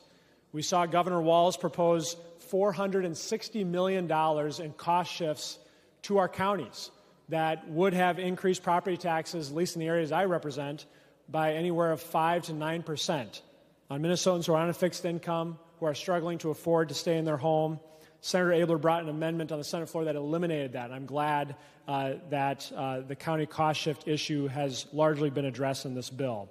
Second, also a part of the amendment that Senator Abler brought on the Senate floor that was adopted was expanding capacity for direct care and treatment. We heard from Minnesota's sheriffs. We heard from Minnesota's county attorneys. We heard from Minnesota families who have loved ones who are languishing in Minnesota jails waiting to get a bed at direct care and treatment. With the funding in this bill that was in Senator Abler's amendment and funding in the bonding bill, we'll be able to expand 50 beds in our state hospital system. That's really important. However, Mr. President, the main challenge with this bill is the Democrat-created deficit. When we go back to 2023, Minnesota Democrats had an $18 billion surplus. And after they increased state government spending by nearly 40%, we've now left us with a $6 billion deficit. And unfortunately, we see the real consequences of that spending spree in this bill. First, I want to draw members' attention to the fact that this bill will increase a tax on Minnesotans who are in nursing homes. I want to say that again. This bill will increase by about $137 million over 4 years a tax on nursing home beds. For Minnesotans who are private pay, who are using the remaining savings they have to pay for their stay at a nursing home, this will be additional money that's coming out of their pocket. It will impoverish Minnesota seniors. It will push them onto public programs quicker. And it's one of the consequences, Mr. President, of this $6 billion deficit. We also see additional cuts to Minnesota nursing homes in this bill. By putting the cap on VBR, we see $161 million in cuts to Minnesota nursing homes over 4 years. We also see in this bill hundreds of millions of dollars in cuts to disability services. Again, a result of the spending spree. Mr. President, we didn't have to have a big cut target for human services. If Minnesota Democrats would have showed fiscal prudence back in 2023 and not increased government spending by 40% over one budget cycle, maybe we could be talking today about how we're investing in Minnesota human services instead of clawing back hard-fought gains. And so, Mr. President, while I appreciate that there has been bipartisan collaboration on this bill, and I appreciate Senator Hoffman and Senator Abler working to find the best possible solutions given the cuts that they had to make in this bill. I do stand with these concerns, and I can't support increasing a tax on Minnesotans who are in a nursing home.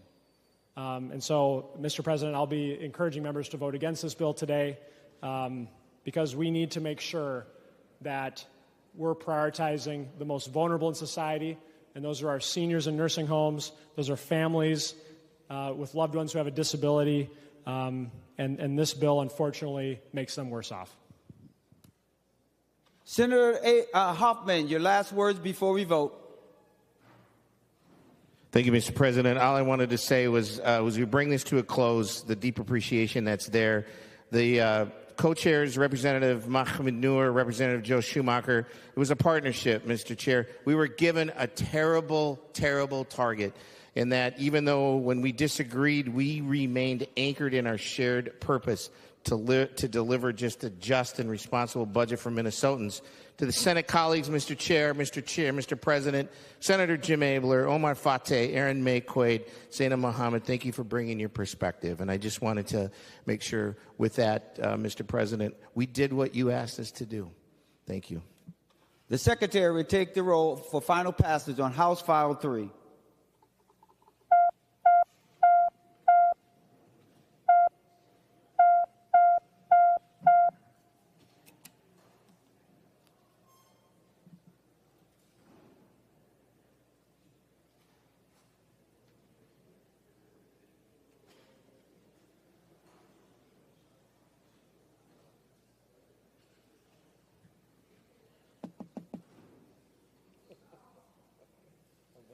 Senator Bowden, for those voting pursuant to Rule 40.7.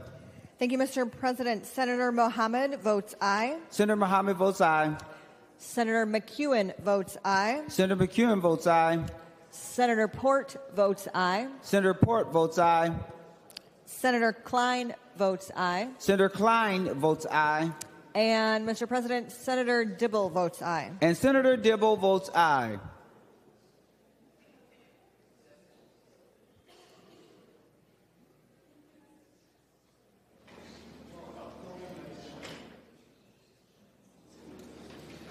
Senator Jasinski, for those voting pursuant to Rule 40.7. Thank you, Mr. President. Senator Dames votes no. Senator Dames votes no. Senator Drazkowski votes no. Senator Drazkowski votes no. Senator Lang votes no. Senator Lang votes no. And stand by, Mr. President. We gotta get one more.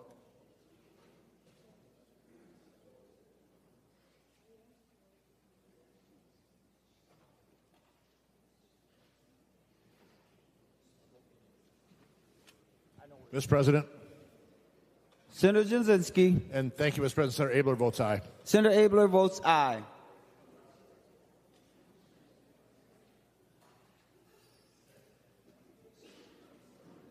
All senators having voted, who?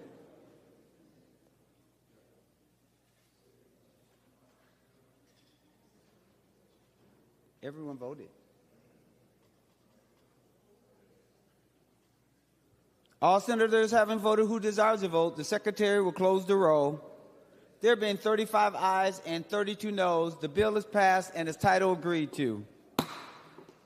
Remaining under motions of resolutions, we will revert to the third order of business.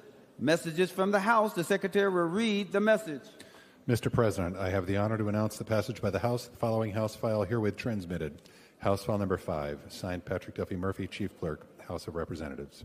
Members, no action is required. The next order of business is the fourth order of business, first reading of House bills. The Secretary will give the bill its first reading. House File Number 5, a bill for an act relating to education, modifying provisions for pre-kindergarten through grade 12 education. The House file has been given its first reading. Remaining on motions and resolutions, Senator Murphy for a motion. Mr. President, I move that an urgency be declared within the meaning of Article 4, Section 19 of the Constitution of Minnesota with respect to House File Number 5, and that the rules of the Senate be so far suspended to give House File Number 5 its second and third reading and place it on its final passage, and I request a roll call. Roll call requested, a roll call granted. The Secretary will take the roll on the motion to suspend the rules.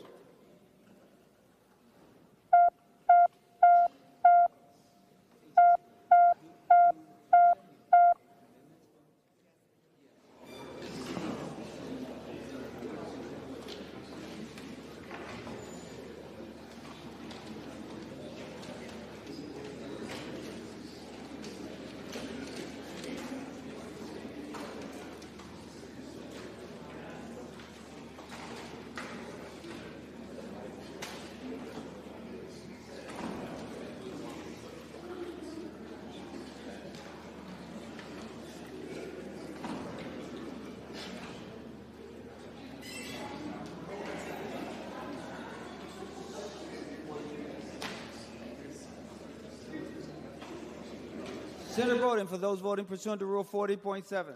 Thank you, Mr. President. Senator Muhammad votes aye. Senator Muhammad votes aye.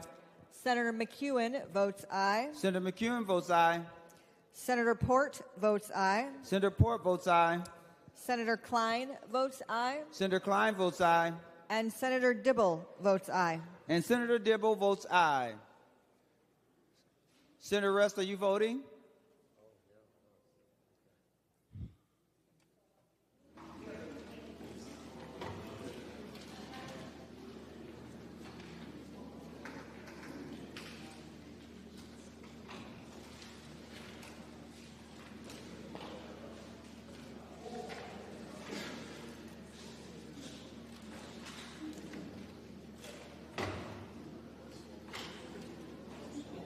Senator Limmer, are you voting?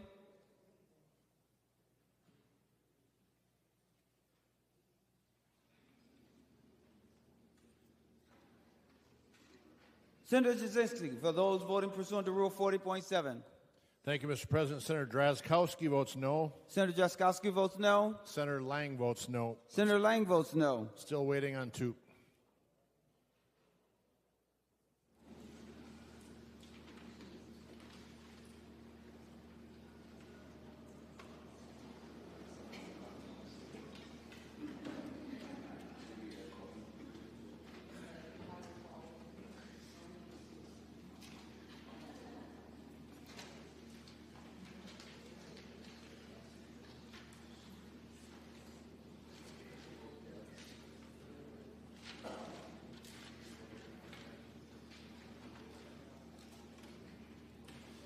Senator Jasinski.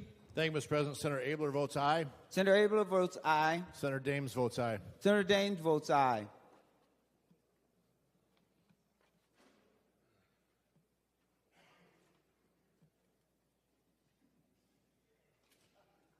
All senators having voted who desires to vote.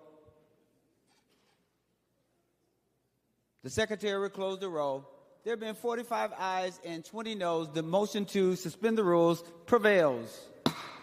The Secretary will give the House file its second reading. House File Number 5. The House file has been given its second reading. I'll now call on the author of the bill to explain the bill. Senator Kunesh. Thank you, Mr. President. Members, before you is the K-12 education budget bill. And I just want to remind everybody about the common sentiment about the value of education, particularly here in the United States, that it is key to unlocking opportunities and a better future for our students, but not just for our students, but for our teachers, our paras, our hourly workers, and our communities. I'd like to start by thanking the incredible staff that made this committee so successful. My committee administrator, Emma Zellmer, and legislative assistant, Tessa Yeager. I thank them very much for keeping me on track and keeping me organized, as well as our researcher, Ryan Majers. We have a couple of Dynamo interns, Sequoia Ultramarino and Sam, and 3 Rockstar committee pages, Olivia McElwinders, and Sine Amente and Michael Edwards. Thank you very much for all the hard work you did in getting us organized and keeping us on track during our committee hearings. Thank you most sincerely to our Ed Finance nonpartisan team, who hold an incredible depth of knowledge and organization. Fiscal analyst Jenna Huffer, analyst Bjorn Arneson, and counsel Anne-Marie Lewis. I have to say that this has been a particularly productive and rewarding partnership with Senator Swedzinski, the chair of Education Policy, and I so appreciate the collaboration of his team, Tristan Vogeli and Eileen Otto. I also want to acknowledge our GOP lead, Senator Rarick. I think we were a good team, and I enjoyed our collaboration as we co-chaired the committee in the early part of the session, and thank you for joining us at the end of our negotiation time. I also enjoyed working with his staff, Ed Cook and Karen Johnson.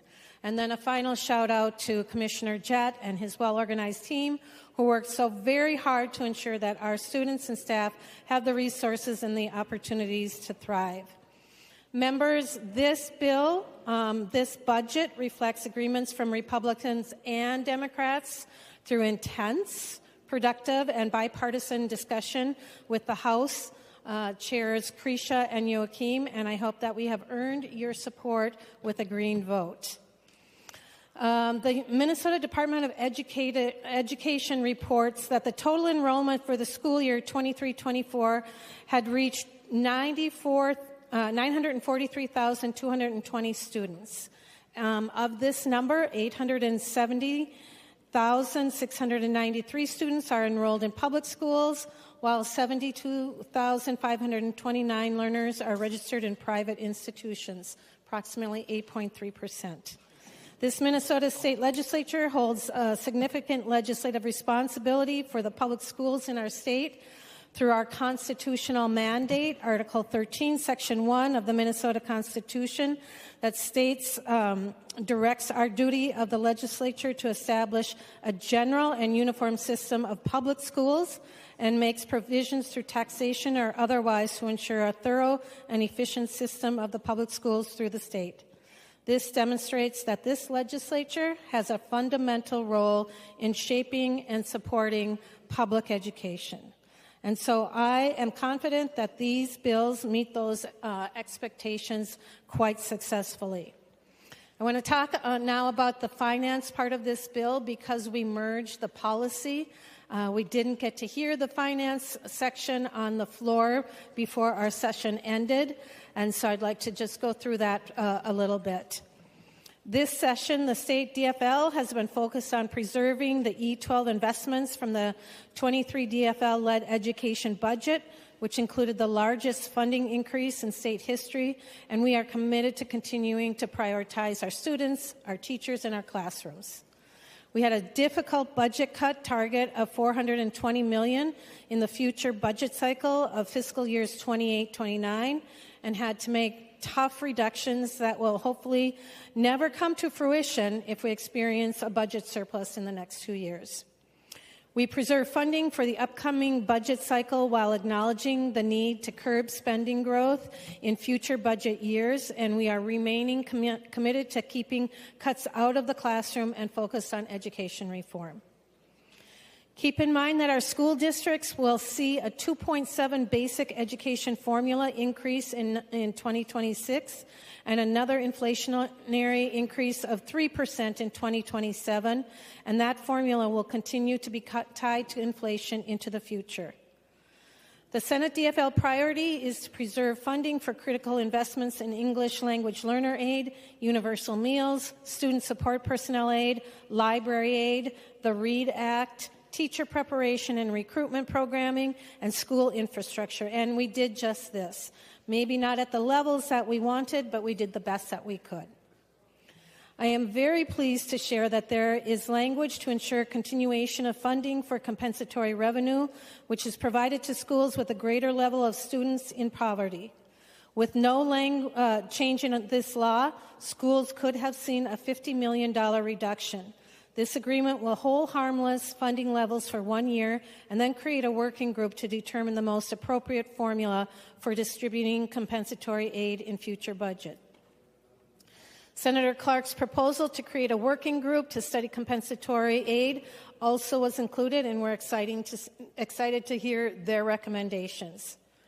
We did have some difficult negotiations. For example, one specifically was on whether state subsidies for private schools should be reduced or eliminated. As our Constitution specifically states, public dollars, taxpayer dollars, should give priority to public school use, not private schools. But in the end, the Senate DFL agreed to continue to fund non-public schools at their current levels. Despite having to make difficult budget cuts, there were small areas where we were able to make beneficial improvements. We provide $880,000 to help school district purchase AEDs to be made available in school buildings and school-sanctioned athletic events. The schools will be required to adopt a model policy for cardiac emergency response plans to be prepared in instances of cardiac emergencies, not just for our students, but those who are in attendance. This funding will help save lives, and I'm proud to have helped shepherd this with the advocacy of Senator Bonnie Westland. We provide additional money for Math Corps, which provides critical tutoring services, ensuring every student is grade level proficient in math. Math Corps is a tutoring program that focuses on improved student math skills, particular for those struggling with foundational math concepts. This program is in partnership with the federal government through AmeriCorps and states like Minnesota, where it's operated by Serve Minnesota. The program uses AmeriCorps members to provide tutoring support, and this was spearheaded to get across the finish line thanks to Senator Heather Gustafson. This investment is especially vital as we have seen other federal programs like Peace Corps seeing its potential 25% reduction in global staff and more drastic cuts of 50 to 80% to its Washington, D.C. headquarters and the termination of nearly $400 million in AmeriCorps grants without any notice. It's important that we as a state continue to support this. This bill also provides $4 million additional dollars in financial support for special education teacher apprenticeship program through our intermediate districts. This program graduated 30 students in the last biennium and has shown great success in recruiting and retaining SPED teachers. And if I remember, our committee members, and specifically Senator Rarick, was very impressed with the success of this program and expressed interest in a broader application across the state. And so hopefully maybe next year, if there is an additional funding, we can make that happen. Senator Hoffman's developmental delay work group was added during negotiations, and this establishes a working group to create awareness and recommendations to adjust the age limit for students and children receiving services for developmental delays. Senator Seeberger's seclusion working group to study the use of seclusion in our schools was included, and thank you for all of those that worked so hard, and Senator Seeberger for adjusting it to make this happen. We created a working group to look into dual immersion programs within the READ Act, and thank you very much to Senator May Quaid for her hours and hours of work on this issue. Senator Rarick's ice arena levy is included. This authorizes 2 or more school districts to appropriate the levy for the cost of cooperative operation of an ice arena among cooperating districts. Another provision from Senator Rarick is to double the support given to schools when undergoing the consolidation process. We ensure that school aid continues to be provided for our 4 tribal contract schools in Minnesota that have historically been excluded from access to the school trust land proceeds in spite of the vast majority of school trust lands being near or in our tribal reservations. And our tribal schools will now be eligible for programs that traditional districts and charter schools have been eligible for, as far as grants, PSEO, and more. We were able to authorize school districts to include roof repair and replacement costs totaling $100,000 or more per site in the district's annual long-term facilities maintenance, or LTFM, revenue authority. And for most districts, this specific authority would increase revenues potentially available for roof repair and replacement, thus freeing up money currently being spent for purposes for reallocation toward other deferred maintenance projects. This bill also expands eligible uses for nutrition funds to anything allowed under the federal law. There are very specific rules and laws when it comes from the federal government on how those nutrition funds can be used. But we also lowered the extra school lunch aid amounts by 6.25 cents per meal beginning in fiscal year 2028 without affecting the universal meal program. We also included Senator Draheim's bill requiring schools to allow students to purchase a second breakfast or second lunch at full cost. But unfortunately, as with many areas of our education budget points, we needed to reduce, and one of the areas was our school library aid, which was a very difficult decision for me in our fiscal year 2026 and later. But we will continue to support our new library media specialist funding. The main budget reduction in the E-12 education is tied to a new Blue Ribbon Commission on Special Education, which will be charged with finding $250 million in savings from our special education spending growth. And if that full saving is not found by the Commission and passed into law by the next legislature, there will be a corresponding reduction to SPED cross-subsidy aid.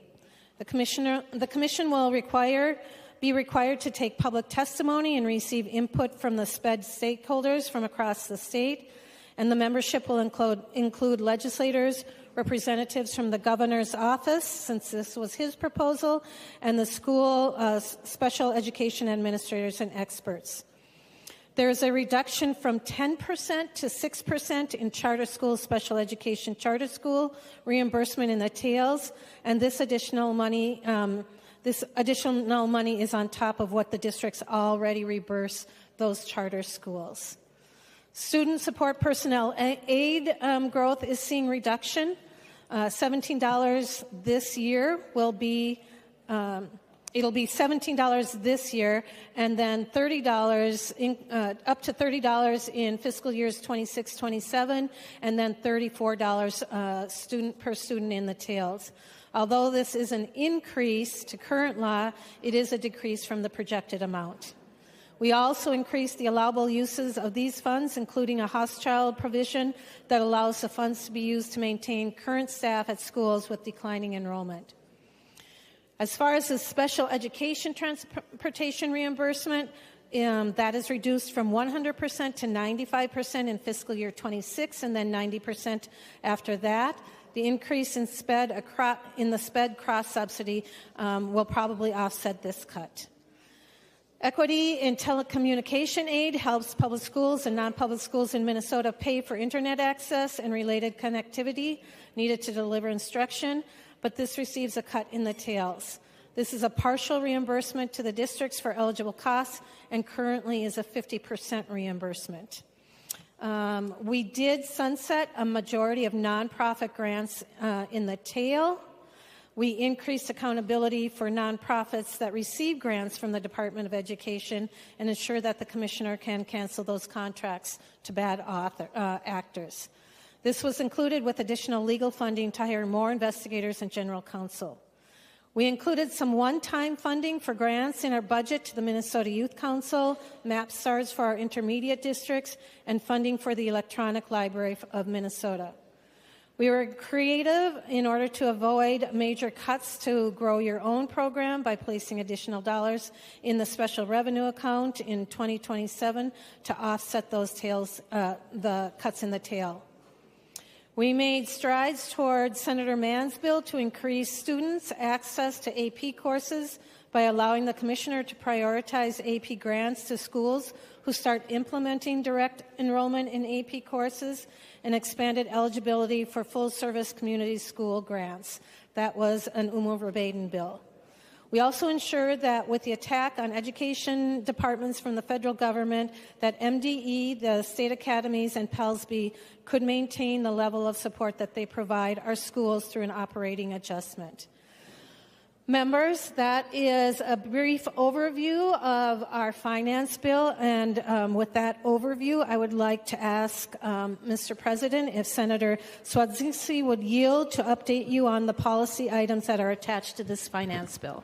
Senator Swazinski, if you can share with us what was not shared when the bill was first here. Senator Swazinski.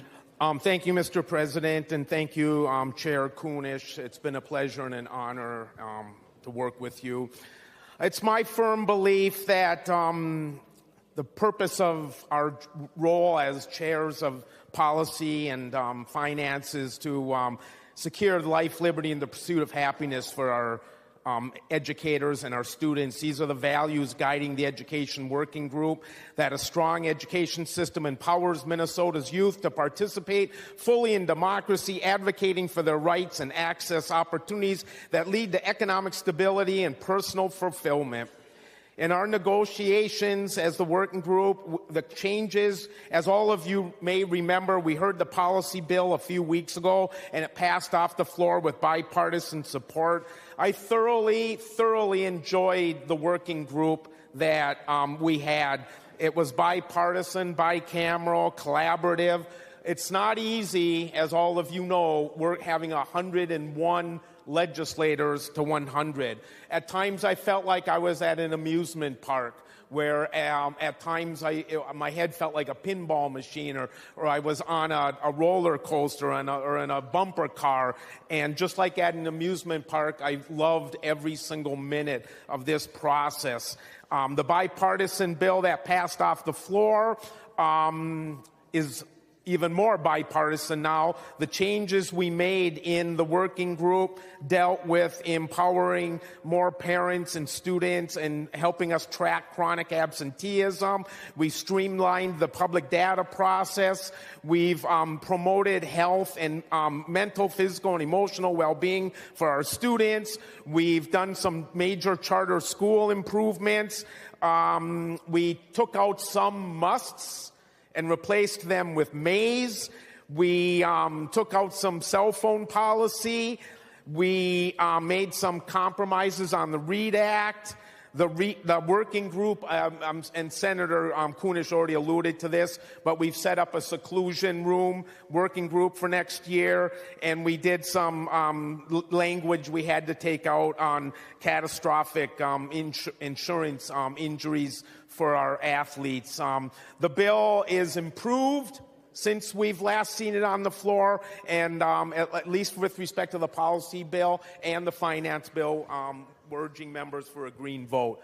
Thank you. Members, we'll now only deal with amendments.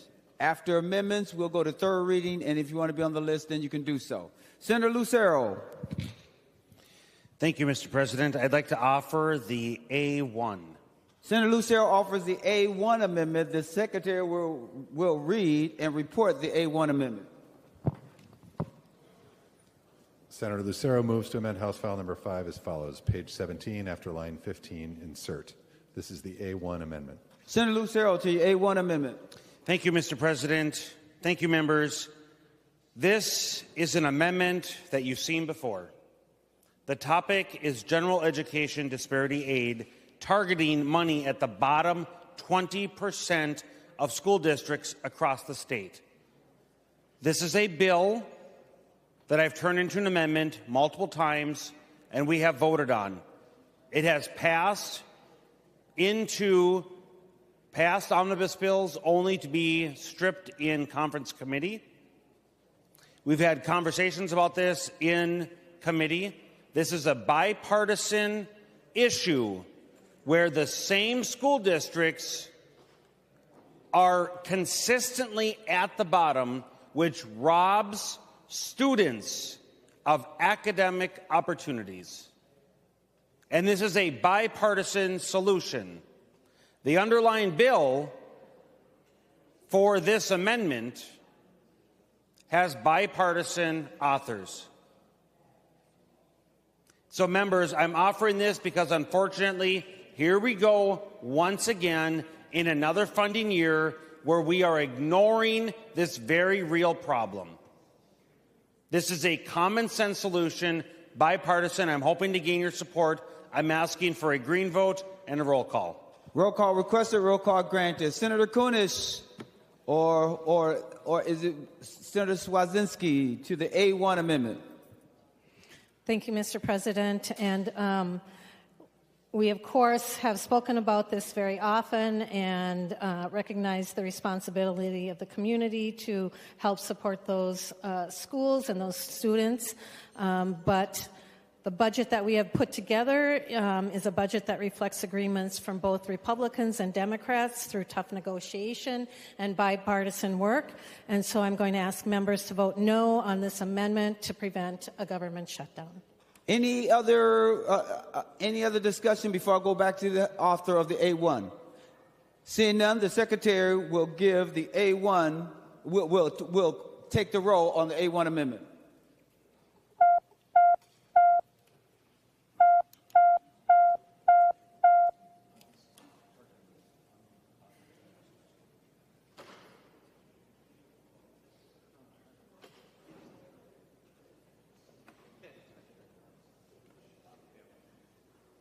Members, please vote.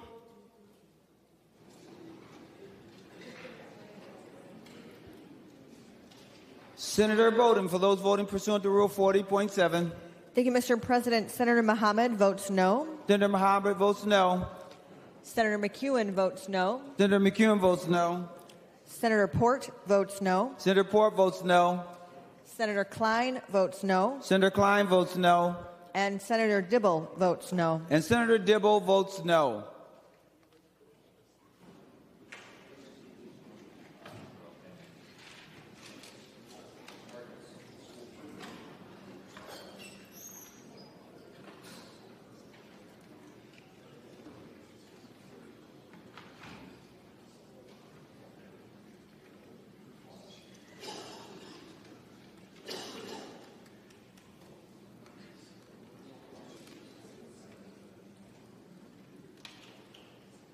Senator Jasinski, for those voting pursuant to Rule 40.7. Thank you, Mr. President. Senator Abler votes aye. Senator Abler votes aye. Senator Drazkowski votes aye. Senator Drazkowski votes aye. Senator Lang votes aye. Senator Lang votes aye. And still waiting on one. Thank you, Mr. President.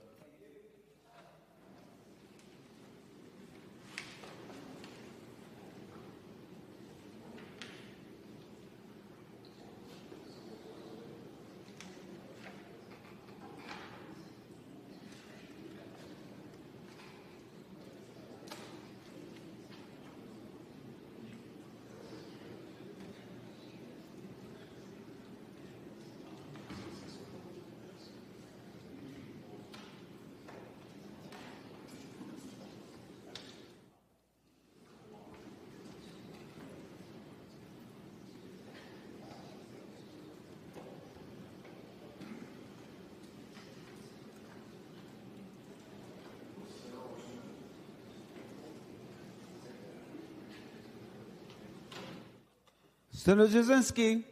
Thank you, Mr. President. Senator Dames votes aye. Senator Daines votes aye.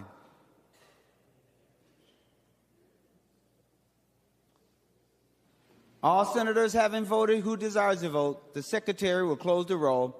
There being 32 ayes and 34 noes, the A1 Lucero Amendment is not adopted.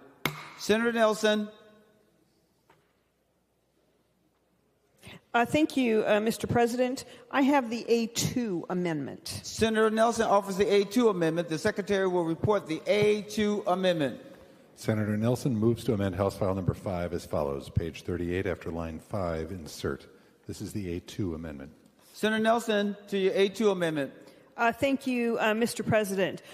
Members, the A2 amendment is something that our recent polls show us that indicate that overwhelmingly the public supports a simple amendment like this.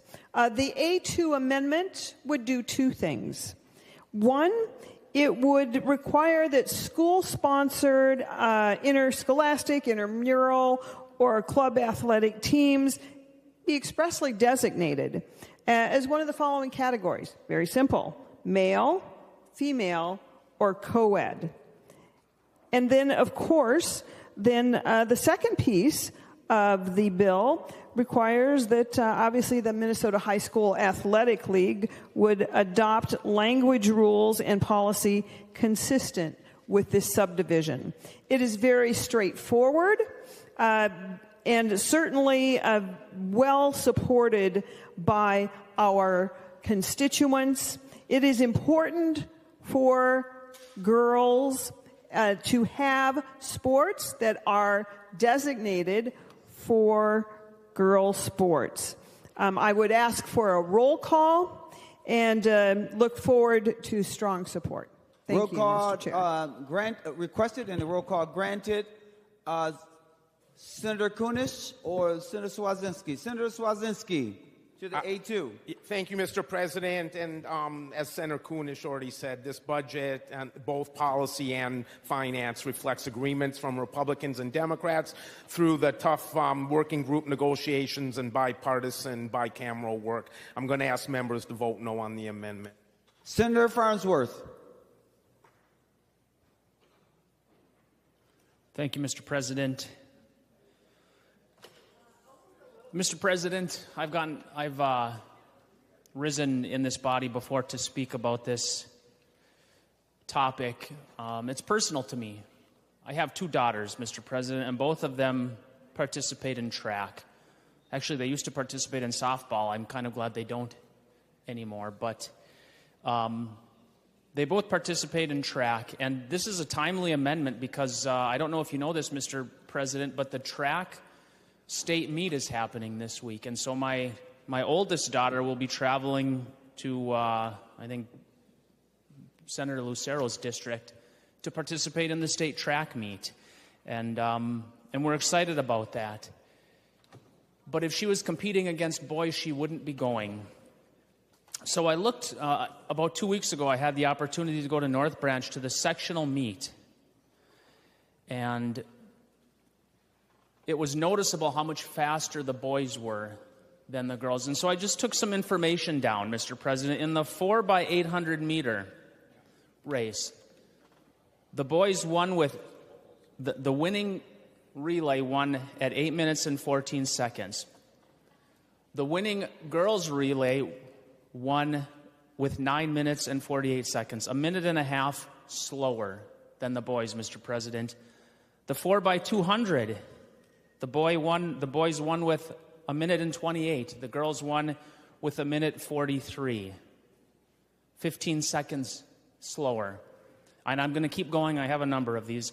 The 400 meter, the boy won at 49.73 seconds. The winning girl won at 58.76. Almost 9 seconds slower than the winning boy. The 1600 meter, this is a fast mile. The boy won at 4:15, Mr. President. The girl runner won her race and won that meet in 5 minutes and 3 seconds, 48 seconds slower than the boy. The 4x400 relay, the boys won at 3 minutes and 24 seconds. The girl relay won at 4 minutes and 5 seconds, 40 seconds slower. And it's not just speed, Mr. President, because in the field events, in the high jump, the winning boy jumped 6 feet 5 inches. The winning girl jumped 5 feet 3 inches. Not even close, Mr. President. I'm 6 feet, a little over 6 feet, so that would be about here versus about here. First scale. The long jump, this was a pretty big difference. The boy jumped 20 feet 9 inches. The winning girl jumped 17 feet 1 inch. The pole vault, the boy was at 13 feet. The girl was at 11 feet. And finally, the shot put. This is dramatic. Shows the muscular difference. The boy threw it 50 feet 8.5 inches. The girl threw it 37 feet. Mr. President, it is absurd that we would allow boys to compete against girls, that we would allow boys to stand on championship pedestals, that we would allow boys to take girls' scholarships. It is time to fix this wrong, Mr. President, and make sure that girls' sports are for biological girls. So I would encourage a yes vote on this. Thank you, Mr. President. Senator Nelson, you'll be the last voice we hear before we vote. Senator Nelson. Oh, thank you, Mr. President. Thank you, Mr. President. Well, members, you have heard examples of why this amendment is so important. And quite frankly, members, the NCAA has already adopted similar proposals. And as you know, federal law, Title IX, specifically requires, it was put in place for the very reasons that the good senator from Hibbing mentioned, that girls and boys have different levels of muscle development, capacity, breathing capacity, all of those things, length of limbs, all of those things are why Title IX was put in place in the first place. And for Minnesota to continue to allow boys to compete in girls' sports puts us in violation of federal law, certainly risk losing Title IX funds. It also is unfair to girls. It is unfair that girls need to compete against boys, and it is unfair in what we are doing to their future pursuits as well. I encourage a yes vote. Do what is right for your daughter, your granddaughter, who would want to participate in girls' sports. And again, I've asked for a roll call. Thank you, Mr. President. The Secretary will take the roll on the A2 amendment.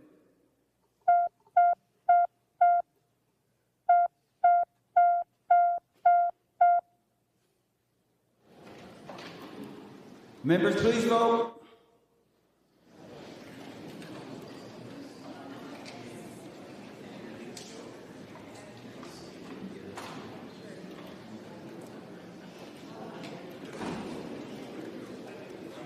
Senator voting for those voting pursuant to Rule 40.7. Thank you, Mr. President. Senator Mohammed votes no. Senator Mohammed votes no. Senator McEwen votes no. Senator McEwen votes no. Senator Port votes no. Senator Port votes no. Senator Klein votes no. Senator Klein votes no. Senator Dibble votes no. Senator Dibble votes no. And Senator Umu Verbatim votes no. And Senator Umu Verbatim votes no.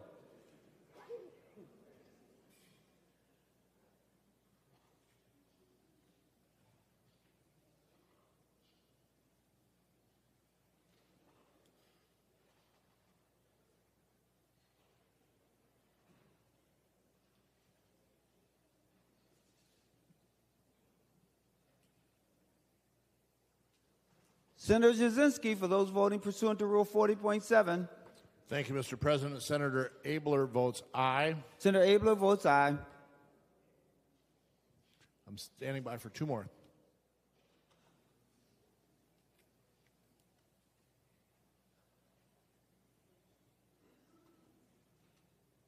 Mr. President. Senator Jasinski. Senator Dames votes aye. Senator Dames votes aye. Senator Drazkowski votes aye. Senator Drazkowski votes aye. And thank you, Mr. President. Senator Lang votes aye. And Senator Lang votes aye. All senators having voted who desires to vote, the Secretary will close the roll. There being 32 ayes and 34 noes, the A2 Nelson Amendment is not adopted. Senator Rarick. Thank you, Mr. President. I'd like to offer the A3 amendment. Senator Rarick offers the A3 amendment. The Secretary will report the A3 amendment. Senator Rarick moves to amend House File Number 5 as follows. Page 22, line 19, after revenue, insert. This is the A3 amendment. Senator Rarick to your A3 amendment. Thank you, Mr. President. Members, when session began and we had co-chairs in the Senate in both the Policy and the Finance Committee, we had a number of meetings where folks from our local schools came and not just asked for relief, but almost begged for some relief from the requirements and mandates that have been put on them, and not just from over the last 2 years, but for many years of this legislature putting different requirements on our schools as things they must do. Mr. President, virtually nothing in the bill in front of us is helping address those requests. Now, what we do have in the bill is a number of groups that have been put together to look into things. The compensatory task force, the Blue Ribbon Commission. We got a group looking at seclusion room reform. So I'm not bringing forward the amendment that's going to, our typical one we've done in the past, to require or would allow school boards to take votes to relieve themselves of mandates they would pick or use flexibility of funds.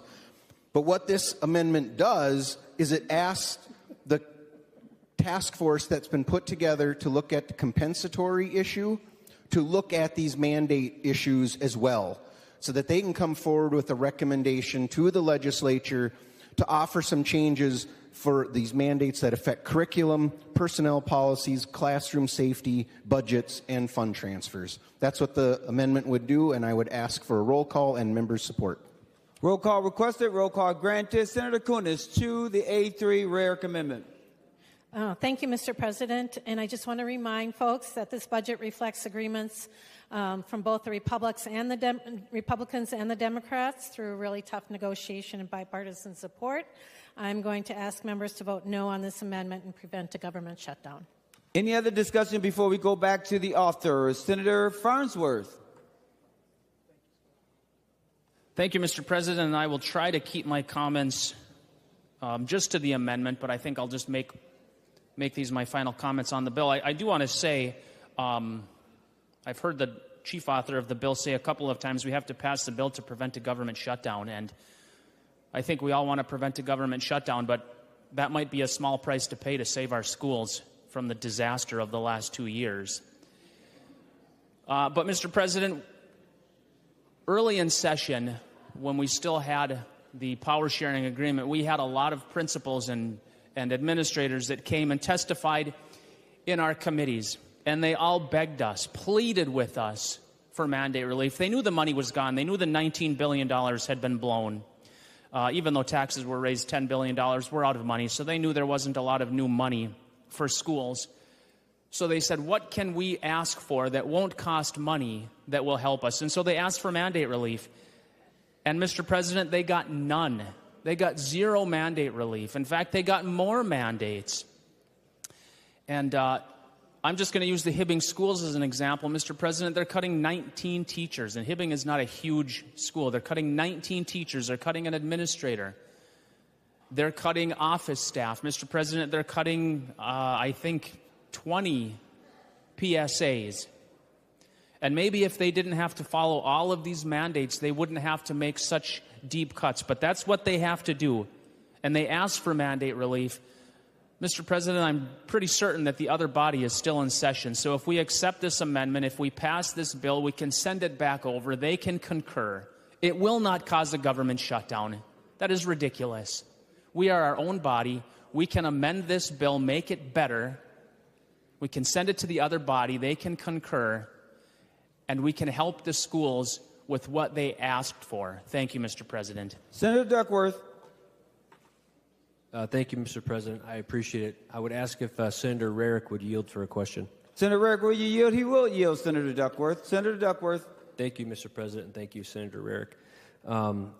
Earlier it was shared that there was a large target to reduce spending in this bill as it relates to education. I think it was $400-some million. Senator Rarick, to the best of your knowledge, what's the largest cut to education funding in this bill? Members, I just want to remind you that we are on the A3 amendment, and if it's not connected to the A3 amendment, it's going to be problematic. But we will see what the answer is going to be. Senator Rarick. Thank you, Mr. President. And I would believe the largest cut that we're looking at to get to that negative $420 million is the $250 million in savings that the Blue Ribbon Task Force is asked to try to find. Otherwise, it will come out of the special education cross-subsidy. Senator Duckworth, we're on the A3 Rarick Amendment. Thank you, Senator Rarick, for that information, and thank you, Mr. President, for the reminder regarding the amendment. The amendment seeks to help provide relief as it relates to mandates in working group studies. Hence the question. Senator Farnsworth earlier mentioned that our school districts asked really for one thing this session, and that was relief from mandates.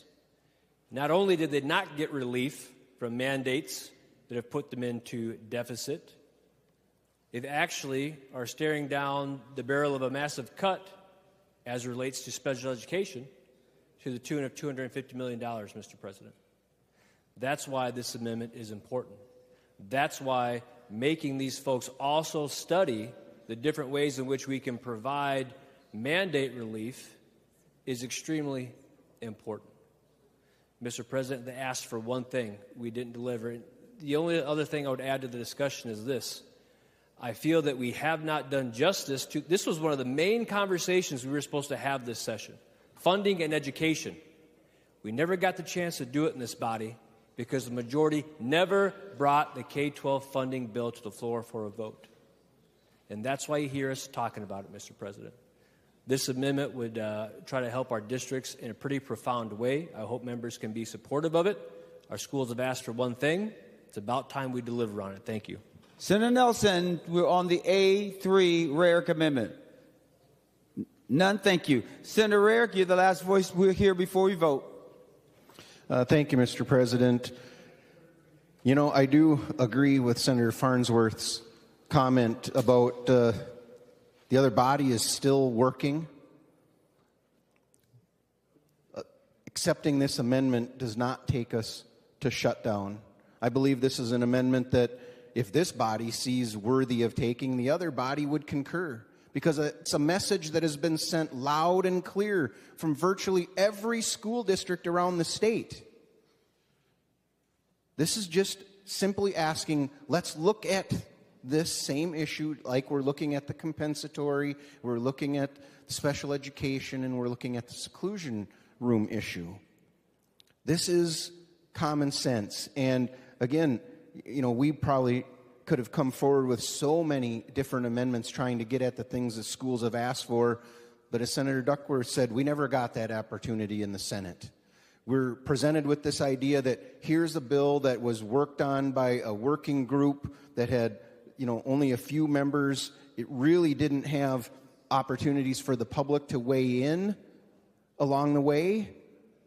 And now we're being told we can't really ever even consider taking an amendment because it'll blow the whole deal.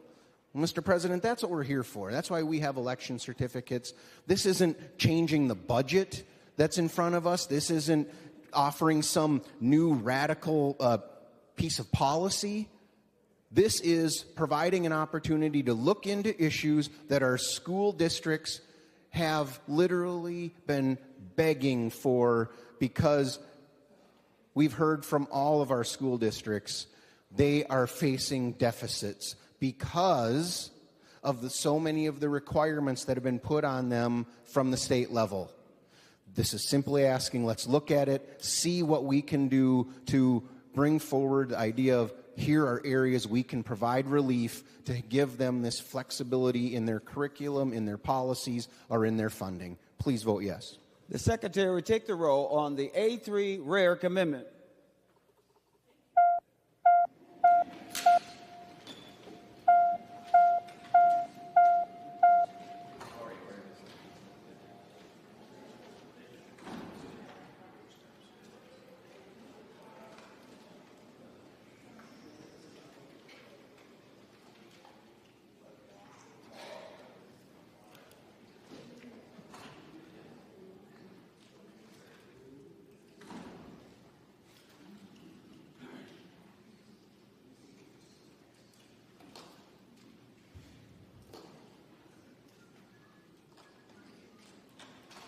Members, please vote.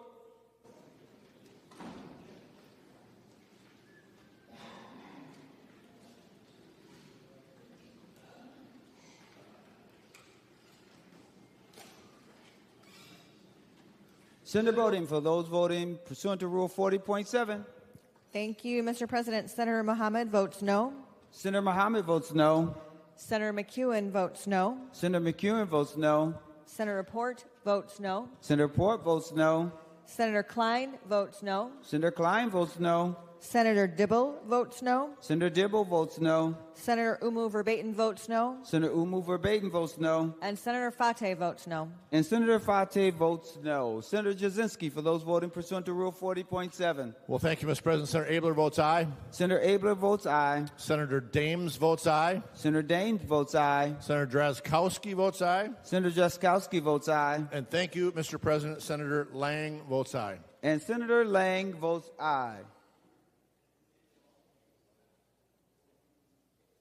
All senators having voted who desires to vote, the secretary will close the roll. There have been 32 ayes and 34 noes. The 83 Rarick Amendment is not adopted. The secretary will give the bill its third reading. House File Number 5, a bill for an act relating to education, modifying provisions for pre-kindergarten through grade 12 education, providing policy and funding for general education, education excellence, etc. Third reading. The bill's been given its third reading. Senator Westrom, are you up to speak, buddy?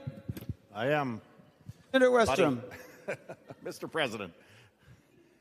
Mr. President, members, I rise to speak against passing this education bill because of the things that are missing from it. We had an opportunity with an amendment to make sure girls' athletics in the state of Minnesota remain for girls. Wasn't that many years ago that everybody poo-pooed that and said, oh, we're not going to have boys trying to get in the girls' locker room. We're not going to have boys trying to get in the girls' bathrooms or girls trying to get in the boys' bathrooms. Oh, we're not going to have boys playing in girls' sports. Oh, you conservatives, you're just making this up. Well, welcome to 2025, members. In just a few years, we are starting to see story after story after story of boys, in most cases, trying to get in the girls' locker room, girls' bathrooms, and girls' athletics. And we missed the opportunity to fix that and protect women's sports in this bill when the amendment didn't pass, and it failed on a party line. Democrats all voting against girls' athletics being protected. Can we not do better than that here in the state Senate? Who is going to stand up for the girls in athletics in our state of Minnesota? If the state Senate won't even pass a bill for education protecting girls in education. And so, members, I want to urge us to go back to the conference committee or the committee and get this bill better, fix it. The obvious things we know. Last week, I thought, what was going on? Because everybody where I went seemed to be wanting to ask me about this girls' softball tournament in Minnesota. And they were telling me bits and pieces and raising the issue, whether I was at a store downtown, at a restaurant, church. Something was going on, because you just know when people organically come up to you and talk about issues multiple times in just a few days or week. It usually gets your attention, and if it doesn't, as a legislator, you're out in Pluto. Because just a few consistent issues coming up so organically usually means there's something really concerning to the public. And sure enough, you look up Champlin Park, state softball champions, and they cheated to get there. Look it up. It's in the articles.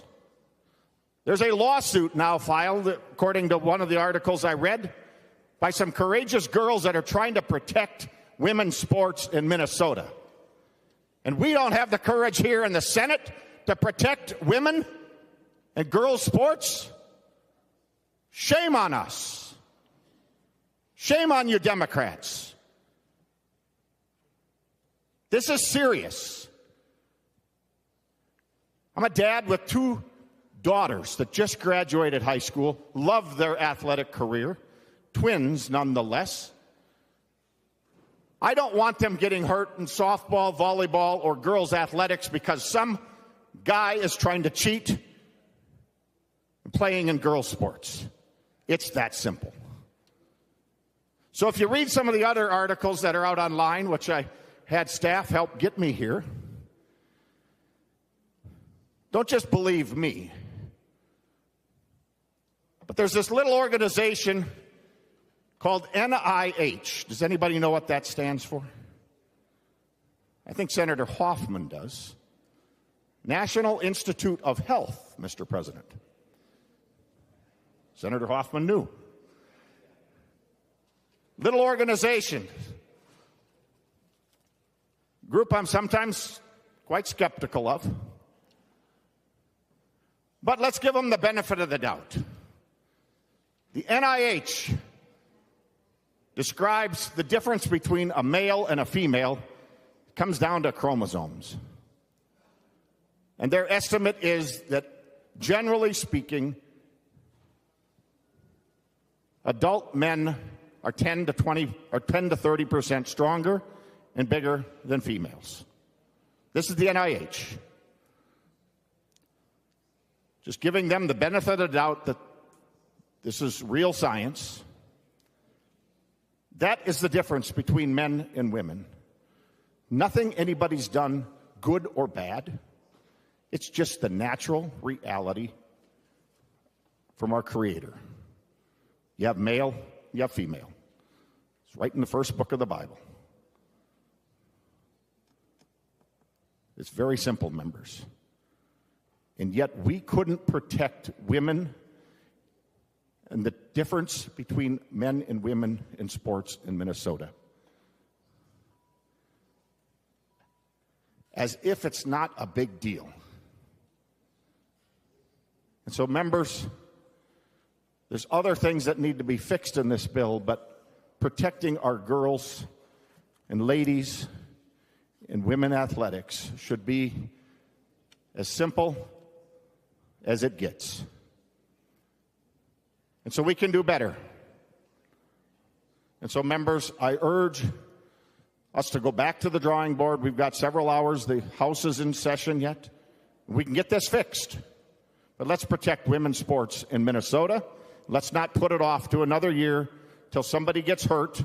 Another school cheats and has a boy playing in girls' athletics to win the state championship like we just saw in Champlin Park. In fact, I would dare say we should go as far as adding a little amendment that let's just say if a school can't figure out that there's a difference between girls and boys, maybe they don't need state funding. They can do it on their own, or they need to get new staff because if they're not brilliant enough to figure out the difference, then maybe they need to start over. I urge a no vote. Members, just so that you know, if you want to be on the list, let me know. But the list is growing, and I keep hearing about the other body, but it looks like the other body's getting ready to leave soon. So with that being said, I'm going to Senator Kroon. Thank you, Mr. President. Another omnibus bill. Obviously, there's some good things in here. The cuts to the non-public school students being taken out, that's a positive, good development. I'm happy to see that. Our House Republicans fought for that. Adding a roof repair to the long-term facility maintenance is a good thing. The school food surplus options expanded, remaining in the bill, that's good. That'll provide some fund flexibility to one of the school districts in my district. The hold harmless for compensatory aid, but that's a bit of a mixed bag. It's a complicated issue. It seems like we're just kicking the can down the road by creating a task force to solve this problem, which was predicted 2 years ago when we passed the Universal School Lunch Program. And there's some other good things that I won't get into right now, but there's more problematic pieces here. The biggest one, the glaring omission of any mandate relief. That's probably the biggest problem with this bill. That was the biggest challenge facing our schools going into the session, and this bill did not address that big issue at all. Of that, the unemployment mandate is still here. We use the NLX train funds to pay for it one time for 2 more years, but we still have no long-term funding source in place for this, which, as I've said many times, is financially irresponsible. There's no fund balance transfer relief. That could have been another easy thing to help our schools that just really wasn't seriously considered and is not in this bill. But the one thing I want to focus on here that was not either in the House bill or the Senate bill, well, we didn't have a Senate bill in the finance, that's another problem, but a brand new bill that came out as a result of the backroom closed-door negotiating sessions, another one of those, and we here in the Senate didn't even get the benefit of having an education finance bill on the Senate floor during the regular session, so we had no opportunities to make amendments, and now today we technically had an opportunity to make amendments, but the deal that was cut automatically rejects all amendments, so there's been no real opportunity for the minority party to participate in this process at all. Sometimes I wonder why we even had committee hearings all year long. If they're just going to make up new things in backroom deals, closed-door sessions where the minority party here in the Senate was not allowed to participate. Mr. President, would Senator Rarick yield for a question? Senator Rarick, will you yield? He will yield. Senator Gruen. Thank you, Mr. President. Senator Rarick, when I left here in regular session, I was told that you were going to be on the working group as a member of the Senate Republicans. Can you let me know how that process played out for you on the working group? Members, just a reminder, we're on the final passage of House File 5. Senator Rarick. Thank you, Mr. President. And Senator Gruen, I was under the impression I was going to be involved right from the get-go in negotiations. I was informed that the meetings that were not going to be in public were going to be for chairs only. After a couple of weeks, I was invited, but I would say 95% of the spreadsheet was completed, and there were just a few policy things to be wrapped up when I was brought in. Senator Gruen. Thank you, Mr. President, and thank you, Senator Rarick. That's disappointing. 95% of this bill, Senate Republicans, 33 members in this body, and we had no representation at the table. We didn't get the benefit of a finance bill, no opportunity to participate, and yet we call this our government. It's really shameful how this played out, that they wouldn't even let our member of the working group into the room when the bulk of the important decisions were being made. It's very disappointing. No opportunity for public input either. And they come up with a brand new bill, just magically arises during these closed-door backroom deals, a blue ribbon commission of some sort who will attempt to find $250 million in savings to special education services here in Minnesota. And if they can't find these savings, then there will be real, actual, hard cuts of $250 million to special education services in Minnesota. These are provisional cuts at the moment.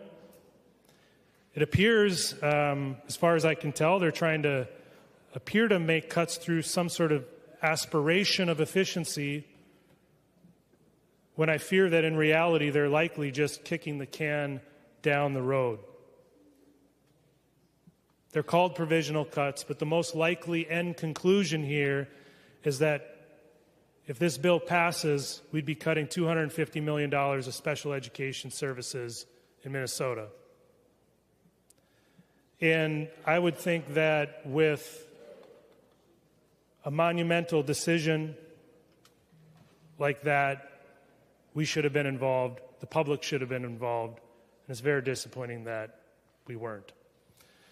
So with that, Mr. President, I would encourage members to vote no on this bill. Senator Seeberger. Thank you, Mr. President. I'll be voting yes on this bill, and I want to thank Senator Kunish and Senator Swanzinski for all their hard work in putting this bill together and getting it to a point where I think we have a really good bill. I want to thank Leader Murphy for all her work and support on the issue of seclusion. We've made a lot of progress this session, and we still have a ways to go. I want to highlight a provision in the bill that I think will save lives. It's a provision in the bill that allows students to self-carry Narcan in schools. Schools have rules about what students can carry and not carry when it comes to medication. They can't carry Advil. They can't carry Tylenol. They can't always carry an EpiPen. But something as simple as a dose of Narcan can save lives when we know that with fentanyl poisoning, seconds make a difference. So I want to thank the chairs for including that in this bill. And I will be an enthusiastic yes today on this bill. Thank you. Senator Gruenhagen, we're on the final passage. Senator Gruenhagen, we're on the final passage. Thanks for reminding me. Thank you, Mr. President. Yeah, I've got two issues, and the first one is a question. If Senator Kunish would yield for a question. Senator Kunish, will you yield? She will yield. Senator Gruenhagen. Oh, thank you. Thank you for yielding, Senator Kunish. I had a school board member talk to me about 3 weeks ago, and he had an issue at school. It happened to be the school I was a school board member on for 16 years. And they had, I can't remember what grade, but it was elementary, if I remember right. They had a misbehaving child that was just extremely disruptive. And they had brought in a number of counselors. They had talked to the parents. And actually, the parents and the counselors thought that removing the child from school would be the best solution because it was just extremely disruptive. In fact, when the child would act up in the classroom under current regulations or law, the teacher and the children had to leave the classroom and leave the disruptive child in the classroom. And then when they attempted to remove the child from the school, the social worker said that under current regulations or laws, you can't remove that child, even though the parents agreed that the child should be removed. So my question for Senator Kunish is that the current state of our educational system, that if you have a misbehaving child, that the teacher and the classroom and the rest of the students have to leave the classroom versus the child that's misbehaving? That's the question. Senator Kunish, to the question only. Thank you, Mr. President and Senator Gruenhagen. As a teacher of 25 years, I saw a lot of different scenarios and situations, behaviors, de-escalation, opportunities to help children grow socially, emotionally, and behaviorally. And one thing I learned is that I am not a professional in that area. I don't have the training. I don't have the skill set. I don't have the knowledge. I don't know the situation. You can tell me this story and embellish it in any way that you would like to, leave out facts, and you weren't there to hear or to see what happened. And so I am in no place or situation where I can make that decision, and that would be something that the school district, the students, and the teachers and their families would make those decisions. Senator Gruenhagen. Well, thank you, Mr. President. Yeah, well, it sounds like I'm not going to get a direct answer on that. But according to the school board member, that in the last biennium, something was passed, or the MDE came up with some type of regulation that if a child is misbehaving in the classroom, the students and the teacher have to leave the classroom. I mean, he was quite frustrated about it, and was at his wit's end as far as what they should do, but it was being extremely disruptive in the classroom. So, members, it seems like we've gone down a path of allowing chaos in our schools to the exclusion of education. Anyway, that's the first issue. The second issue that I'd like to speak to, that I had a lot of interest in when I was on the school board. In fact, I participated in several mediation sessions, and plus I did a lot of reading and follow-up on it. The first thing I learned from the special ed teachers was that they spend more time filling out paperwork than they do with the student. Members, think about that.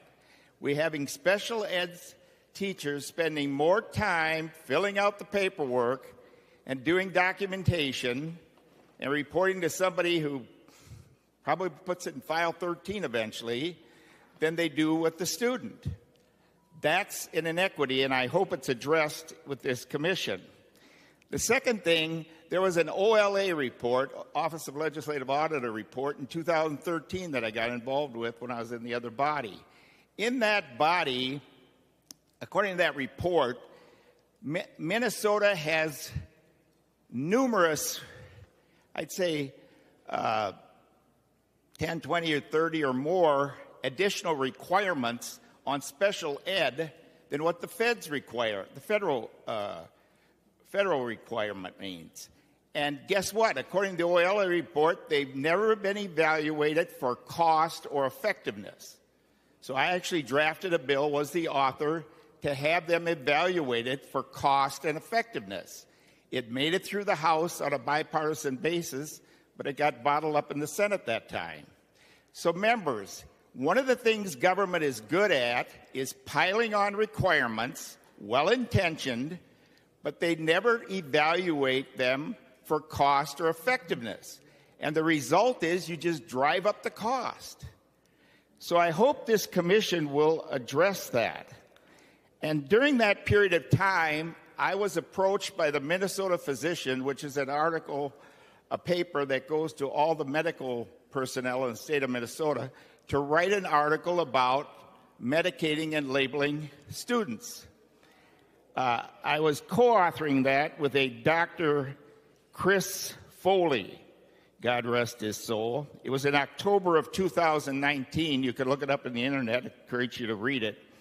Anyway, Dr. Foley was an expert in a number of areas, including pharmacological. He worked at the University of Minnesota Medical School. He was a lecturer, and he also lectured at the College of Pharmacy at the University of Minnesota, along with a number of other degrees. So he was no slouch, to put it mildly. Anyway, in that article, and I'll just mention one paragraph, here's what Dr. Foley stated. He said, the so-called medication use on children, long used for management of depression and anxiety, and he mentions Prozac, Zoloft, etc., in fact, have very little scientific basis for their action. They are routinely given for anxiety and depression, particularly in children who suffer various types of post-traumatic stress disorder and abusive homes, injuries, medical conditions, and other factors. There is very little validated evidence that they are safe or effective in children. In fact, there's a boxed warning regarding both homicidal and suicidal ideations on several of these drugs that are commonly used on children. A recent expo disclosed that a majority of mass shootings have been perpetrated by individuals taking these drugs. The breathtaking element here is the utter lack of scientific scrutiny for safety and efficacy, particularly when given on a long-term basis, longer than 6 months. End of quote. So, members, one of the things you begin to become convinced of as you study this issue is that these psychotropic drugs are being used for behavioral rather than anything showing up on an X-ray. So the last thing I just say on this, in 2013 and 14, actually when we wrote the article, there was about 111,000 students in the state of Minnesota that were on these psychotropic drugs. About 13% of the student population. In 2022-23, it was 153,000 over 400, over 17% of the student population. So, members, there's, I think, a severe problem in this area. Nothing shows up on an X-ray in most cases. I'm not saying it should never be used, but I think it's being given out. There's a lot of money in it, and I think it really needs to be looked at. So with that, I will volunteer to be on that committee, okay, and to take a look at that, because we really need to get to the bottom of it. I mean, we're almost at 20% of the student body being labeled and drugged. Think about that. Senator French, for what purpose do you rise? Mr. President, I was just rising to a point of order. I believe we're on final passage of the bill, and I believe these comments have strayed far enough that although I hesitate to interrupt another member, I wonder if we might get to the point. Thank you, Mr. President. Members and Senator Gruenhagen, consistent with Rule 36.2, as I've mentioned sometimes, over and over again, the member must speak only to the question under debate, and it does feel like we have gone far off from the bill that is before us. So, Senator Gruenhagen, can you wrap up your comments, sir? I'm just about done. I'm sorry. I'm just about done. Okay, and if you're just about done, if you just stick to the bill, I'm okay. But it sounds like that you're going a little beyond the bill. Well, Mr. President, my comments are tied to the 18-member commission that's going to look into special ed.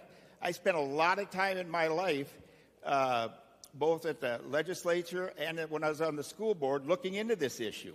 And I understand that you have a wealth of knowledge, Okay. but I don't know if we have anything to do with medicine and drugs and what they're on or not on. That seems to be outside of even our realm. So our legislation is not about that. So Senator Gruenhagen, I'm trying to be as kind as possible.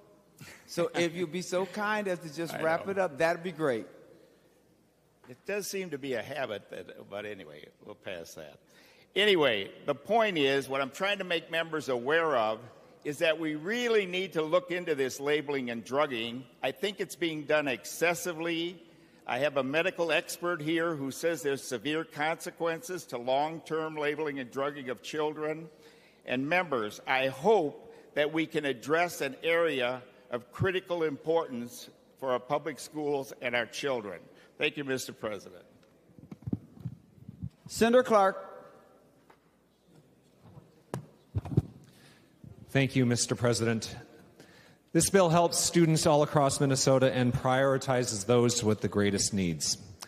I'm pleased to see that the Compensatory Aid Working Group will get to work this summer, and in partnership with experts like our teachers, we need to keep identifying the best ways to strengthen how we educate our students with greatest needs. Let's keep improving our schools. Please vote yes to strengthen our schools. Senator Pratt. Thank you, Mr. President. I know the hour is getting late, and I'll be brief. 2 years ago, Democrats ran around the state patting themselves on the back for record funding to schools. With an $18 billion surplus, Democrats spent it and put us into a $3 billion structural deficit, and we're facing a $5 billion budget deficit in the 28-29 cycle. So now we cut education. Special ed funding, as Senator Rarick mentioned, will be cut $400 million. And you know what, Mr. President? We're not even doing all of it. We are tasking a blue ribbon task force or commission to go identify these cuts. We don't have our legislators doing that. We're assigning it to somebody else. That's our job, Mr. President.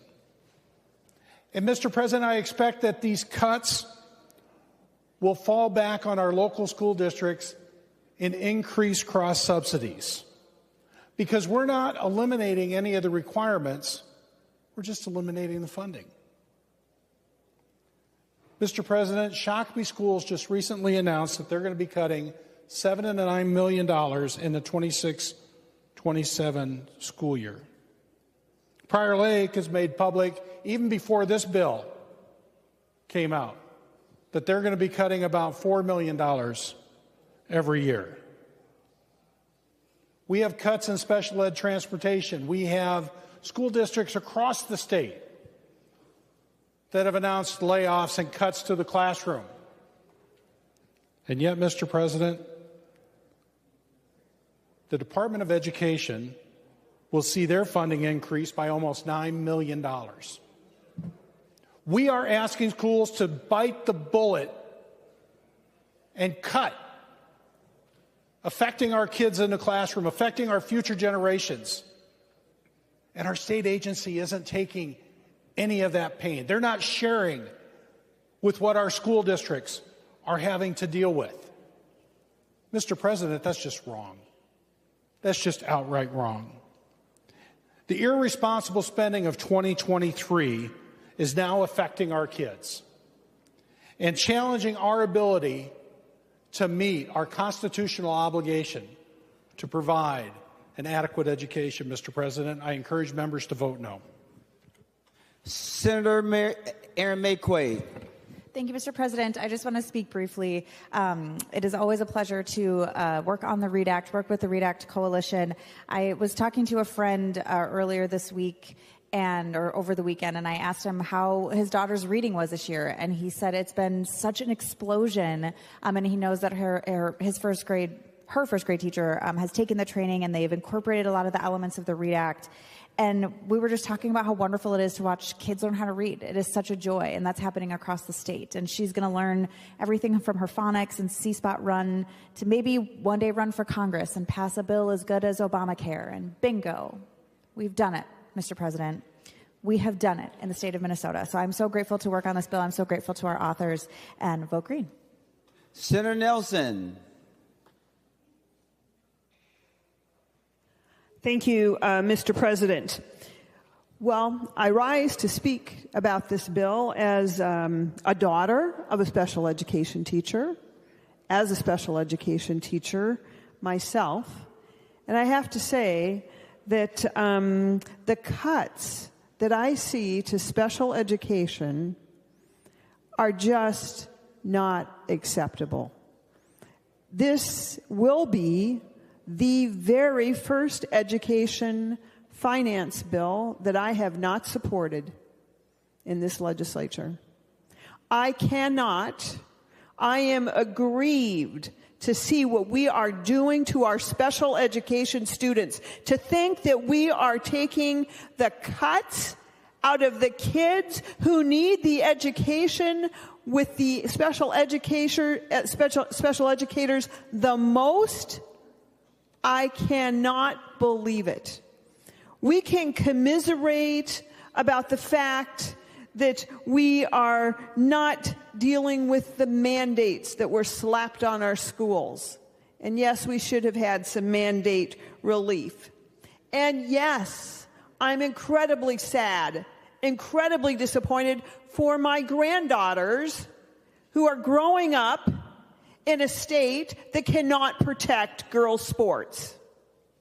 But beyond that, the thing that I cannot support is taking $250 million of special education funding away from kids. And of course, we know that that will end up, or could end up, as a cross-subsidy for special education and increased property taxes. And we're not just taking away the education, we're also taking $48 million in transportation away. Why is this bill picking on special education kids? It's a rhetorical question. I think there is no good answer, and the answer I have is a bright red vote. Senator Rarick. Thank you, Mr. President. You know, I think the biggest disappointment that I see is the fact that we're here in special session in late hours taking up the education finance bill for the first time in the Minnesota Senate. Mr. President, this is still the largest budget issue area that we have in the state of Minnesota. I know projections are showing in the near future it may be surpassed by another bill, but as of right now, it's the largest budget issue. And we're here basically being rushed through. I know I have a lot of things I would have liked to have talked about where we've gone. I am convinced Senator Kunish would love to spend more time talking about her proposals and what she wanted to do as well. The reality is that's not the situation we're up against. So I will just want to talk about a couple of things to hit on that I think are important. Senator Pratt hit on one of them. We have cuts that we know are coming. In the previous biennium, we increased agency spending by 40%. And I said all year long, if we're going to make cuts, that has to be one of the first areas we have to look at, cutting back at our state agencies. Instead of cuts, MDE is seeing the operating increases that they were asking for, 100% of what they were asking for. And yet we're going to be telling schools we're going to be looking at ways to cut back on what you're getting. I don't think that's the right approach. A lot of discussion has happened around the Blue Ribbon Commission. I'm not going to go into that one more deeply around the area of it, but I sure hope that the people who are picking the members of that commission are going to do their due diligence and put the experts on we need on that commission to truly look at ways we can be more efficient or places where the spending is not appropriate so we can focus this special education money to those most in need and not end up needing to make the $250 million in cuts that help our schools in their special education cross-subsidy. And then the last one, once again, our schools are asking for relief, giving them flexibility to do the things they know they need to do for their students to be successful. And here we are one more time, not listening and not giving them that flexibility. I sure hope in the future we will pay more attention to what they're asking from us, giving them more ability to do what they know their students need. Thank you, Mr. President. Senator Swazinski. Thank you, Mr. President. I realize I'm biased, but I believe that there's perhaps no higher calling for this legislature than to fight for a robust and well-funded system of education. It's enshrined in our words and our walls of our Capitol building, and of course, as my colleague Senator Kunish mentioned earlier, Article 13 of the Minnesota State Constitution.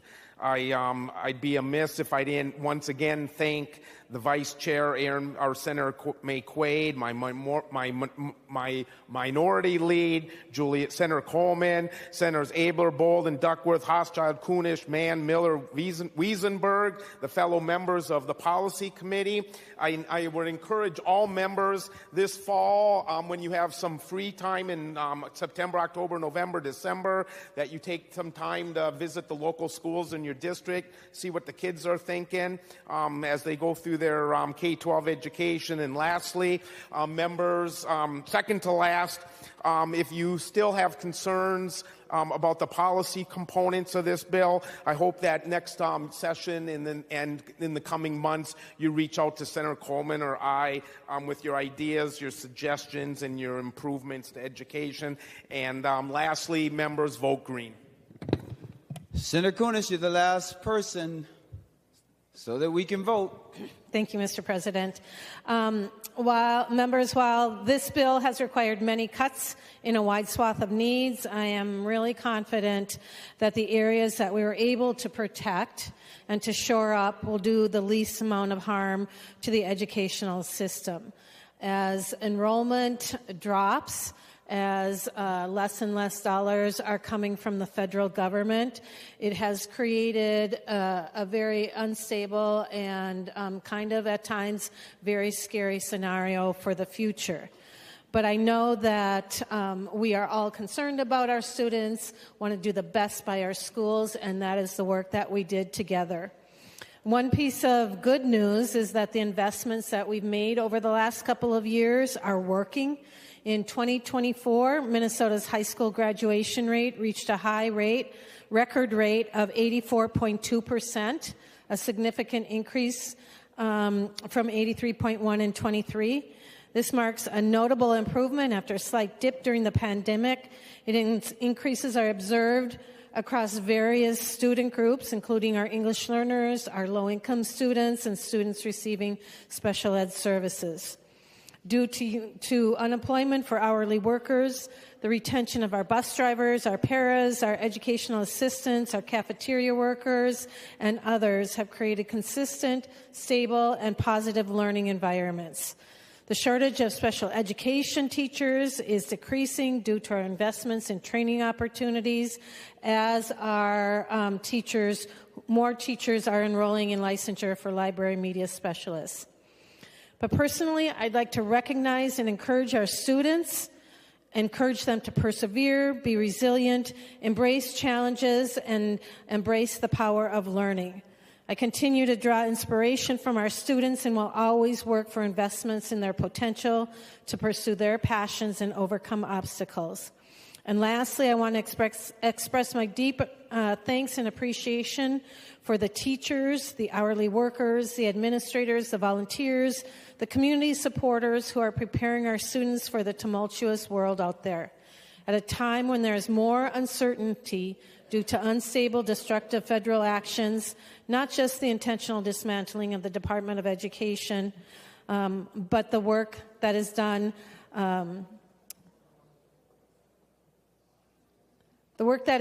to attack some of our most vulnerable student populations. Members, I would ask you to vote green for this bill. It's important that we get this information and these resources and funding out to our schools, and so vote green for our students. The Secretary will take the roll on final passage of House File 5.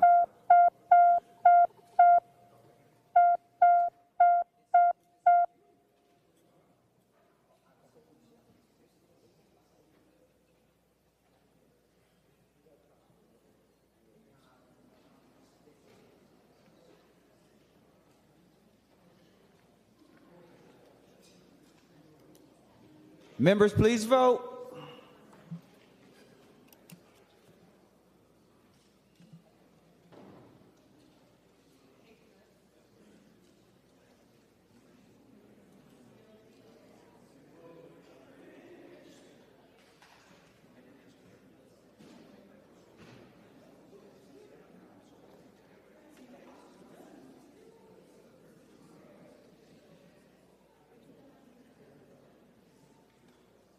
Senator Bowden, for those voting pursuant to Rule 40.7. Thank you, Mr. President. Senator Mohammed votes aye. Senator Mohammed votes aye.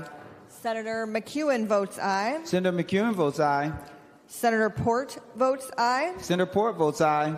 Senator Klein votes aye. Senator Klein votes aye. Senator Dibble votes aye. Senator Dibble votes aye. Senator Umu Verbaeten votes aye. And Senator Umu Verbaeten votes aye. And Senator Fateh votes aye. And Senator Fateh votes aye.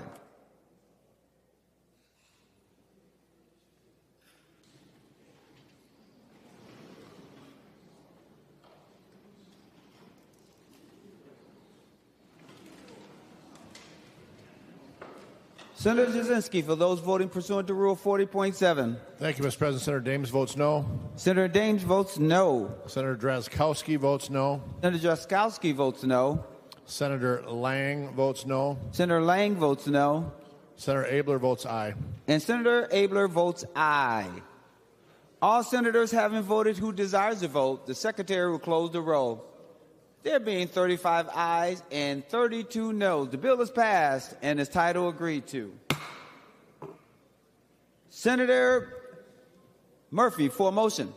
Thank you, Mr. President and members.